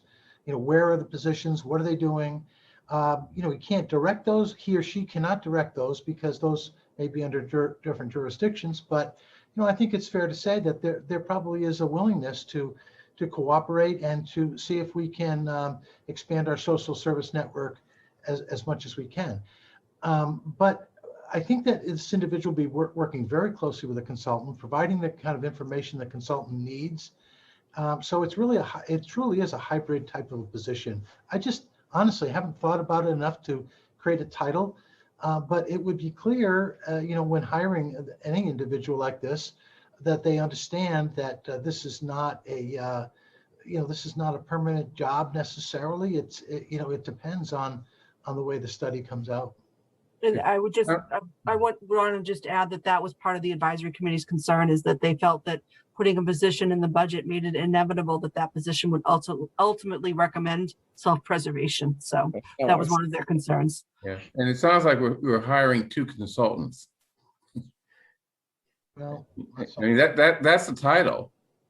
But would we get another bite at the apple once it's decided what the title of the position is and the job description is? Do we get to approve this before we go out and hire the person, having budgeted for this? I mean, we control hiring, and we do, in essence, control the hiring. That's what we do in our miscellaneous agenda all the time. The authorization to hire would have to go in front of the select board. That's correct. But Melissa just said that the advisory committee is concerned that once you put someone in place, the natural progression is into hiring them, you know, permanently.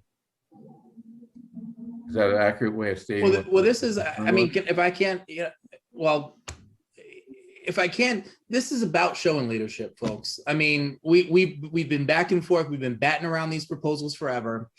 This is the simplest, either at this point, either for it or against it. This is, I think, a sensible way forward, but it does commit us. Yes, it commits us to a path that we're going to walk down. Now, whether or not that person ends up being our sort of lead person on social services, and we're able to staff up a department as I and the members of the task force have recommended. Obviously we're going to have to, have that conversation and vote at another time for another budget. But this commits us to this road. Everything else is just pushing off decisions after decisions after decisions. We engage a consultant, we go through that process, and then assuming we want to move forward down this road. I mean, if we're going through the presumption that maybe we have a consultant and we figure out everything's just fine, we don't think that that's going to be the end result here. But if we decide at that point that we want to bring somebody on to lead this effort, then that person is then again starting from scratch. And here we are back again. I just think at this point it's put up or not.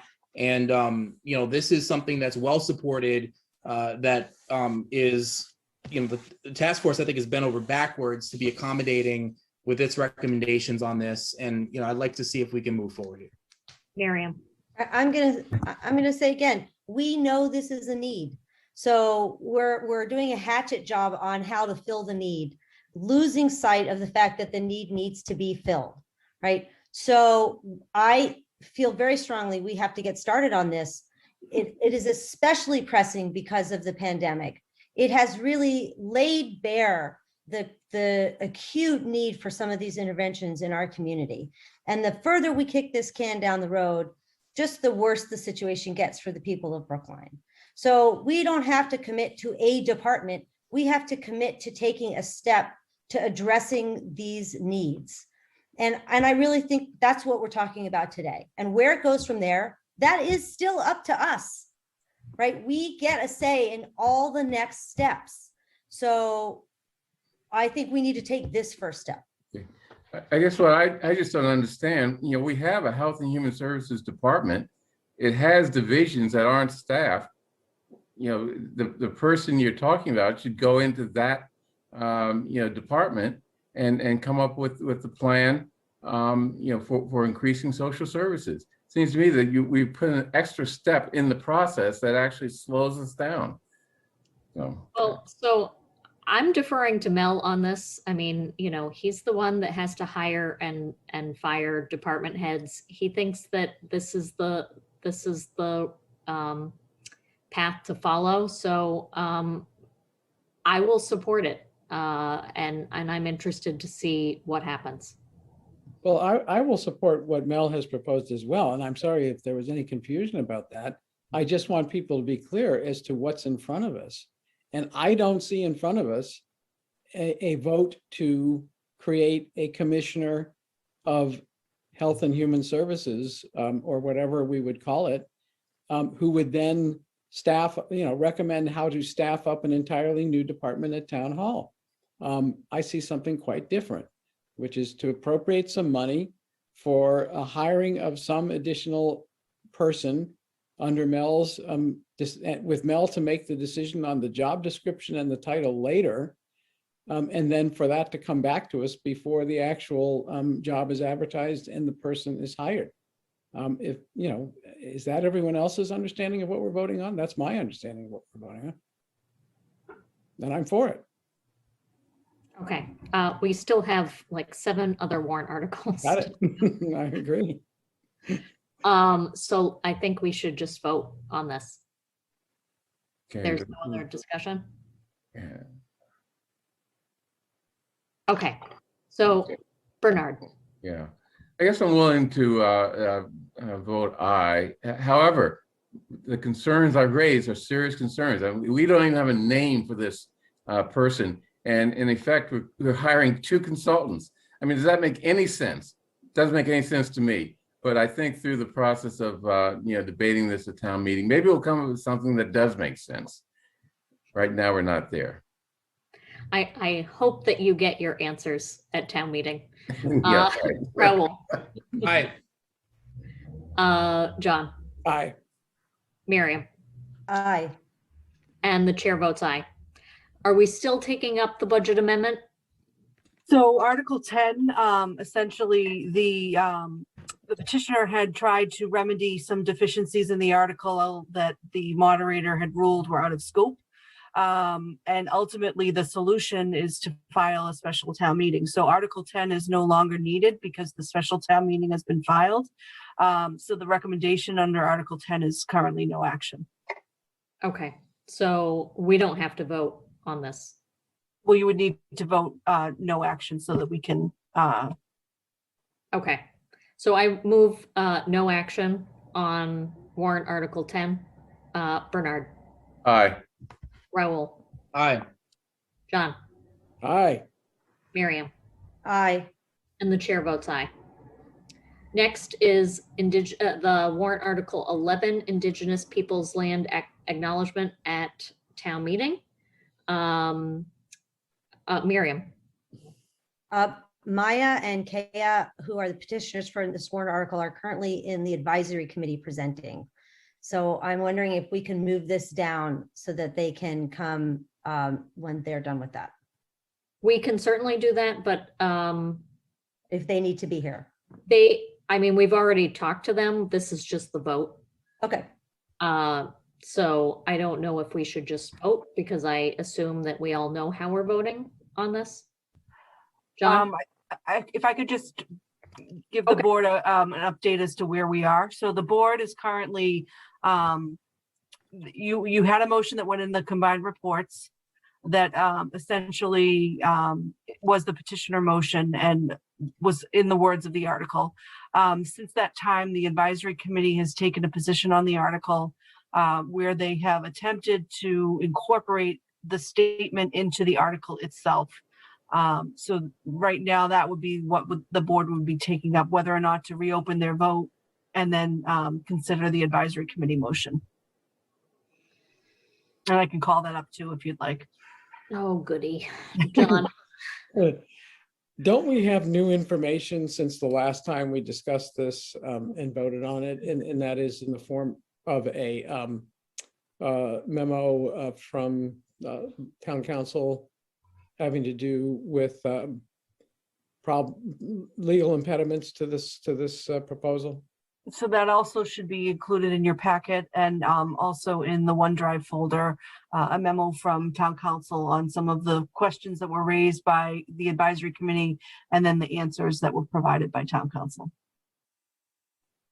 And as I understand it, the answers provided by town council are, we shouldn't do this, that it would open up a can of worms like you can't believe in terms of implications for title to land. Yeah, I mean, I am so in sympathy with the idea of making a statement before town meeting, I mean, in front of town meeting, having to do with that part of our history, that very lamentable part of our history, which was the, colonialization of native populations at great harm to them, to this day. On the other hand, the wording essentially says the land was taken from them by force, and we acknowledge it's not ours. And I'm not a lawyer, but I just wonder, every time there's a transaction that involves real estate and deeds, there has to be a title clearance. And as I read the memo from our town council, this could raise all kinds of questions on those sorts of situations as to whether we have acknowledged that the title to the land doesn't exist in the hands of the people who claim it. Now, maybe that interpretation goes overboard. I don't know, but I don't want to take a risk until we've clarified that. So Miriam is raising her hand. I want to acknowledge her. Thank you. I don't know what to say here, frankly. Harvard has been doing land acknowledgements to this depth for years and years now. And in fact, my program, my NK I use as an example, we had a fabulous land acknowledgement that went for 4 minutes. I think if Harvard can risk it, then the town of Brookline can risk it. I have never seen an interpretation of a land acknowledgement with these kind of legal implications. And I would challenge for anyone to find an actual case where a land acknowledgement has resulted in a lawsuit. So I just, it's almost, frankly, it's mind-boggling to me that this discussion has taken this turn. The fact is, this is fact. This is historical fact, and we are acknowledging it. And whether we acknowledge it or not, it is still historical fact. So it could still be used in a court if it ever came to that. I think what this does is it places us in history in a really important way. And it says something about who we are as a town and what we believe. And so I think it's really important, and I really support it. And I was just really mind-boggled to read this memo personally. I fully support the original warrant article, and I would challenge you to go out there and start looking and listening to other towns and other places and other universities that have been doing land acknowledgements for years now. I just want to address that. I believe that and Maya, I'm glad that you're now with us. I just wanted to clarify that the advisory committee motion includes the land acknowledgement statement as opposed to the petitioner motion, which did not. And I think the concern in the advisory committee was, whether or not the land acknowledgement would then, cause some litigation because it wasn't known specifically. And I don't know, Maya, if you've finished your conversation at the advisory committee and where they are with that. Yeah, they're deep into arguing. It's probably our 6th hour with the advisory committee and subcommittees. This afternoon and this evening, they brought several more amendments, and they're arguing with themselves about the different amendments. So this amendment in front of us is just now one of a few. I know that's not helpful, but that's the status of where the advisory committee is right now.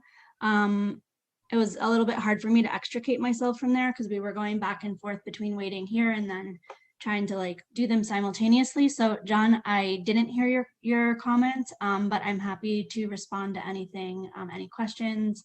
I thank you, Miriam, for speaking so clearly and powerfully on our behalf.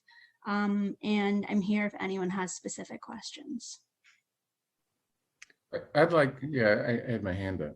Yes, Bernard. I've been away for a few days, so I haven't read Pat's memo, but I can imagine that after how many years, 500 years, that what we used to call in the law, adverse possession hasn't given title to whoever is occupying the land now. So I don't know what town council was referring to.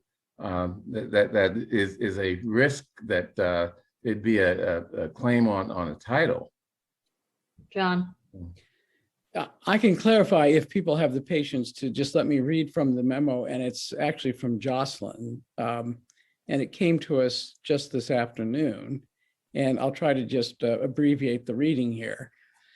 Warrant Article 11 and the statement that currently accompanies it depart from the typical land acknowledgement statements that have been widely adopted by other communities and educational institutions, which almost universally honor, acknowledge, and respect the Indigenous people who came before us and who continue to reside in the respective communities. The examples I provided you by email included the statements of the town of Great Barrington and Princeton University. Of course, there are many others.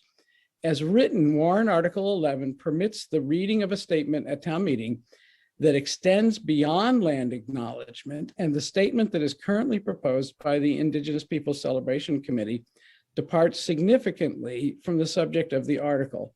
Without a clear understanding of what the statement will be from year to year or from town meeting to town meeting, I strongly recommend against the adoption of the warrant article as written. I have also consistently maintained that any statement that is made by a public body in any venue may be used against the town in litigation. The gravity of this depends, of course, on what the statement says and if it is approved by the town's executive authority. It would, of course, carry greater authority and weight than a statement made by the Indigenous Peoples Celebration Committee, whose charge is to develop and implement the town's commemoration of Indigenous Peoples Day. That's the memo. Okay. Miriam wants to be acknowledged, and then I really advise us to vote because we have a whole slew of other warrant articles. Miriam. Thank you, Heather. I think this is a really good time to bring up the Land Claims Settlement Acts, in which tribes waive their land claims for funds, making that entire conjecture moot. So the law already exists, essentially saying that we can say those things, and tribal communities have waived their claim to sue for funds. Well, I'm convinced. May I add one sentence? Yeah, of course, Maya. So in a number of the subcommittee reports, Jocelyn Murphy has made statements that our land acknowledgement does not meet the criteria for a land acknowledgement. There is no criteria for a land acknowledgement. It's not a legal document. With respect, that is an opinion. And as Miriam has demonstrated, and we sent you earlier, there's all kinds of land acknowledgements from a paragraph to a longer speech. So with regard to that part of the statement, I don't think that it's valid for this discussion or any discussion around this warrant article. We can have all discussions valid. Hold on, I just acknowledge Raul. Yeah, I'll be brief. I've been following this closely. I'm on the Indigenous People Celebration Committee, which brought forward this warrant article, and I've been following all of the machinations that have been happening at the advisory committee. And frankly, it's the kind of stuff that gives us a bad name as a community. It is everything from, well, what if white supremacists want to come and give a shout out to white supremacy, to like all these other just completely bizarre things that have nothing to do with the warrant article in front of them. And to have a memo like this from legal counsel basically lending credence to these ideas that somehow now we're opening ourselves to a lawsuit. We've already, like, it belies the fact, by the way, that town meeting has already recognized the impact of slavery in Brookline. And to date, we haven't been sued for that. It's this kind of stuff that is just, this is the stuff that gives us a bad name, frankly. And I would hope that this board sees through all that muck and just supports this. This is something, land acknowledgements has been happening for a long time. I do them in my classes routinely. The university does, organizations that I've been part of do, municipalities do, and they do vary widely in scope. One thing that hasn't been discussed is that the advisory committee also wants to take out any connection between indigenous slavery and African slavery, that would somehow be out of scope. The two things are interconnected. The parsing apart of something like this is ridiculous.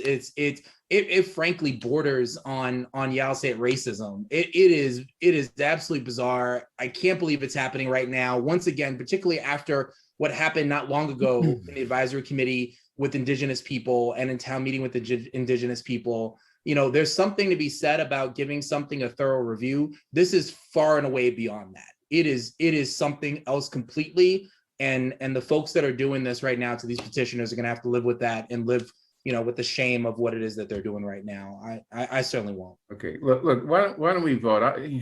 I support this. The idea that the deliberations by the advisory committee is somehow racism, is really below us. So let's vote. Well, I disagree with that, but I mean. Okay, fine. Okay, let's vote. So I guess we're voting on what language, Melissa? I think you need to stay where you are because there's no new motion to consider if the advisory committee is still debating what I showed on my screen was what their current position is, but it sounds like it's about to change tonight. So am I moving for reconsideration so that we can have this current board be on record? If you want to do that and then, reaffirm your earlier vote. Well, why do we need to reaffirm our earlier vote? Well, Miriam wasn't on the board and I get the sense that she is very passionate about this issue and probably wants her name listed in support. So if the board would indulge me, at least, Miriam, is that okay? Yes, that's wonderful. Thank you. Okay. John, are you willing? Oh, yeah. Okay. So let's move for reconsideration of warrant article 11. Bernard? Aye. Raul? Aye. John? I'm going to say aye on the assurances of the other members of this board that I needn't pay any attention to the objections of town council on this. We're all in this together. Miriam? Aye. And the chair votes aye. So to favorable action on the language that we actually adopted previously. The petitioner motion, essentially. Motion. Thank you very much. Bernard. Raul. Aye. John. Aye. Miriam. Aye. And the chair votes aye. Okay, turning our attention to short-term rentals. Emphasis on short. Yeah, all right. Good luck there. So this one should be easy because the recommendations were in the combined reports and I thought that they might shift, but it appears that they have not shifted. So if you have your combined reports available and you look at Article 14, that recommendation is found on pages 144, 144, I'm sorry, 14-44 through 30. I'm just reading an email. I think there was a typo in that.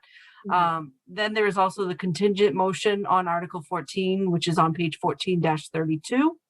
And then Article 15, as amended, is on page 15-11. And then Article 16 is on page 16-2.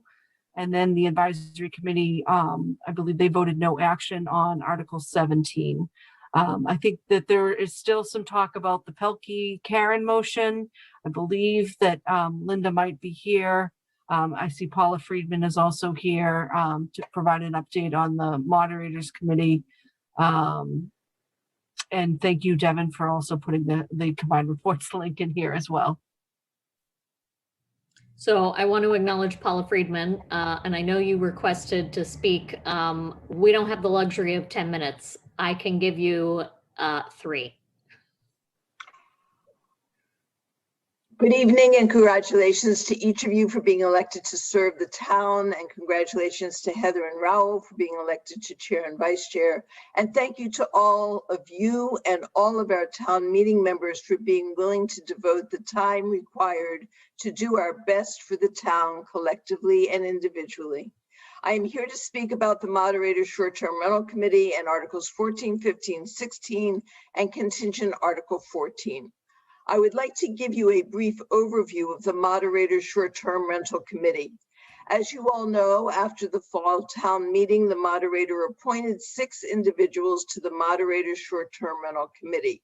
Those members are Anna Albuquerque, town meeting member precinct 1, Maureen Coffey, Christopher Dempsey, town meeting member precinct 6, Seanlyn Jones, town meeting member precinct 1, Paul Warren, town meeting member precinct 1, and I was elected chair. We convened, we met weekly beginning in January and sometimes twice a week, solicited public comment twice, vetted our work and proposals through town department heads on an ongoing basis in writing and through having them attend one of our meetings for questions. We engaged in thorough review and discussion of every aspect of the short-term rental articles presented in the fall town meeting. The articles we submitted addressed the needs of operators, the town, neighbors, and neighborhoods. We listened to the building commissioner who urged us to begin this initiative in a reasonable, balanced way with measured implementation that can always be expanded in the future. We did the work. We did the research to support our recommendations. We listened to the public and we listened to senior town department officials. The articles reflect input from the public, the town, and the committee. The contents and explanation of the articles are well described in the combined reports. The committee's work, specifically Article 15, has received overwhelming support from the Zoning Bylaw Committee, the Planning Board, the Advisory Committee Planning and Regulations Subcommittee, and the full Advisory Committee and town departments. You have 30 seconds. Ask you to support Warren Article 15. I would be happy to answer any questions. Thank you. Great. I think Chris Dempsey also wanted to speak on his warrant or his motion. Is he in the audience?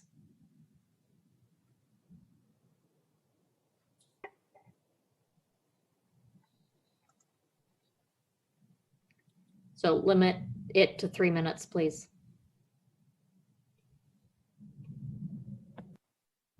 Good evening, members of the Select Board, and congratulations to Select Board Member Green and Select Board Member Ashkenazi on their election. I agree with pretty much everything that Paula just said. I was a member of the Moderators Committee and was glad to serve and supported Warrant Article 15 when the committee was making a deciding vote. But then Warrant Article 17 was filed, and I think that it made some improvements, especially because it allowed the debate to be a little bit broader as it moves to the Select Board and the AC and town meeting.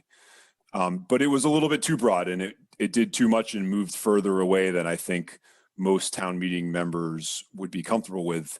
And that's why I filed a motion under Warrant Article 17. I'd be glad to answer any questions you have about the details of that. But essentially think about the Dempsey motion as providing you all with a little bit more flexibility on things like notifications and regulations, as well as providing town staff with some more flexibility. The Dempsey motion and the main motion under 15 are pretty similar in a lot of ways. It's just that the Dempsey motion has some more flexibility. Again, I'm glad to share more details on that, but I hope that the Select Board will choose to exercise that flexibility or see the benefit of that flexibility and support the Dempsey motion under 17 instead of the main motion under 15. Okay, I have watched and rewatched the League of Women Voters coverage of this because, you know, I'm now chair of the board and even I have a hard time remembering what the differences are. From my understanding, some of the key differences are number of people, how condos are treated, and fire or building inspections. Is there anything else? Number of days. Number of days, correct. Okay. So any board members have any specific questions about these warrant articles? So I thought the advisory committee version incorporated the Pelkey-Curran amendment with respect to approval from condo associations. Is that okay? That I didn't get that from your presentation, Paula. Right, because I was discussing the moderators committee warrant article, not the AC version. And my understanding is that the Pelkey amendment was embedded into Article 15, but not 17. I'm not sure if someone can clarify that. No, I believe, Chris, it was attached to 17, not 15. 15, not 17. But I think she chose not to move 15 because the AC adopted her language. That was my understanding. So I'm not aware of any amendments that Linda has filed to 17. She may have done that, but they have not been brought to my attention at this point. Well, they have not been attached to 15. What's on the table? Okay, so instead of getting into the nitty gritty of this warrant article and that warrant article, maybe we as a board discuss what we're comfortable with in terms of number of days, number of people, how much staff discretion, and whether we want to treat this as like a pilot and we kind of let the market do its thing and then we rein it in, or if we rein it in at first and then open it up over time. More like a philosophical discussion. Anyone want to jump in first? May I? Paula.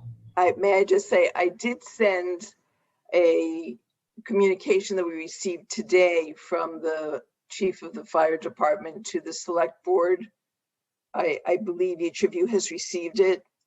So I just want to bring that to your attention about one of the provisions that was a major difference between the two versions. So I know, Madam Chair Hamilton, you're not interested in having a debate here between me and Paula. But I will say that representations about dramatic differences between 15 and 17 have been overstated in the past, and the League of Women Voters presentation is a good example of that. So the Dempsey motion under 17, for example, requires the condo association to certify the STR. It just approaches that certification in a different way by saying that the STR is not prohibited by the condo documents, rather than requiring that the condo documents be changed to allow STRs. It's just meant to provide more flexibility to condo associations, but not to take away the rights of those associations in any way. On the issue of inspections, which Paula just raised, the Dempsey motion absolutely supports inspections if that is the will of town staff and the select board. It just doesn't require it, but if the fire department says that they should be required, then the select board and town staff retain full authority to require inspections before they issue a certification. Any questions by select board members? Raul. Just giving you a sense, I'm fairly, so I think it was people, days, inspection, and the condo docs. Was there another thing? Those are the four. Okay. People, fairly agnostic about that. I looked at the sort of the Dempsey amendment and that seemed fine to me. And I know that Nancy Heller made some comments about kids and making sure that that somehow that's not counted. So figure that out. The number of days, I'm inclined to be more permissive about the number of days. And inspection, I'm also a little bit concerned about prescribing right now this inspection regime without knowing exactly what kind of impact that's going to have and the cost. And of course, that's going to lead to, I would imagine, costs for licensing and things like that. So I'm more inclined on the Dempsey Amendment there too. And the condo ducts, I don't know that I think too much about that, except that again, more inclined, probably just philosophically speaking, as Heather asked us, to be more permissive about this, to see what works and then move from there. John. Yeah, more and more I am impressed with the argument that this should be viewed first and foremost as a question of what path can we go down that does the most to preserve affordable housing in Brookline. And I don't believe that the path of increasing the number of short-term rentals in the town is actually, I think it's detrimental to the preservation of affordable rental housing in the town, because it substitutes, what is a innovative and new business that has essentially become a de facto lodging hotel business within privately owned units of housing. But every time one of those privately owned units of housing that would have formerly been a long-term rental for someone who's, in a third bedroom rental or a second floor rental of a house or a condo, long-term rentals are not the same as short-term rentals. And the biggest difference is they're more affordable than short-term rentals. And this, to me, at least Article 17 for sure, opens the door far too wide to short-term rentals replacing long-term rentals in Brookline. And the statement that sticks with me was made by Chi-Chi Wu at the advisory committee, which she has pointed out the destruction that has been done to affordable housing in Chinatown by the advent of short-term rentals, widespread short-term rentals. I think we have to take that very seriously. And if we want the same thing to happen to Brookline, Article 17 does more to encourage it. Article 15 does less to encourage it, and maybe keeps kind of a lid on it. I don't claim to fully understand, be able to predict the future under either of these articles, but that seems to be the distinction between the two. Any other board member comments? Paul Warren requested to speak. Bernard first. Yeah, the only thing I would add, inspections. I don't think we can play fast and loose with that. I mean, we just have to have that first fire in a short-term rental, and all hell breaks loose. So I think I want the inspections staying in. So. Miriam and then Paul. I mean, this is a genuine question, but aren't these units inspected already? Because they're short-term rentals, but aren't people? No, Melissa say no. People are living in them. No, okay, so the private residence. Okay, thank you for the clarification. Paul and then Paula. Sure, and thank you. I just got from AC, so my brain's a little bit fried. I want to reiterate what John said about the impact on affordable housing. There is a significant impact, potential significant impact, especially taking the most affordable unsubsidized unit in Brookline is that single bedroom in either in a home or in a condominium. Depending on how many days, there's a tipping point where you actually incent the conversion financially to convert those long-term rooms into short-term housing. The inspections is absolutely an important issue. Article 15 requires it. Article 17 does not require it. Now, the building inspector, we did give them an inspector in November. We funded that position. But essentially, it's optional based on the way it's worded.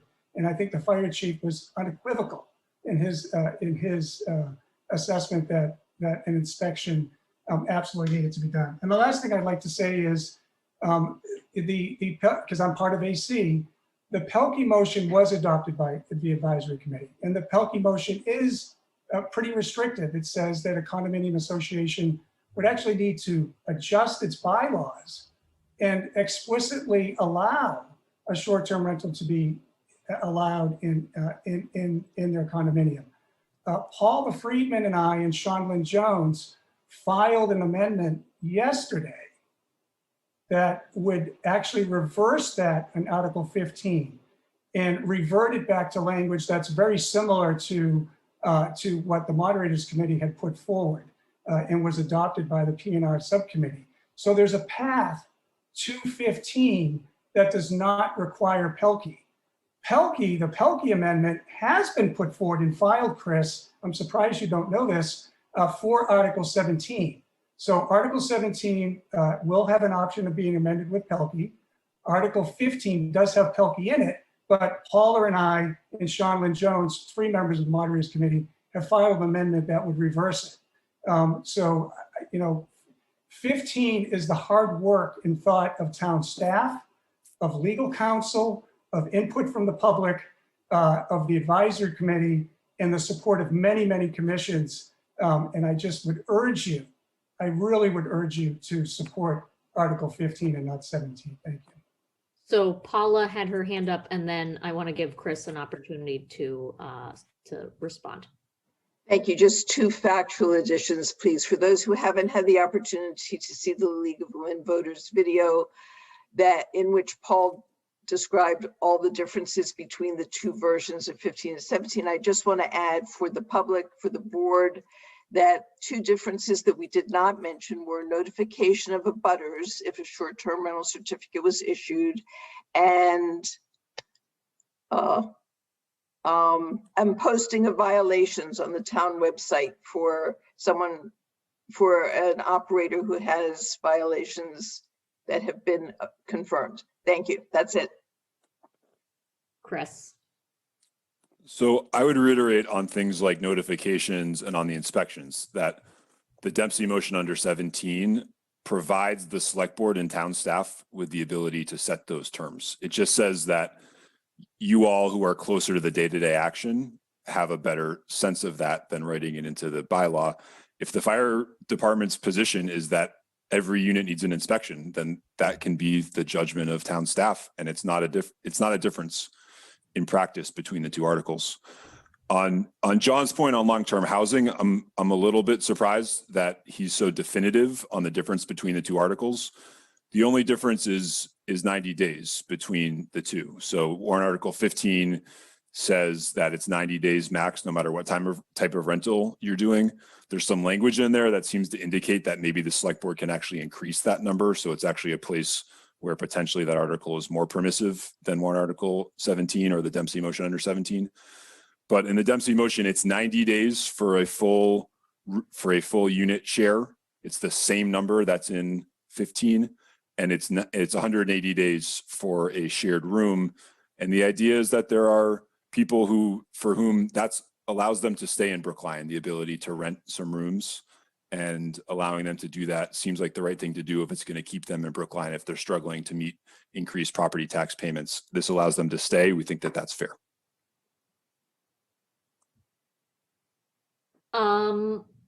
Okay. Oh, Paul, make it very, very short. Okay, I will make it very, very short. The 2 articles absolutely allow anybody that wants to rent a short-term rental to maintain their affordability in Brookline. It does that. There's no difference. The difference, a big difference around the number of days and the number of guests is around enforceability. Article 17 has this Rubik's Cube that you'd need to figure out to enforce it. If you're on site, then you get to have 6 guests. If you're off site, you get 9 guests. But if you're present, you get 180 days. If you're not present, you get 90 days. I don't know how in the world that could even be enforceable. Who's going to track it, first of all? Who's going to account for it? And how would you ever know how to enforce it? It's just not possible. So it's not an enforceable solution. It's not practical. Thank Thank you. I want to remind all of us that I was very pleased when the first iteration of these articles came before us, I think in a different town meeting. We all got on the same page where owner occupied was the only option. And so to John's point about Chinatown, I'm not exactly sure what the regulations are in Boston, but I'm very proud of the fact that even though we're having this debate, one of the givens is that these are owner occupied. And I am hopeful that that will not have the same ramifications that you see in converting housing stock into hotel space. That being said, I think I'm going to thank the petitioners, and now it's up to the board members to try to figure out which side of these warrant articles do you want to come down on. I'm very torn. You know, I consider myself an affordable housing advocate, and I also don't like telling private owners what they can and cannot do with their property. I'm also on the select board, and I believe that we have a duty to inspect these units. I'd like to hear from other members, and then if somebody wants to throw out a motion, let's see which article we should take up first, so that we know how everyone's going to vote.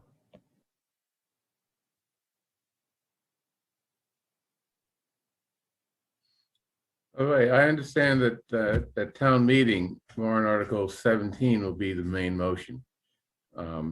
Should we, should we test out or see where the board is on warrant article 17 first? That's not a bad idea, Bernard. So why don't we do that? Now, this Pelkey amendment, how is this going to work with the Pelkey amendment and Chris Dempsey's amendment? Melissa, do you have any sense? I would imagine that the Pelkey amendment would be an amendment to the main motion under 17, which at this point, the main motion is the Dempsey amendment because the petitioners also support that. So you may want to take up the Pelkey amendment, and then if that passes, then that would be, you'd incorporate that into 17. If the Pelkey amendment failed, then you'd be considering the Dempsey motion under 17. I mean, ultimately, I think you're either supporting 15 or 17. Those are the alternatives. It sounds like the rest of the articles, there's no difference on it. It's really about 15 and 17.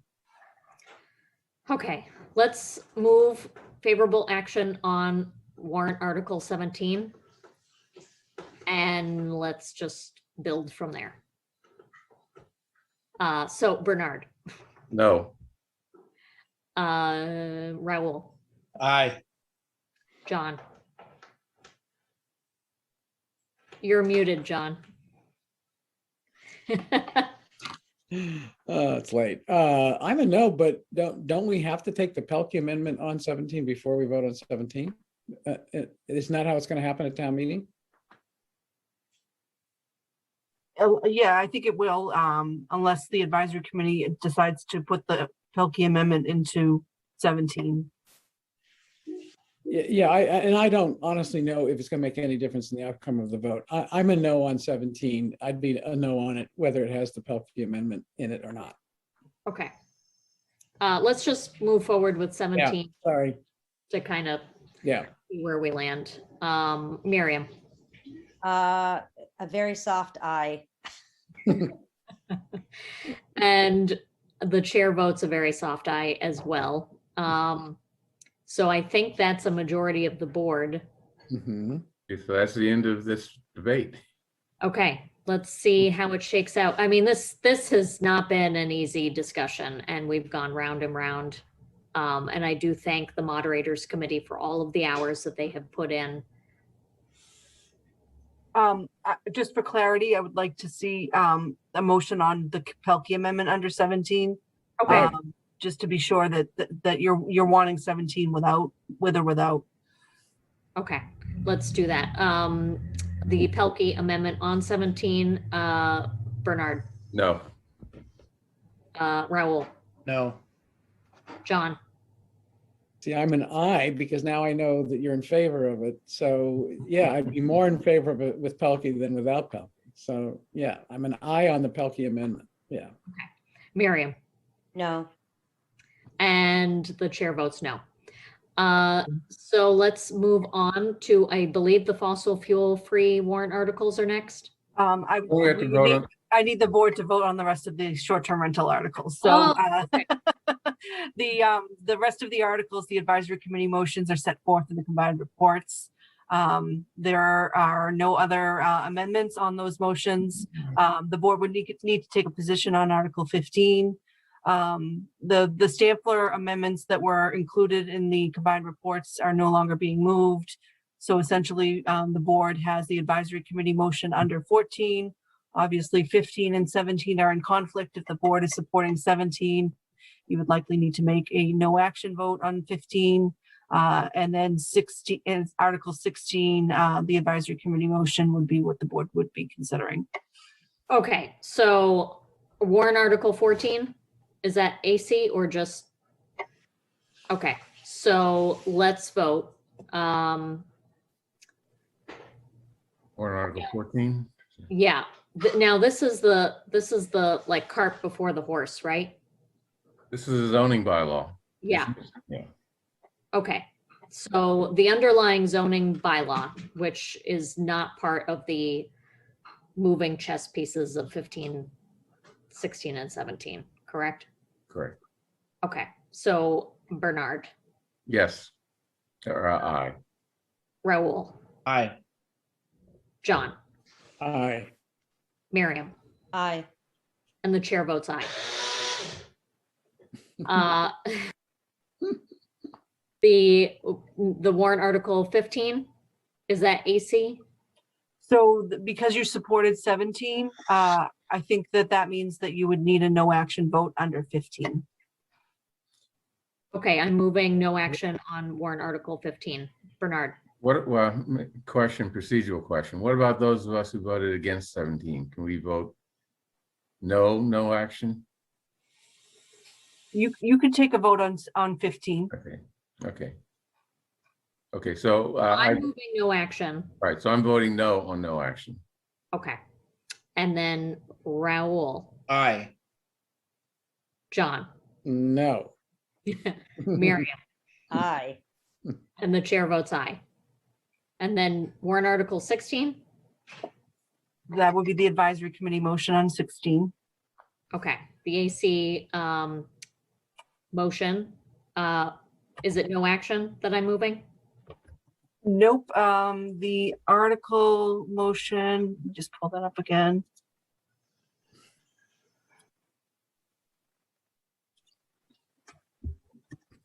Sorry about that. That motion can be found on 16-2 of your combined reports. I have too many windows open now. Which is also starts on page 176 of the combined reports if you're going by the PDF number. Okay. And by the way, this is just who enforces this. Yes. So it's, Yep. it's Okay. Yeah. Okay. So I'm moving favorable action.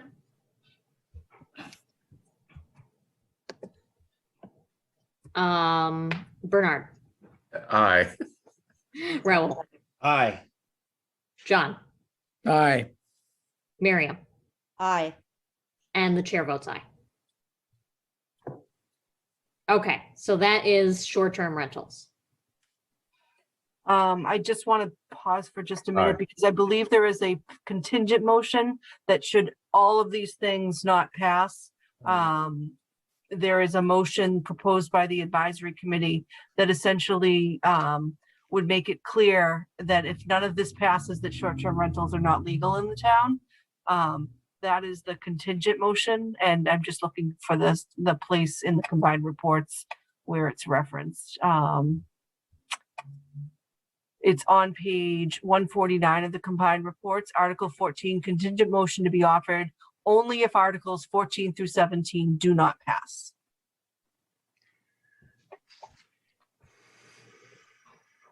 And that's the one that would effectively ban short-term rentals in Brookline, right? It would make it very clear that they're not allowed. There's a question of the fact that it's absent in our bylaws. There's some ambiguity as to whether or not it's legal. This would make it clear that it was not. Boy, I'm torn because the thing that I'm weighing the most heavily, grandfathering in. So if we ban them, then conceivably you don't get to enjoy the grandfathering, although I'm not completely sure because there are short-term rentals on Airbnb right now. How do other board members feel about this particular one? Bernard, you're muted. Sorry. Isn't this in response to a lawsuit? If the lawsuit wins and we haven't filed any, or we don't have any regulations, then it becomes sort of the wild, wild west with respect to short-term rentals. Is that accurate? That's my end. Yeah. So. Raul. Yeah, I didn't like it when I first heard about it because it just struck me as like this poison pill for people that don't want this to happen in the first place, to just vote against everything and then have this essentially be the default option at that point. And I think that undermines the work of everybody they're trying to figure this out. And I'd rather if most of town meeting supports 15 and so forth, then so shall it be. And if most support 17, so shall it be. But this other warrant article that would just close the door. I don't know. I don't like it, so I'm not going to support it.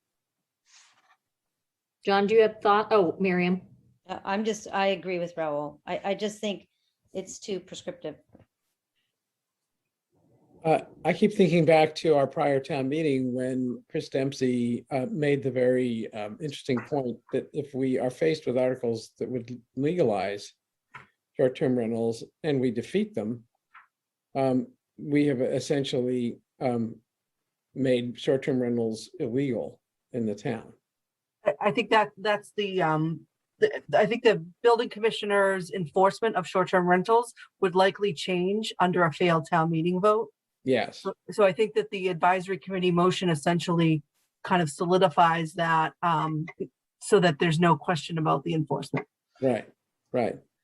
So, if we're going to end up with nothing passing and with that becoming de facto, the trigger to the building department enforcing, essentially, telling people they cannot have them, I think we should back up the building department with this. So I would vote for it. How do you vote? Okay, let's vote. Is it favorable action that I'm moving? Yes. Okay. This would be the contingent motion proposed by the advisory committee in the event that Articles 14 through 17 fail. Okay. Favorable action. Bernard. Aye. Raul. No. John. Aye. Miriam. No. And the chair votes no. So, well, let's hope one of them passes. I would just say in retrospect, if they don't pass, passing this means we can't come back to it. Town meeting can't revisit this issue really. So that's another, I didn't really speak that, but I think this gives us flexibility. Yeah, I think that we need to pass something. Let's hope that this town meeting does the trick. Okay, so moving on, it's 10:43. I want to be sensitive to people's schedules. I'm going to do my best to try to whip through these next few warrant articles. And I have heard that we may not be taking up the special town meeting. Melissa, do you have an update on that? I do have an update on that one for you. Article 26 should be fairly straightforward. Article 26, there was a slight change from what the petitioner had presented to the board, that ultimately it was a slight difference from what was voted by the advisory committee. So he has resubmitted Article 26. There'll be a supplement that shows the clean version and then the marked up version. And there were some numbering that needed to be fixed, copy and paste issues with transferring the file from the combined reports. And so you should have that in your packet, hopefully, as the supplement 1 under Article 26. John.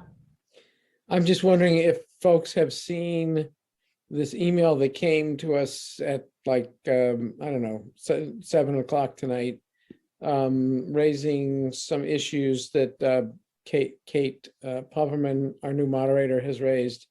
So the moderator has raised some issues that I think still need to be, some of them are the numbering issues that, kind of copying and pasting kind of changed the numbering and made the references incoherent. That has been remedied by the petitioner. I think that there are still some issues that she has flagged. I've suggested that she may want to reach out to the advisory committee, since they've done the bulk of the work on this particular article.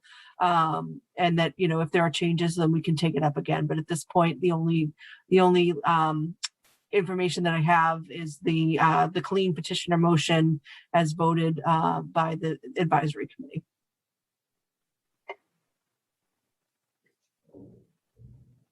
Okay, so should I have to move reconsideration, correct? Correct. Because you voted okay, an earlier so version of the same article. I move reconsideration. Bernard. Yes, aye. Raul. Aye. John. Aye. Miriam. Aye. Chair votes aye. And then favorable action on revised language. Yes, on the supplement 1 language as presented by the petitioner under Article 26. Great, what she just said. Bernard. Yes, aye. Raul. Aye. John. I'm voting aye, but I just want to be clear. It seems to me it's a given that we're going to be revisiting this because of the email we got today saying there's all kinds of numbering problems with what we're voting on right now. Well, good thing I kept it to under 5 minutes. Yeah, exactly. But I'm aye. Yeah. And chair votes aye. Moving right along, the CPA committee. So when the board last discussed this item, they wanted to wait until the outcome of the election. So the election has happened and the CPA has passed. So we need to create the committee. And so the advisory committee motion essentially was revised from what we had earlier discussed, and follows the law in terms of the membership and maintains the at-large membership, and provides an amendment on a statement essentially ensuring balance of the committee membership, and then also addressing Raul's earlier concern about making sure that it was clear that the BHA board would be making the appointment of the BHA member. Wasn't there a competing version where? So the HAB essentially had recommended putting a position on to basically reducing the at-large membership and having a member of the HAB be a specific member of the committee. But the advisory committee had originally adopted that and then reversed. So I don't know if Roger still intends on moving that. I see he's in the attendee list. But at this point, I don't believe he is because he didn't submit it as a combined report item. So I'm thinking probably no. Well, if I may, I think that this board might move it for him. I don't want to speak for others, but how do other board members feel about this? Do we want to allocate one of the at-large seats for the Housing Advisory Board?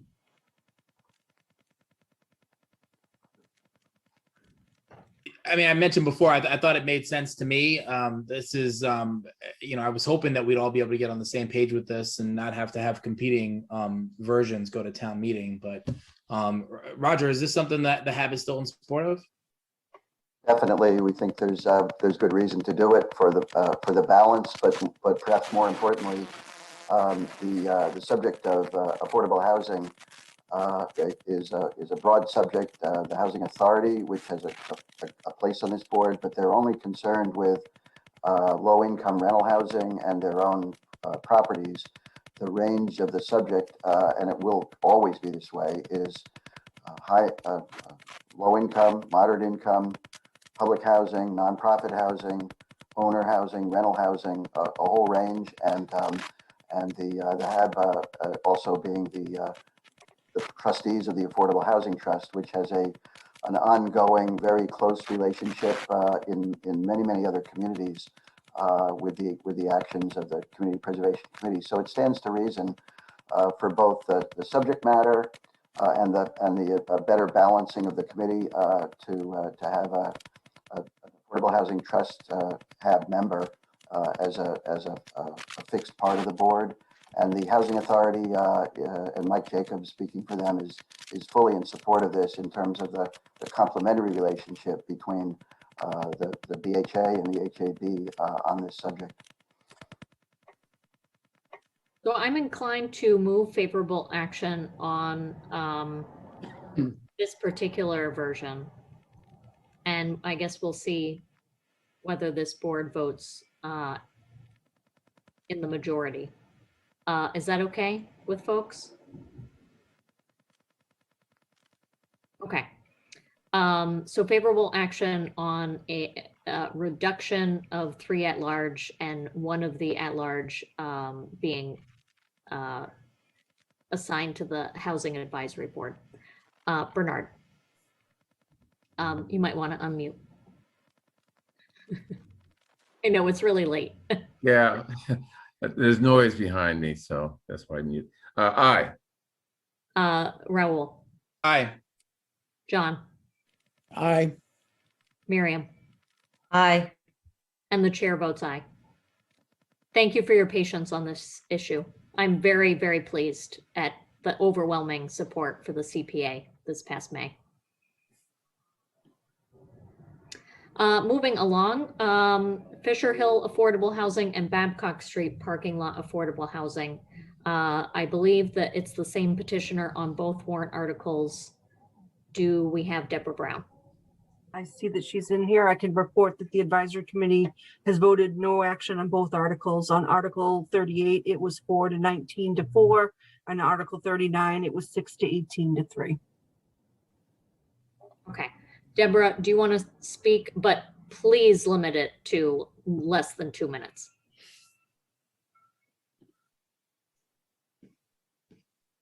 Sure. Deborah Brown here, town meeting member, precinct 1, petitioner for warrant articles 38 and 39. What you have in front of you is a request to do a study at 2 sites for affordable housing. Nothing more, nothing less. It is in no way going to particularly upset, I don't think, an apple cart, and it's not mutually exclusive for more elaborate or extensive studies. It's let's take a discrete piece of property and study it. So you've heard the long version, that's the short version. I know you're tired. Thank you. I believe that you kept that under a minute. I'm very torn about this. 4 or 5 years ago, I would have been fully supportive, but having chaired the Kent Street Senior Affordable Housing Project, I now have a better appreciation for how complicated.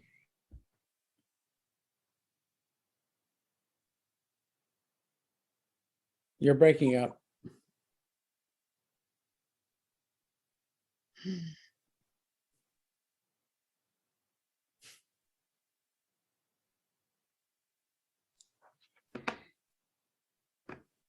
Heather, you still with us? Raul, you're gonna have to take over. Yeah, I think so. Hey, anybody else want to weigh in while Heather makes her way back to us? I'll weigh in. Yep. Deborah, thank you so much for your patience and being here this late. And I have to say, I agree with what Heather started to say on this. I think where 38 is concerned, we have this issue of whether we owe it to the folks who heard the words possible school use or heard the words, other types of uses that would be looked at for this property. I know a study is just a study, but a study of housing when there isn't a study of school use, when there isn't a study of outdoor recreational use, when there isn't a study, it tilts the playing field towards one particular use. And I don't think that's what we committed to doing. And then the other one that Heather had referenced, the question that's hanging over it is whether there is financially feasible affordable housing development possible where municipal parking lots are concerned if the town retains the municipal parking lot. And we keep hearing that that was looked at and the conclusion was reached that it's just not a financially viable proposition. And so we'd be essentially wasting our time on a study which has already been looked at under similar circumstances with a different parking lot. And, we kind of know what the end result of the study would be. We caught just the first sentence, so you might as well start back over and take over. Okay, thank you. Sorry about that. I guess my computer is tired too. So 4 or 5 years ago, I would have been fully supportive of this, especially since it's a study. But having chaired the Kent Street Senior Affordable Housing Study Committee, I now am intimately aware of how complicated it is and that it is not that easy. So don't be surprised if I vote against this, even though I'm trying my best to get Kent Street built, but it is difficult and the money needs to come from somewhere. So until I see that project play out and is successful, I just can't support anything that is similar to it until I know that it can be successful. Have other members weighed in yet on this? John did, and the floor is open for others. A motion of no actions on the floor, right? Okay. I'll just say briefly, this one's tough because I understand the amount of time that it takes and including staff time. I do appreciate, I will say, that the construction of these committees does not involve a select board member. So I appreciate that at least, because I know that the board members are very taxed at this point with any number of committee assignments and projects and things like that. And also full-time jobs for some of us. So I appreciate that part of it. I think Miriam coined a term earlier in this meeting, which was a soft eye. And I might be inclined to give a soft eye with a nod to the fact that I think that we need to start incorporating more study around the building of affordable housing, using town parcels to do that, and other locations as well. But I think there's going to be a tough road to hoe at town meeting. But I want to at least give it a shot for people to be able to express exactly what they think about our prioritization of affordable housing. And so there you have it. Okay. If there are no other comments, then I'll move no action on warrant article 38. We'll take them separately. And then I'll move no action on 39 if the no action on 38 is successful. Bernard. Aye. Raul. No. John. I'll take that as an aye. Okay. Miriam. No. And the chair votes aye. No action on warrant article 39. Bernard, Aye. Raul, No. John, Aye. Miriam, No. and the chair votes aye. Thank you very much. Good luck, Deborah. I believe that that's the end of the warrant articles, but we were supposed to talk about a special town meeting. Have you? That's the next agenda item. Yes. I can intro this, and Deborah, you can fill in, where I left anything out. So a special town meeting petition has been filed with the town clerk. The board should have received a memo from me outlining your obligations. Essentially, when we receive such a petition, we have 90 days to schedule the town meeting. Fortunately, we have an annual town meeting coming up. So in order to be efficient, the recommendation is to schedule it within the annual town meeting. And so the board would need to do a couple of things to accomplish this. We would need to waive the notice requirements for the special town meeting, which normally would require us to have 14-day notice before opening the warrant. And then waive the closing requirements. Normally a warrant would need to be closed 75 days before the start of the annual town meeting. In addition, once those notice requirements are waived, we do have an obligation to post and distribute the warrant. That requires 14 days. So given that constraint, that goes beyond the start of town meeting. So I would recommend that the board either pick the 25th, but I'm actually recommending the 27th to allow for an additional day to get the constable here and make sure that we're posting everything within the 14-day time period. So I also have a recommended vote.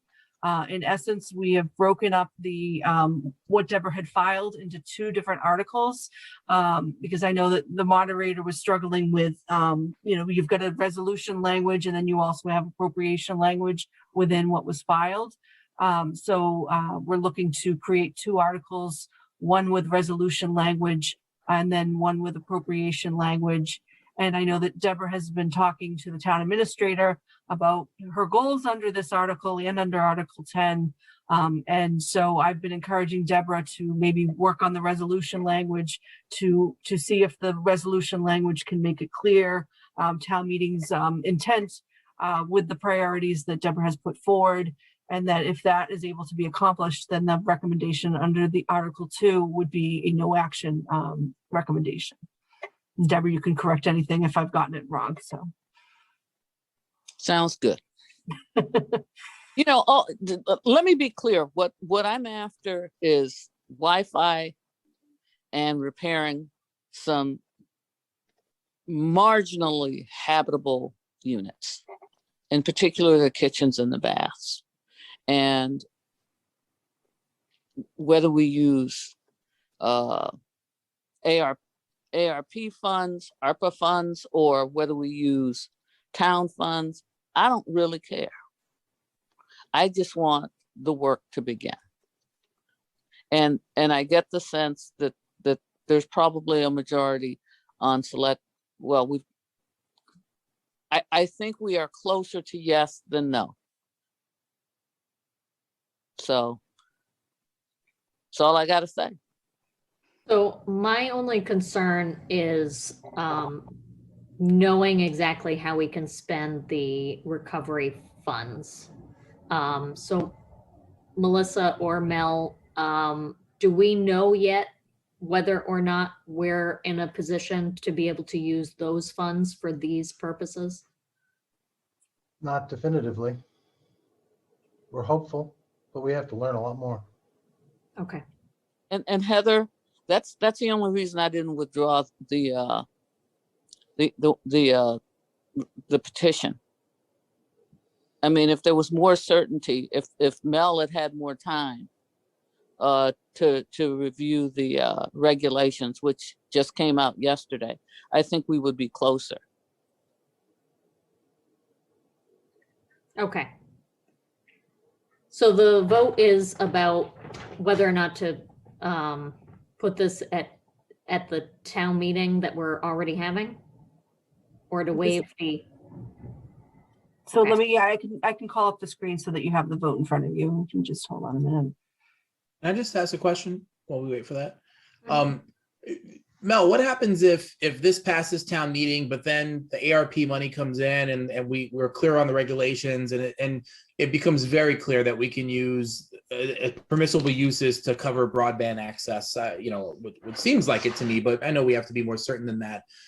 Is there a way to use those funds for that purpose and return the money to where we're pulling it from right now?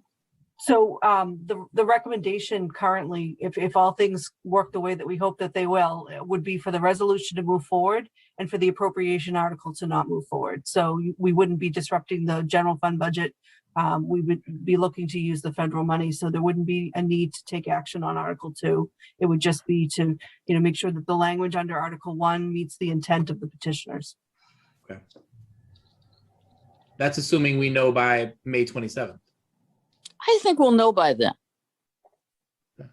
Let me just say that, we may know, I don't know what the process is to determine allocations and expenditures in the ARP yet. So, if I say it's eligible, it doesn't necessarily mean that that's the way the town, we don't know the process yet. So, we're all hopeful. And I've read the 151 pages Melissa has. We're going to be attending webinars. I think we feel like we're narrowing it down, and it certainly seems to be flexible, but we still have a lot that we don't know about. And it's not just that I don't have time. It's just we don't know. The information is not available.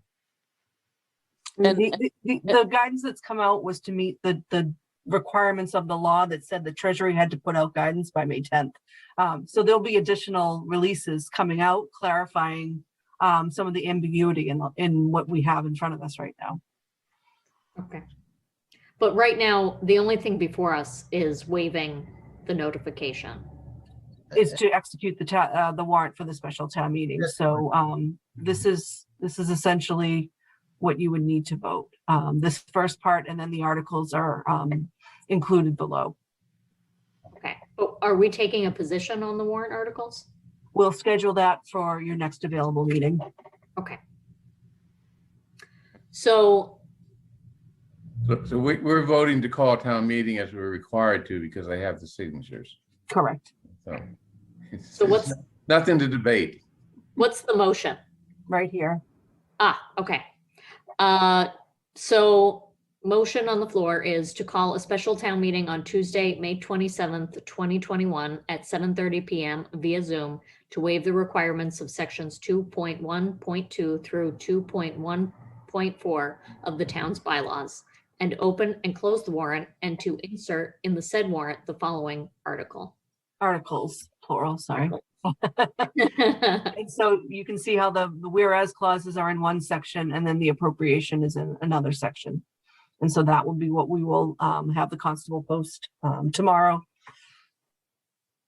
Okay, so I'm going to call the roll. Our vote today is just on calling the town meeting. Correct. Okay. Bernard. Aye. Raul. Aye. John. Aye. Miriam. Aye. And the chair votes aye. Thank you all. Thank you. You're welcome. Thank you. I believe that is the conclusion of our business. Yay. It's end. No, I will try to get better at managing the time. I actually think you did a pretty good job. Yeah. There's a lot to cover. I thought you were great. Yeah, you were handed a tough hand. Yeah. Okay, well, we will speak about when we will meet next. So Not stay tonight, tuned. though. Okay. Good night, everybody. Bye, everyone. Good night. Thank you.